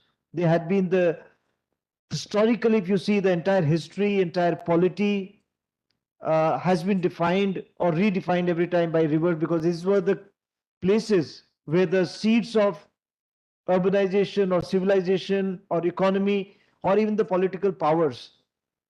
पुराने जमाने में आप देखेंगे वो states जो कि rivers के करीब थे, they were the ones which were most influential and powerful. What has caused disaster is the human action. Rivers are bound to flood. There are flood plains which are meant to carry excess water. But we have been very unmindful in settling down in those areas. तो मैं जब field में था और district collector था तो sir पानी आ गया, हमारे घरों में पानी आ गया, तो मैं बोलता था आपके घरों में पानी नहीं आ गया, आप पानी के रास्ते में आके बैठ गए हो। जहां पे पानी को जाना चाहिए था वो सदियों से वहीं पे जा रहा है, आपने घर वहां पे बनाए हैं। Now it's a very complex question in a developing society where we have population pressure, aspiring population that want to have a better quality of life, and we have to strike a balance between conservation of our rivers and natural sources. And we have आंकड़े थोड़े से boring हो जाते हैं post lunch period में, तो मैं avoid करूंगा जहां तक हो सकेगा, और आपको ज्यादा थोड़ा सा मैं I think I just change my strategy that I will be more telling you some stories also in between. अभी जो बात पूरी वेटलैंड्स की हुई है और उससे पहले जो इवन उससे पहले के जो सेशन थे वेस्ट वाटर, ये सारे एक दूसरे से जुड़े हुए हैं। डिजास्टर रिस्क रिडक्शन को हम नदियों के साथ में जोड़ेंगे तो उसको एक सिर्फ कोस्टल एरिया के फिनोमिना के रूप में नहीं देखा जा सकता है। नदी है, that is a system in itself, it's a entire we'll have to have a systemic approach. We have to see its catchment area, we have to see the river's entire course, and we have to see the delta area where it enters into sea or it catches another river. So we have around 329 million hectares of lands, out of which around 40 million hectares of land in India is affected by excess water or flood. Either they are flood plains, and you have seen that Ramsar Convention defines certain and notifies certain lands as the wetlands 75, but that does not mean that that is the only definition. Wetland, as both professors emphasize, that it can be made man-made or a natural this thing, and in that context there are more than 27,000 wetlands in India, and both inland and coastal, man-made and other things, certain are classified. And people sometimes do not, I joined Kanyakumari district as a collector in 2009. Incidentally, I joined on the World Environment Day, 5th June, and I also incidentally left, transferred on the World Environment Day of 2011, and my tenure there has been one of a very fulfilling kind of period where I worked very closely to understand, learn environment, and do some meaningful interventions during that period. So one of the challenges, I just saw the data that around 2020-30, Kanyakumari district had around 77,000 hectares of wetlands and paddy fields. When I joined, it was around between 10,000 and 14,000 hectares of land was left. And I was just baffled that if we go that way, I mean, it questions the entire food security, it leads to flooding problem. And as a collector, I could not be mute spectator. And I just passed an order. That time I did not go into much detail into where my powers are, this thing, but I passed an order that any conversion from the wetlands, that is the paddy fields, they called wetland. Any Tamil Nadu students here? Those who speak Tamil or who understand Tamil? Nobody. I think very homogeneous class. Okay. So they have a two classification that is a very unique names to South India and Tamil Nadu. They call Nanjai and Punjai. Punjai are the dry land and Nanjai lands are the wetlands. So these are the lands which actually give the food, paddy and other things. So I passed an order that these particular lands, which are wetlands or the Nanjai lands, they cannot be converted into other commercial uses without the prior permission of the district collector. And this had actually led to the entire property dealers lobby. I'll be in between calling some of the people who are seeing their telephones to please come and share the stories and jokes here. So please don't feel embarrassed if I call some of you. Then the entire property dealers of Kanyakumari, they went and challenged this order into the court, telling that it is illegal, it's extra constitutional, there is no power that collector can make such a order. How many of you, by the way, are civil services aspirants or preparing? I think this job is in a severe distress, I think. A very minuscule minority. So, okay. So, so this order was put to the judicial scrutiny, and I was asked to submit my counter affidavit as to how I have given such an order. And I started with India being a signatory to Ramsar Convention, and also the definition which Professor has given of the wetlands, that both man-made as well as the natural wetlands, and the paddy fields are the man-made wetland, and they are ecosystem itself. So I started from there and defined, and finally the point I'm trying to make is not the self-glorification, but to say that, as some of you, when we see, let us take some proactive action to save whatever we can. And that order was upheld in the High Court, telling that it is within the power of the district collector, because I quoted various powers of the collector telling. And this has led to a new law in Tamil Nadu, which led to regulation of, that any conversion of these wetlands by any district, there has to be a process and the rules were framed. So, before I hand over to my the eminent scholars who are here on the dais, I'll just like to tell that when we talk about the disaster, we cannot see the river system in isolation, but we have to see its entire totality. And it also relates to many things. How we treat its catchment area, the deforestation in the upper regions where the river originates. That is one reason, many times the rivers become, dry. Second thing, that even the cropping pattern, even the way we do the agriculture, even the excessive use of pesticides and the chemicals is leading to the degradation in the topography and is leading to flood. Can somebody tell? I made a very, a strong statement that even use of continuous sustained use of chemical fertilizers and pesticide in the soil leads to vulnerability of a region for some other region for flooding. How? Can somebody tell? Any students of botany, zoology, geography, they must be, I think, able to correlate.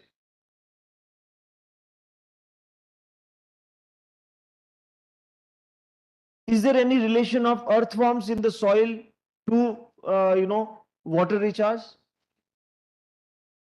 So when the organic life in the soil, in the upper catchment area of a river, this is how a death of a civilization takes place. And I feel that if ever this human civilization, if gets extinct from this planet, human being, and I think one of the biggest reason will be the degrading soil and our water resources.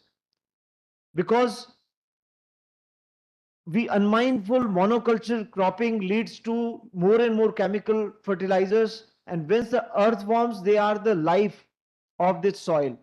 They keep the porosity in the soil, and the top flow of the topsoil is prevented, and rather than water just getting flooded and washing away the soil, there is a more recharge in the soil when this soil is having a life.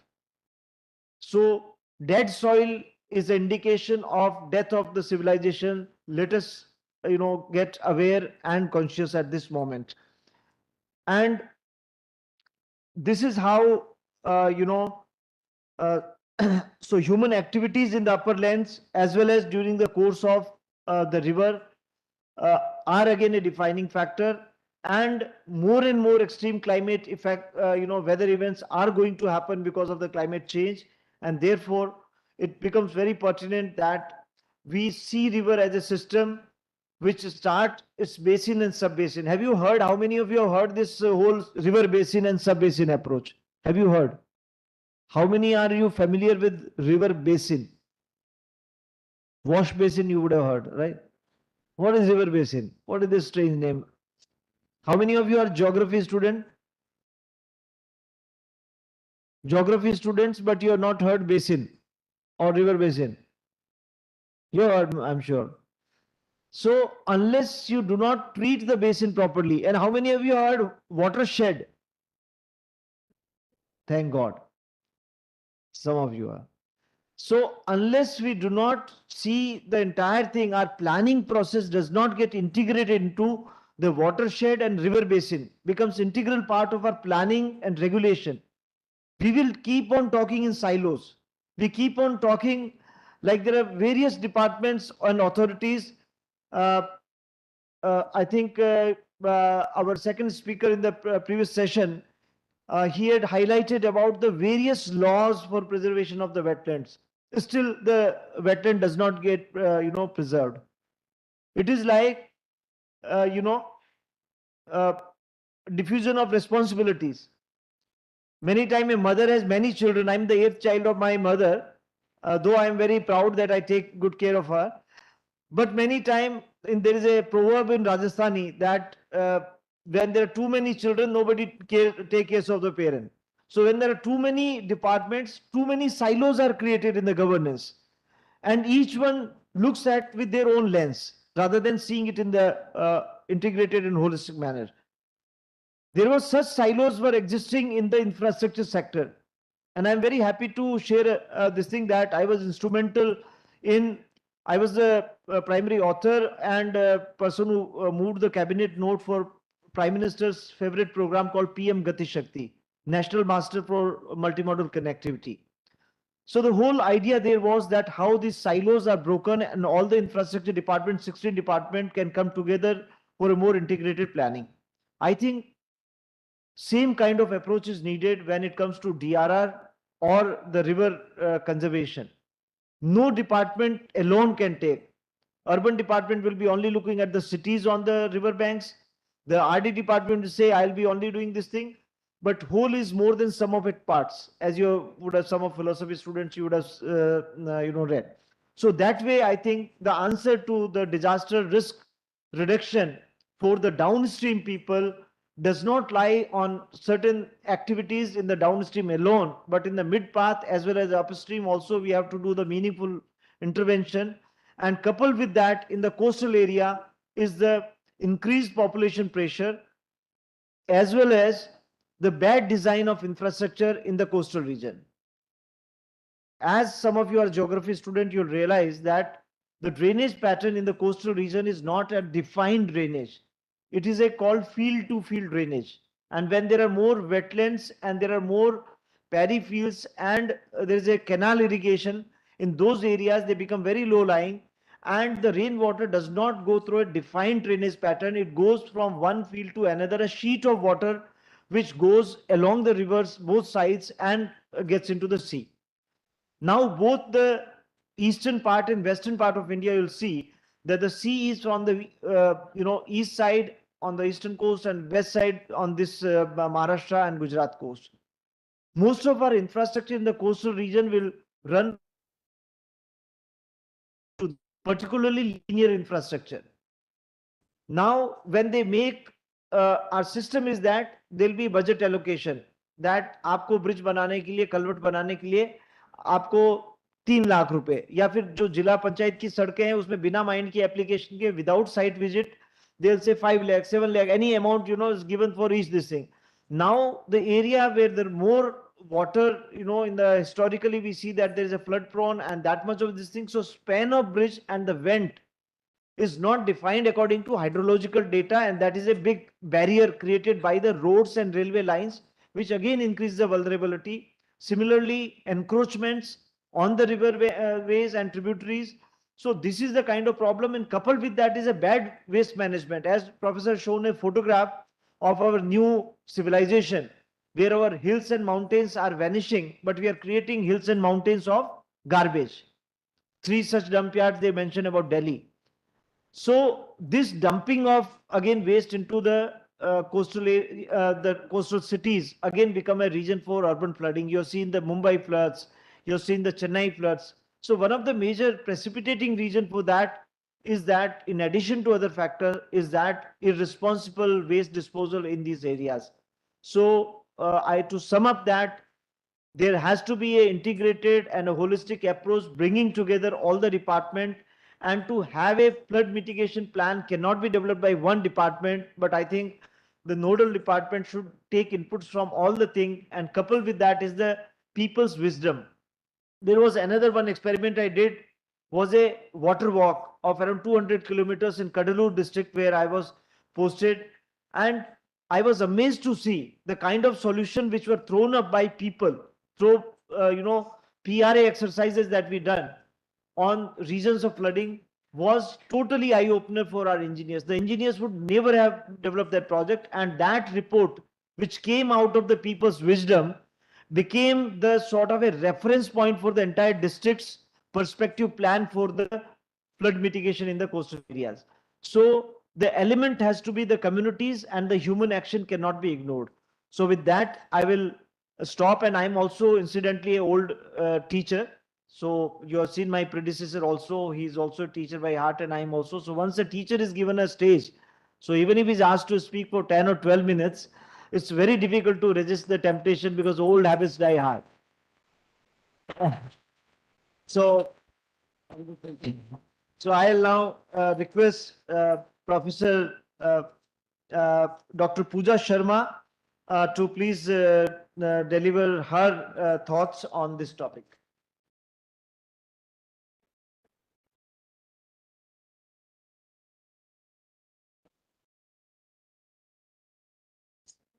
कई बार जब तालियां बजती है तो बड़ा confusion होता है कि आपके बोलने के लिए बजी या चुप रहने के लिए बजी है.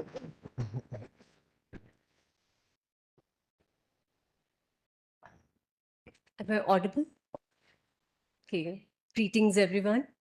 So it's my pleasure and honor to present in front of you, and having been invited by IIPA.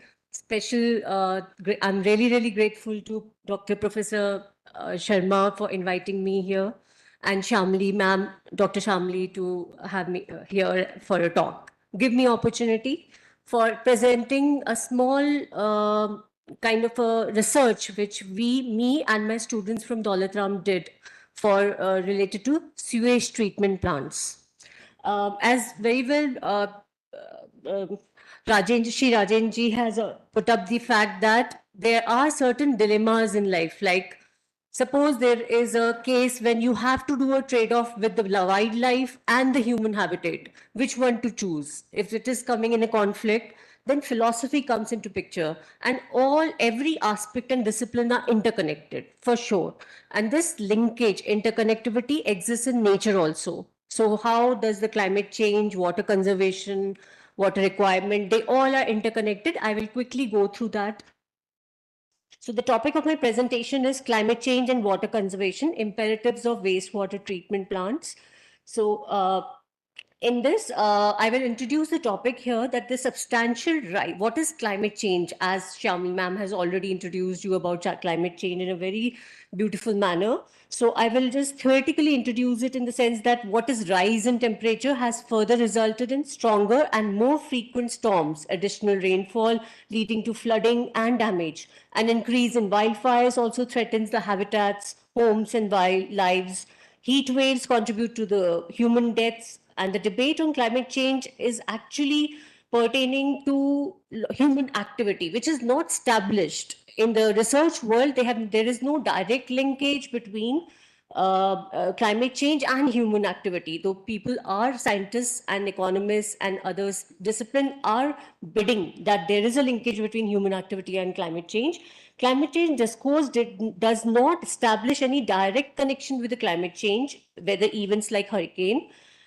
ecological imbalance, which like influence of malaria and other parasitic diseases, human activities such as deforestation leading to change in the land use, human settlement, commercial development, road construction, etc., have eventually led to soil erosion and shifts in the vector population, such as snails and mosquitoes and other parasites.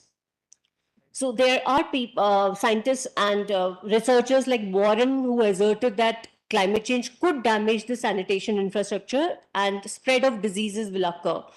WHO in 2018 predicted between 2030 and 2050, climate change is expected to take a toll of about 250,000 additional deaths per year from malnutrition, malaria, diarrhea, heat stress.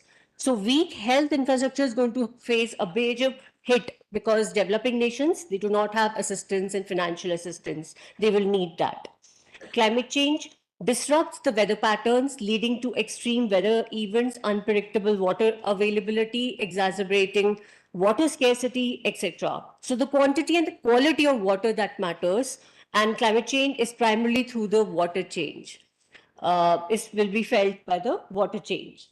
So many researchers have concluded that the communities across the world face the water supply crisis due to increasing demand, drought, depletion, contamination of the groundwater. So water scarcity, where does it come from? It is groundwater contamination. As a consequence, the water crisis and STP's role will be very, very important, and conservation also.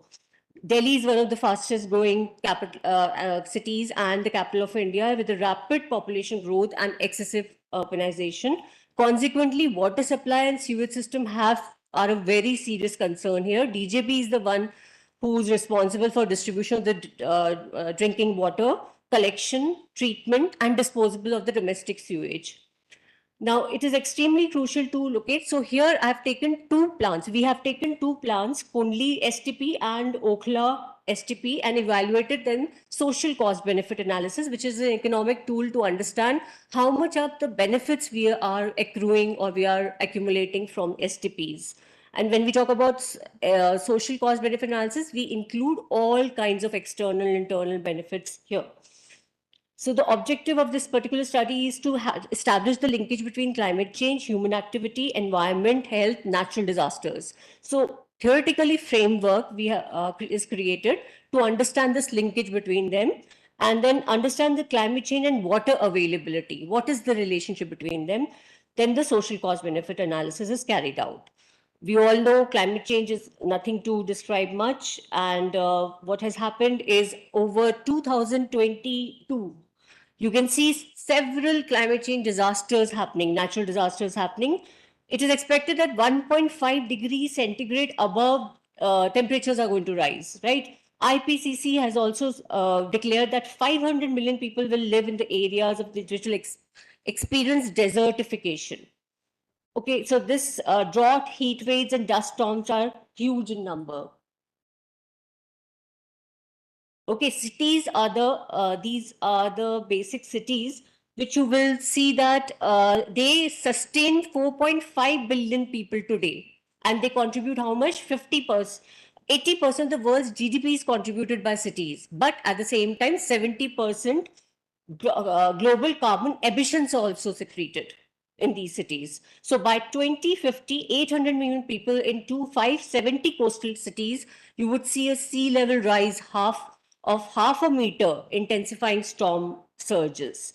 1.6 billion urbanites will face an average summertime temperature of 35 degrees centigrade, and more than 1,000 cities announced that their intention to net zero greenhouse gas emissions by 2050. How is it going to happen? So as you can see in this graph, they, as far as the emissions are concerned, emitting countries are concerned between 50 to 2020. You can see the highest emitting country is US, then China, followed by China, Russia, Germany, and so on. The other graph tells you that carbon dioxide emissions from the global fossil fuels, how much it is steeply rising after 1980s. So it's very much evident how the carbon emissions are rising. Then the other one tells you, the global temperature rise, and it is almost reaching the 1 degree centigrade. As you can see, it is touching the line, which is a benchmark. And this graph tells you that it is a coal, which is the most important contributor of fossil fuel burning. So among all the types of carbon emissions, coal emission is picking up, which is highlighted in the green color. This graph tells you that non-OECD countries are contributing to carbon emissions earlier parallel to OECD countries, but these things have changed in the recent years. Non-OECD have increased their contribution as compared to OECD countries. So it's again, huge work has to be done to reduce the emissions, and they do not have funds. So as a consequence, human activity. Now, I'm going to give this graph to show you the linkage between human activity, climate change, and ecological imbalance, and natural disasters, and as well as health disasters. You can see in the center, we have human activity. From human activity, we can see because of the process of production and consumption, on one side, the carbon emissions are released because we do not use we use hydrocarbons as energy source. We do not use the clean energy. So GHGs are produced on the right hand side in the gray column, gray circle. From that, as the GHGs are thrown into the environment, rise in temperature happens, frequent storms, droughts, then wildfires occur, and all this lead to climate change on the upper top climate change column. From there, climate change is in which form? Air pollution, water, land degradation, and this all leads impact on the environment as well as ecosystem and ecology. So what kind of other impact is seen? Decline in the forest, loss of species, food web, etc. And this finally goes into our health. So our health is indirectly affected by the whole activity of human methods of living, lifestyle, and it leads to finally the health disaster and natural disasters. So we've heard about Black Death, then in 1347, then 1665 we heard about plague. 1 lakh lives were taken just in 7 months. And then Spanish flu occurred, which was H1N1 virus. 500 million people were taken away. Then WHO also, swine flu was declared as a pandemic. And then later on, we observed that it is the production and consumption methods which we use, they are the main culprit. Now, water cycle, how do we connect climate change and water availability? We've been talking about water availability and conservation since morning. Water cycle is a part of everyone's life, but climate change may have dire consequences everyday water access. Climate change is already affecting water access for the people worldwide, causing more droughts and floods, increasing global temperatures, one of the main contributors, but it does not mean that direct it is leading to it is there is a dispersed or diverse kind of impact. Climate change impacts water cycle by influencing when, where, and how much precipitation falls. It also leads to more severe weather events over time. Increasing global climate causes water to evaporate more significantly, leading to high level of atmospheric water vapor and more frequent heavy intense rain coming over the years. So oceans warm up because of global warming. Oceans warm up and freshwater glaciers around Earth begin to melt at a unsustainable rate, which leads to rise in the sea levels. Fresh water from the melted glaciers eventually runs into the ocean. With the rising sea level, salt water can more easily contaminate underground freshwater bearing rocks called aquifers. Okay. So this is how the water availability is affected. Northern hemisphere and all are greatly getting affected by water cycle. So we quickly go through now we move on to the water treatment plants. There are 4 stages. If you haven't gone through any STP, how do we make sure that STPs are efficiently used and water is sustained from them? So this is the method which, as you can see in the diagram, this is the way STPs work for. There are 3-4 stages of STPs: primary sedimentation tank, then settling sand, then secondary stage, then tertiary stage, and then the advanced stage. The last stage leads to after filtration. Byproducts are released. In between, there is a biogas plant also possible within the system to generate electricity. So this was a very interesting aspect which we have carried out, and I'll quickly go through the conclusion of this project. There were the total cost which was calculated was on the basis of the internal cost, construction cost, operating cost, electricity cost, cost of chemicals. All these went into the cost matter, external cost, and the benefits were calculated like this. Cost of treated plants, electricity saved, because you are generating electricity to STPs using biogas, and there is a huge capacity of solar plant also in STPs. So increased water supply can happen. And these are all external benefits because you will save people from environmental health benefits. So there's a huge benefit from health aspect also. So this is the pictures from the O Club STP, right? And these are the data results. And I'll quickly conclude the. Just give me 1 minute.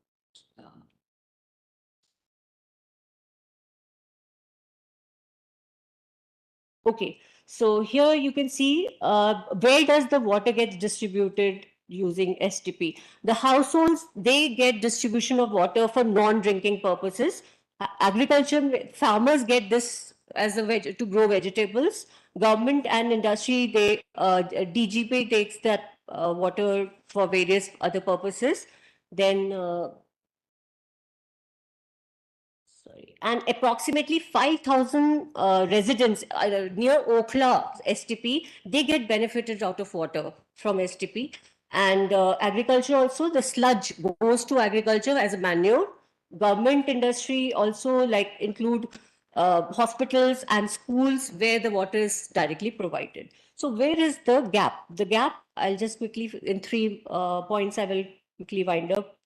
The total suspended solids basically exceed, and so what benefits exceed the cost. Finally, in this analysis, benefits exceed the cost. And Okhla STP is, the cost of Okhla STP is huge because it's a very large plant as compared to Kundli. And so the cost exceeds. And finally, what we have as a policy implication that the STP is a green belt. It can serve as a green belt to habitat of variety of wildlife and ecosystem. It can be converted into national park where you can charge a minimum amount and earn revenue. Government can earn revenue. Wastewater treatment process has a vast potential to generate electricity from biogas, which is sludge from STP. And sewage treatment plants have sustainable open areas where the potential of scope of standalone solar panels is also there, where the electricity can be generated. So STPs can be self-generating electricity altogether. They may not take it from the grid. And finally, this is what the findings of the entire system was. Thank you so much. If I should it.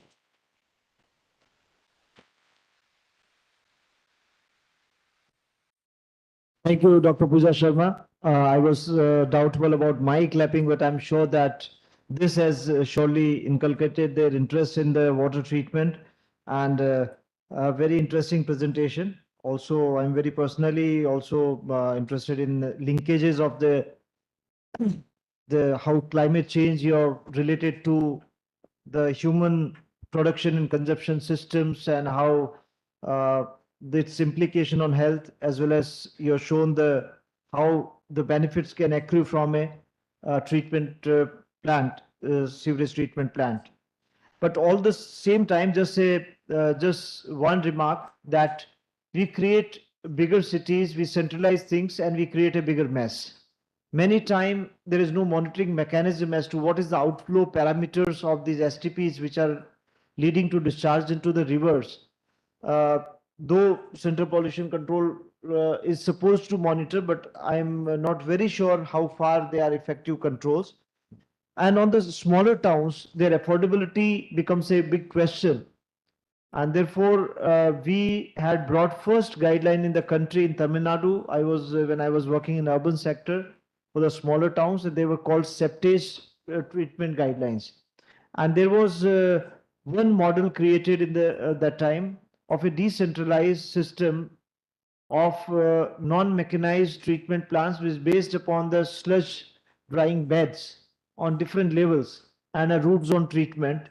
And this is called a place Karanguli near Chennai, where this has been put. It may be of interest to some of the researchers and those people who are interested to know. And it has been very successful.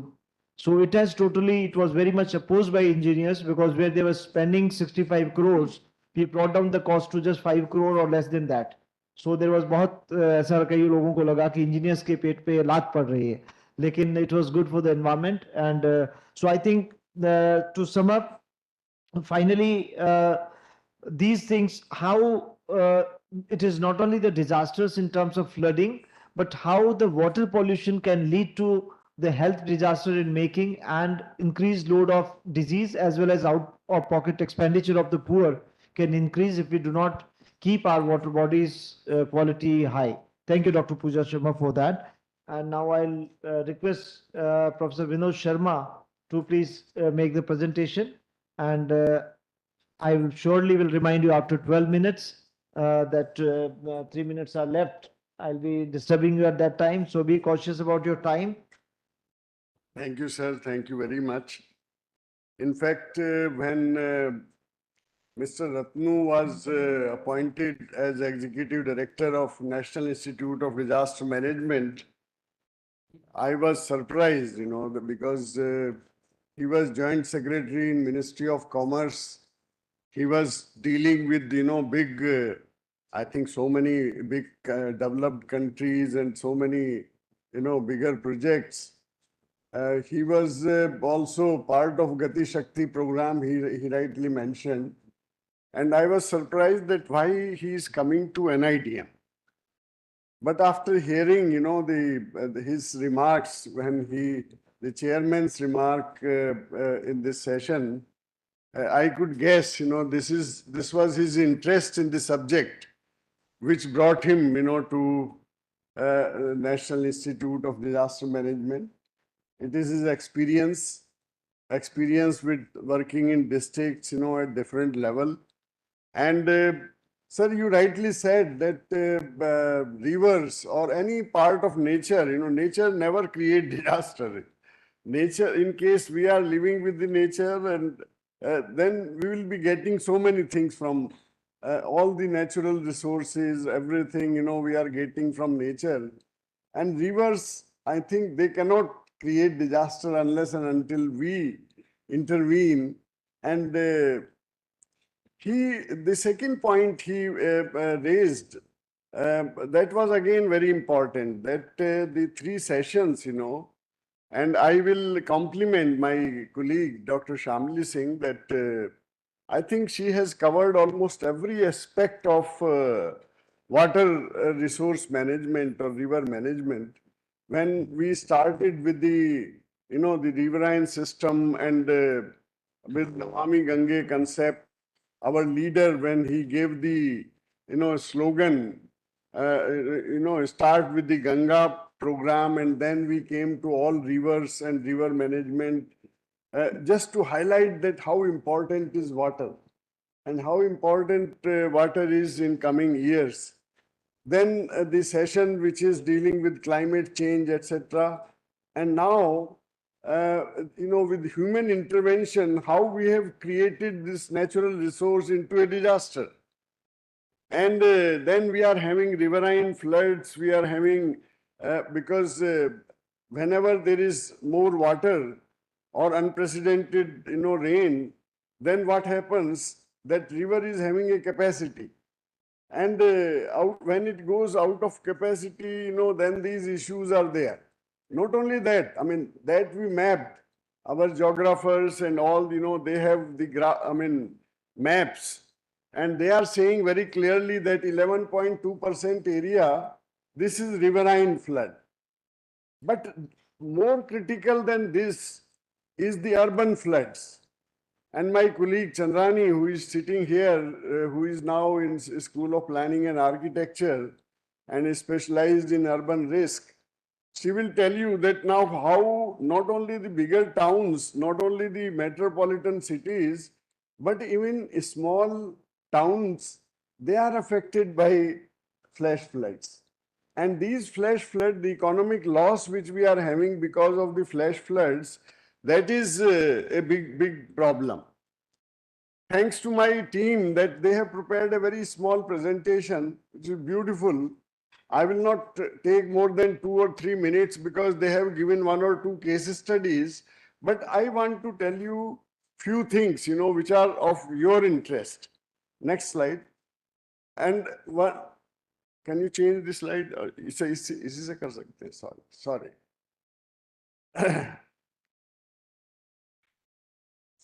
Yeah. So let me introduce, and some of the things are known to you. You know that we are having the Himalaya.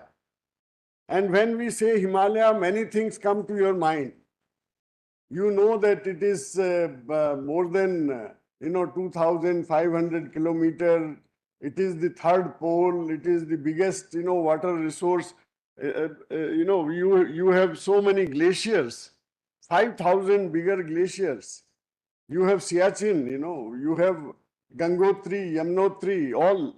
I mean, I think geography people, they might be knowing that each and every glacier is important and is responsible, to give the, a small rivulet or springs or, it's a source of water. And when it melts, it is, and sometimes it is giving, for example, Gangotri, it is giving way, to the main river Ganga. Yamunotri, which is giving, origin of Yamuna. So I think these glaciers, and when you are saying river system, I think we should see it into 3 parts. One part is origin. Second part is when it comes to the mainland. And the third part is when it is going and meeting the sea.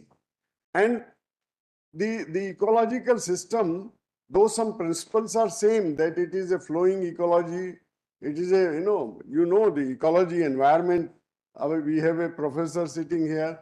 I mean, she knows that there is a difference between standing water, Atlantic, these ecologies, they are altogether different.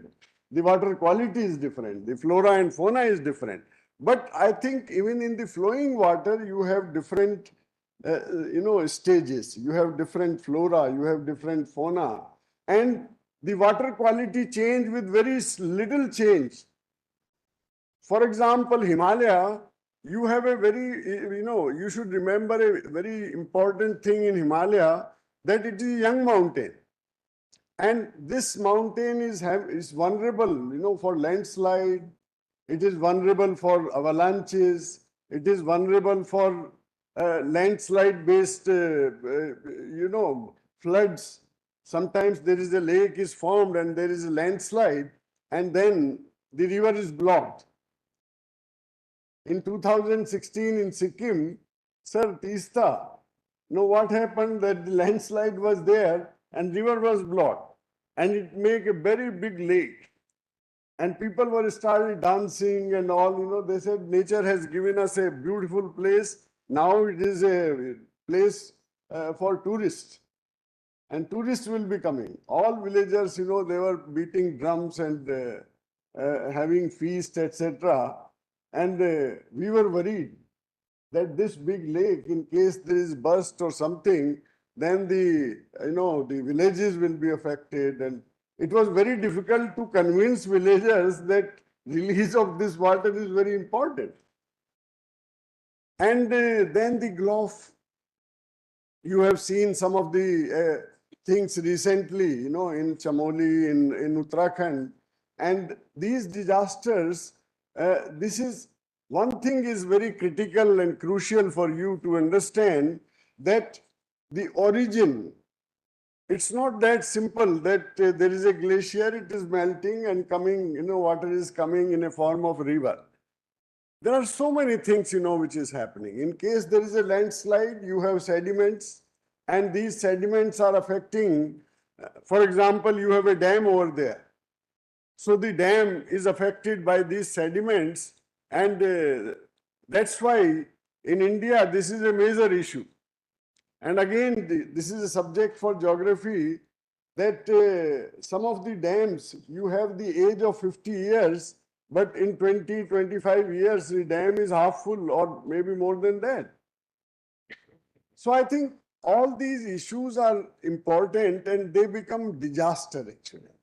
Or they might have increased vulnerability for these disasters, and this is important for us to understand. And this is again human activity. So I will give one or two examples of it and then I will stop. I will say that there are many challenges.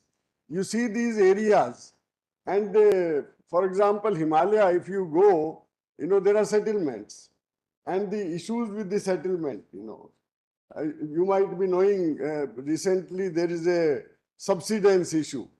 You might have heard, Joshimat and all that, that there is subsidence. So the issue is because of development. The report came in 70s and they were saying very clearly that this is not the place, for human settlement.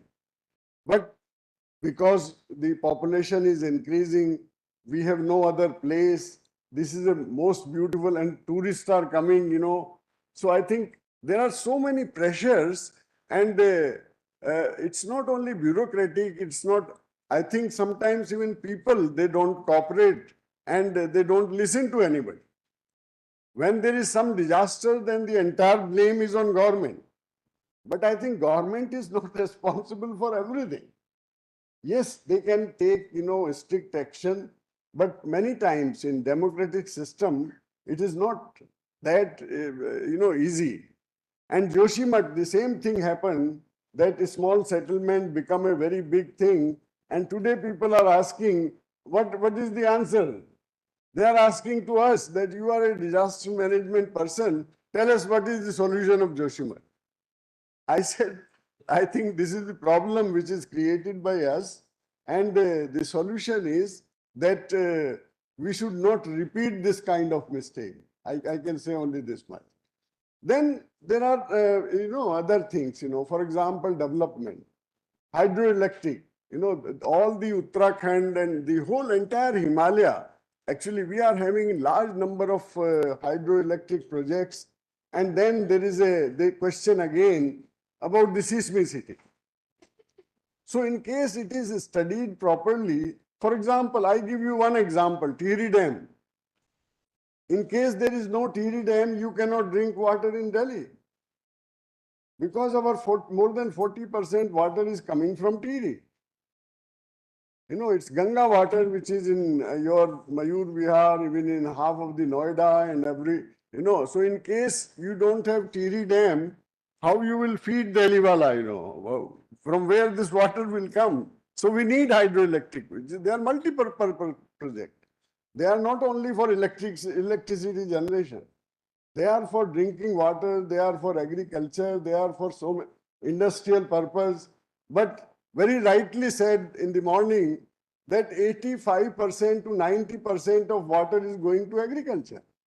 So when you are having that much water for agriculture and in case you reduce this, in case you educate people that in case it becomes 60%, in case it becomes 30%, then you have surplus water.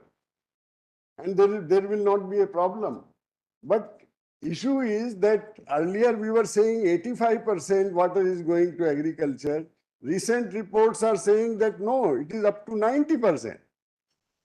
There is more water demand, for agriculture and in the entire Uttar Pradesh and wherever, So I think these are some of the issues and challenges. And in Himalayan region, when there is, as I told you, it is young mountain, the erosion is a big problem, landslide is a big issue, and ultimately the dams and these structures which we are creating, they are having, problems. I just give one example and then I will finish. Chamoli, for example, this is the development, this kind of development is there. It's not one picture. I'm working in Sikkim and many times, so many tourists in Sikkim and all the roads, they are full of vehicles. And many times there is a traffic jam of 6 hours, 7 hours. And so this kind of thing is there. The roads are becoming narrow and narrow. The vehicles, the number of vehicles are much more. we want to widen the road, and the issue is that then again there is landslide. And so I think it's an issue of sustainability. It is issue of carrying capacity. It is issue of knowing ecological principles. And unless and until we understand ecological principles and apply them in the development, then there cannot be sustainable development. And the result you are seeing in Uttarakhand, there was a big, two times it has happened. Once we have seen that the glacial lake outburst and Kedarnath tragedy, and second time we have seen that a lake, when there was landslide and this kind of thing happened. So I think we should be very cautious, about our this kind of situation, and we should know that the origin, when the origin is from the Himalayan region, most of the rivers, and particularly in the north, so they are coming from Himalaya. And then seismicity in Himalaya, it is highly seismic. It is seismic zone 5. And so it is prone to earthquake, prone to landslide, prone to forest fire, prone to so many other things. And that's why we should be, what we are doing there, we should be cautious about that. So what chairman, mentioned in his address, that demands activity. I think that is more important, today. And we should see, I mean, we have a very good system. It is a democratic system. There is no doubt. And democracy is the most there is no comparison of democracy, in governance. I have worked in different systems. I worked in Iraq, when Saddam Hussein was there. I worked in Libya when Colonel Gaddafi was there. I worked in Kuwait. I worked in all kingdoms, actually. I worked in Nepal, and that time it was king. And when I went there, then the king was overthrown. So I have seen all different type of governance, but I can say that the best governance is this, but it is having some lacunas. And the lacuna is we don't have awareness, actually.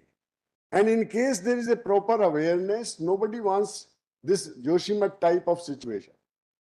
So I think you have a big role. The students, I salute you that since morning, you are sitting. I know it is very difficult for you to listen even one lecture in the class, but today you are here since 9:30, and I don't know, but I can say that 90% of you are interested in this subject, and it is a big achievement for us. In fact, this awareness is required. This is required that you should know the issue. अगर जिज्ञासा होगी तो इसका solution तो आप लोग निकाल लेंगे. सॉल्यूशन तो सब चीजों के हैं. सबसे इंपॉर्टेंट, इसीलिए हम गंगा की भी बात कर रहे हैं कि गंगा के बारे में अगर आपको हम थोड़ी बेसिक चीज भी बता देंगे. And that's why we have given lots of material to your colleges. We have 9 modules which we have prepared on different aspects. We have given it to the teachers. We will give to you, as a soft copy, hard copy. And our purpose is that you will disseminate it. Sir, I think the natural disasters, and particularly, the region, Himalayan region, which is highly vulnerable for so many things, I think this is very important to know. And in context of Ganga, actually, because there are many things, which we have seen in that region. So I think development, basically, in that region should be seen in this way. Otherwise, I think all the rivers, you will see this kind of situation when these rivers will dry, and you will say that, yes, there was something here like this, and curse us. I think I stop here, and if there is any query or question, then we have a very knowledgeable chairman. He will answer. So thank you, sir. Thank you very much.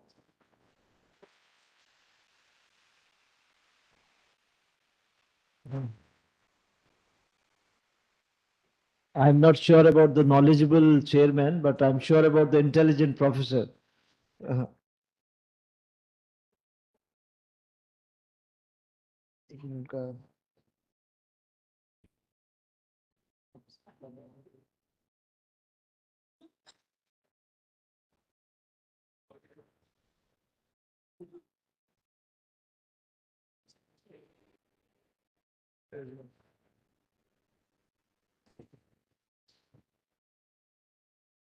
Thank you, Professor Sharma, for that presentation, which gives many dimensions of water use and how disasters can happen.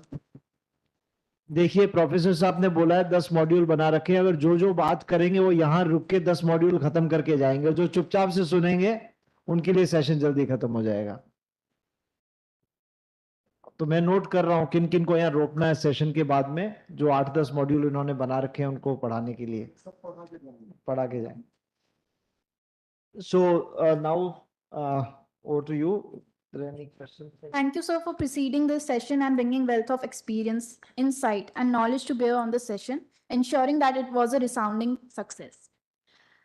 As we have reached the end of our conference, and before we conclude, I would like to invite Dr. Shamli to propose the vote of thanks. Before that, if there are any questions.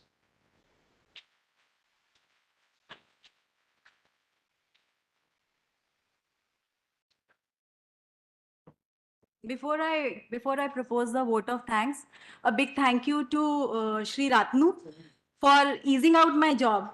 Had he not given that proposition that बैठ के 10 module पढ़ना है, there would not have been a pin drop silence. I was planning क्या बोलूं कि शांति हो जाए, but thank you so much for that. So as we conclude this one-day conference, and I'm very sure you might be having very new ideas. Maybe you had a couple of doubts also as well in your mind, which might have been settled to an extent, which might not have been, which might have remained unsettled to a larger extent. But this was the basic objective of this conference, that there should be an internal churning, and youngsters like you who are the ambassadors today, and you will be the flag bearers tomorrow. You have to see that how you need to carry your natural resources, out of which water is one of the most important. As it is my again a privileged duty to propose the vote of thanks, I will definitely put forward my thanks. First and foremost, thanks to all the students who have been listening so very patiently. I can see a lot of drooping faces, but I don't like to give you a send off. I don't want to bid you adieu with your drooping faces. So first, I want a very cheerful shout out. Otherwise, you'll not get certificates.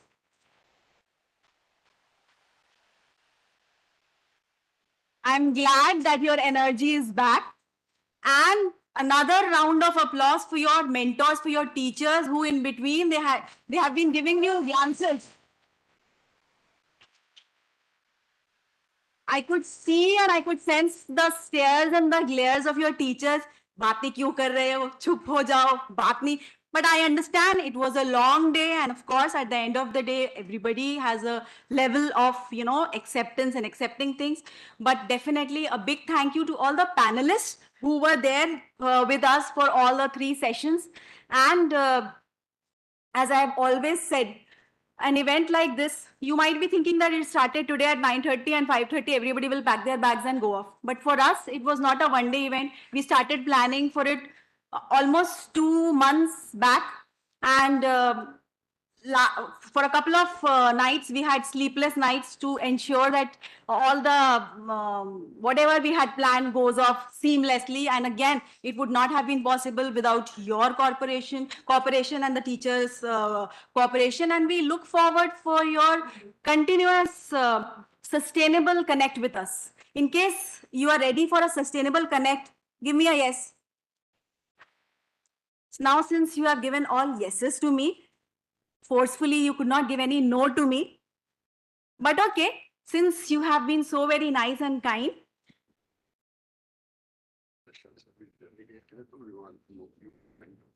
Yeah, sure. We have been joined by a delegate from Russia. So I'll request Professor Sharma to kindly to kindly facilitate him with a memento. And I'll request the team to give the memento to them. Please, sir, I'll request you as well to give.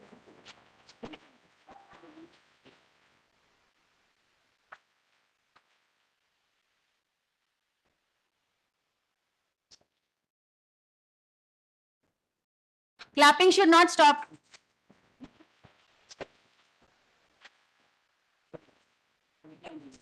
You can stop now. Okay, again, भाई button on off करूं क्या मैं? Great. Thank you so much. Thank you so much for all that love and affection. And now I do not want मेरा vote of thanks में एक दो रह गए हैं. Big, big, big thank you to my team. I want all the members of my team to please stand up wherever you are. थोड़ा आगे आ जाओ. Please come here. Kanishka, Ratik. आओ यहाँ आ जाओ. जल्दी जल्दी fast.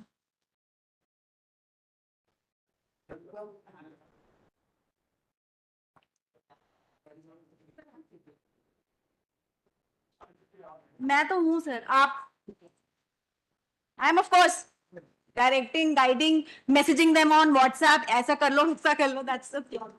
So a big, big, big round of applause for the entire team, for the training division of IIPA, who have been so meticulous in organizing everything. And of course, I cannot leave Dr. Bishwajit Roy for coming all over and being a collaboration with us. And I'm sure we'll have many more such productive collaborations in future as well. And my last vote of thank is always and always due to, it is due for Professor Sharma, because normally I do not have enough diction to thank him enough. Sir, I look for better vocabulary, because thank you is a very small word for you. Thank you so much, sir, for being there throughout constantly. Thank you, sir. Now, I'm not going to stand in between you and your certificates. I have few announcements regarding your certificates. I'll request all the master's trainers to be seated, because our team will come and give the certificates to you as well on your seats wherever you're seated. I request VIPs and IP College for Women, if I'm not wrong. Please, your certificates are outside the hall. You can go and collect them from our team. And rest of you, please be seated. Your certificates will be given here only. There is no stepmotherly treatment to anybody. जिसका crowd ज़्यादा है, उसको अंदर बिठाया है. Please go and collect your certificates. Thank you so much. A big round of applause to everybody.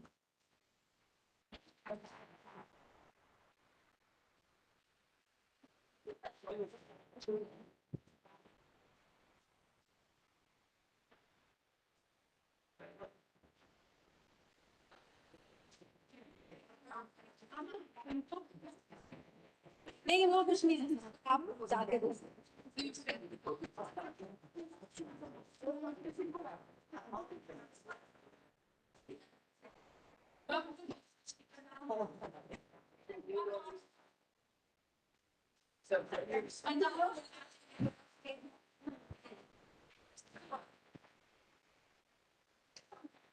Hello, hello.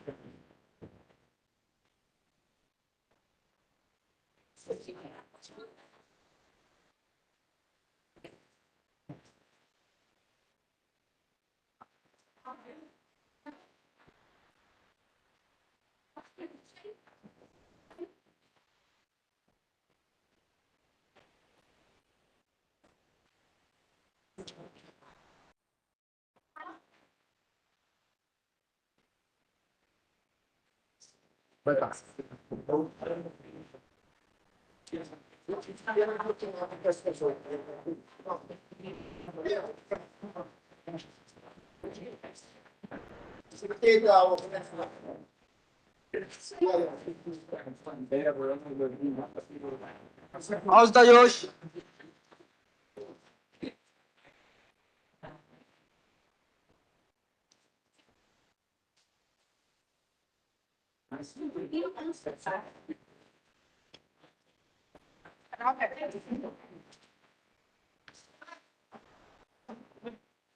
Jai Shri Ram. Hello.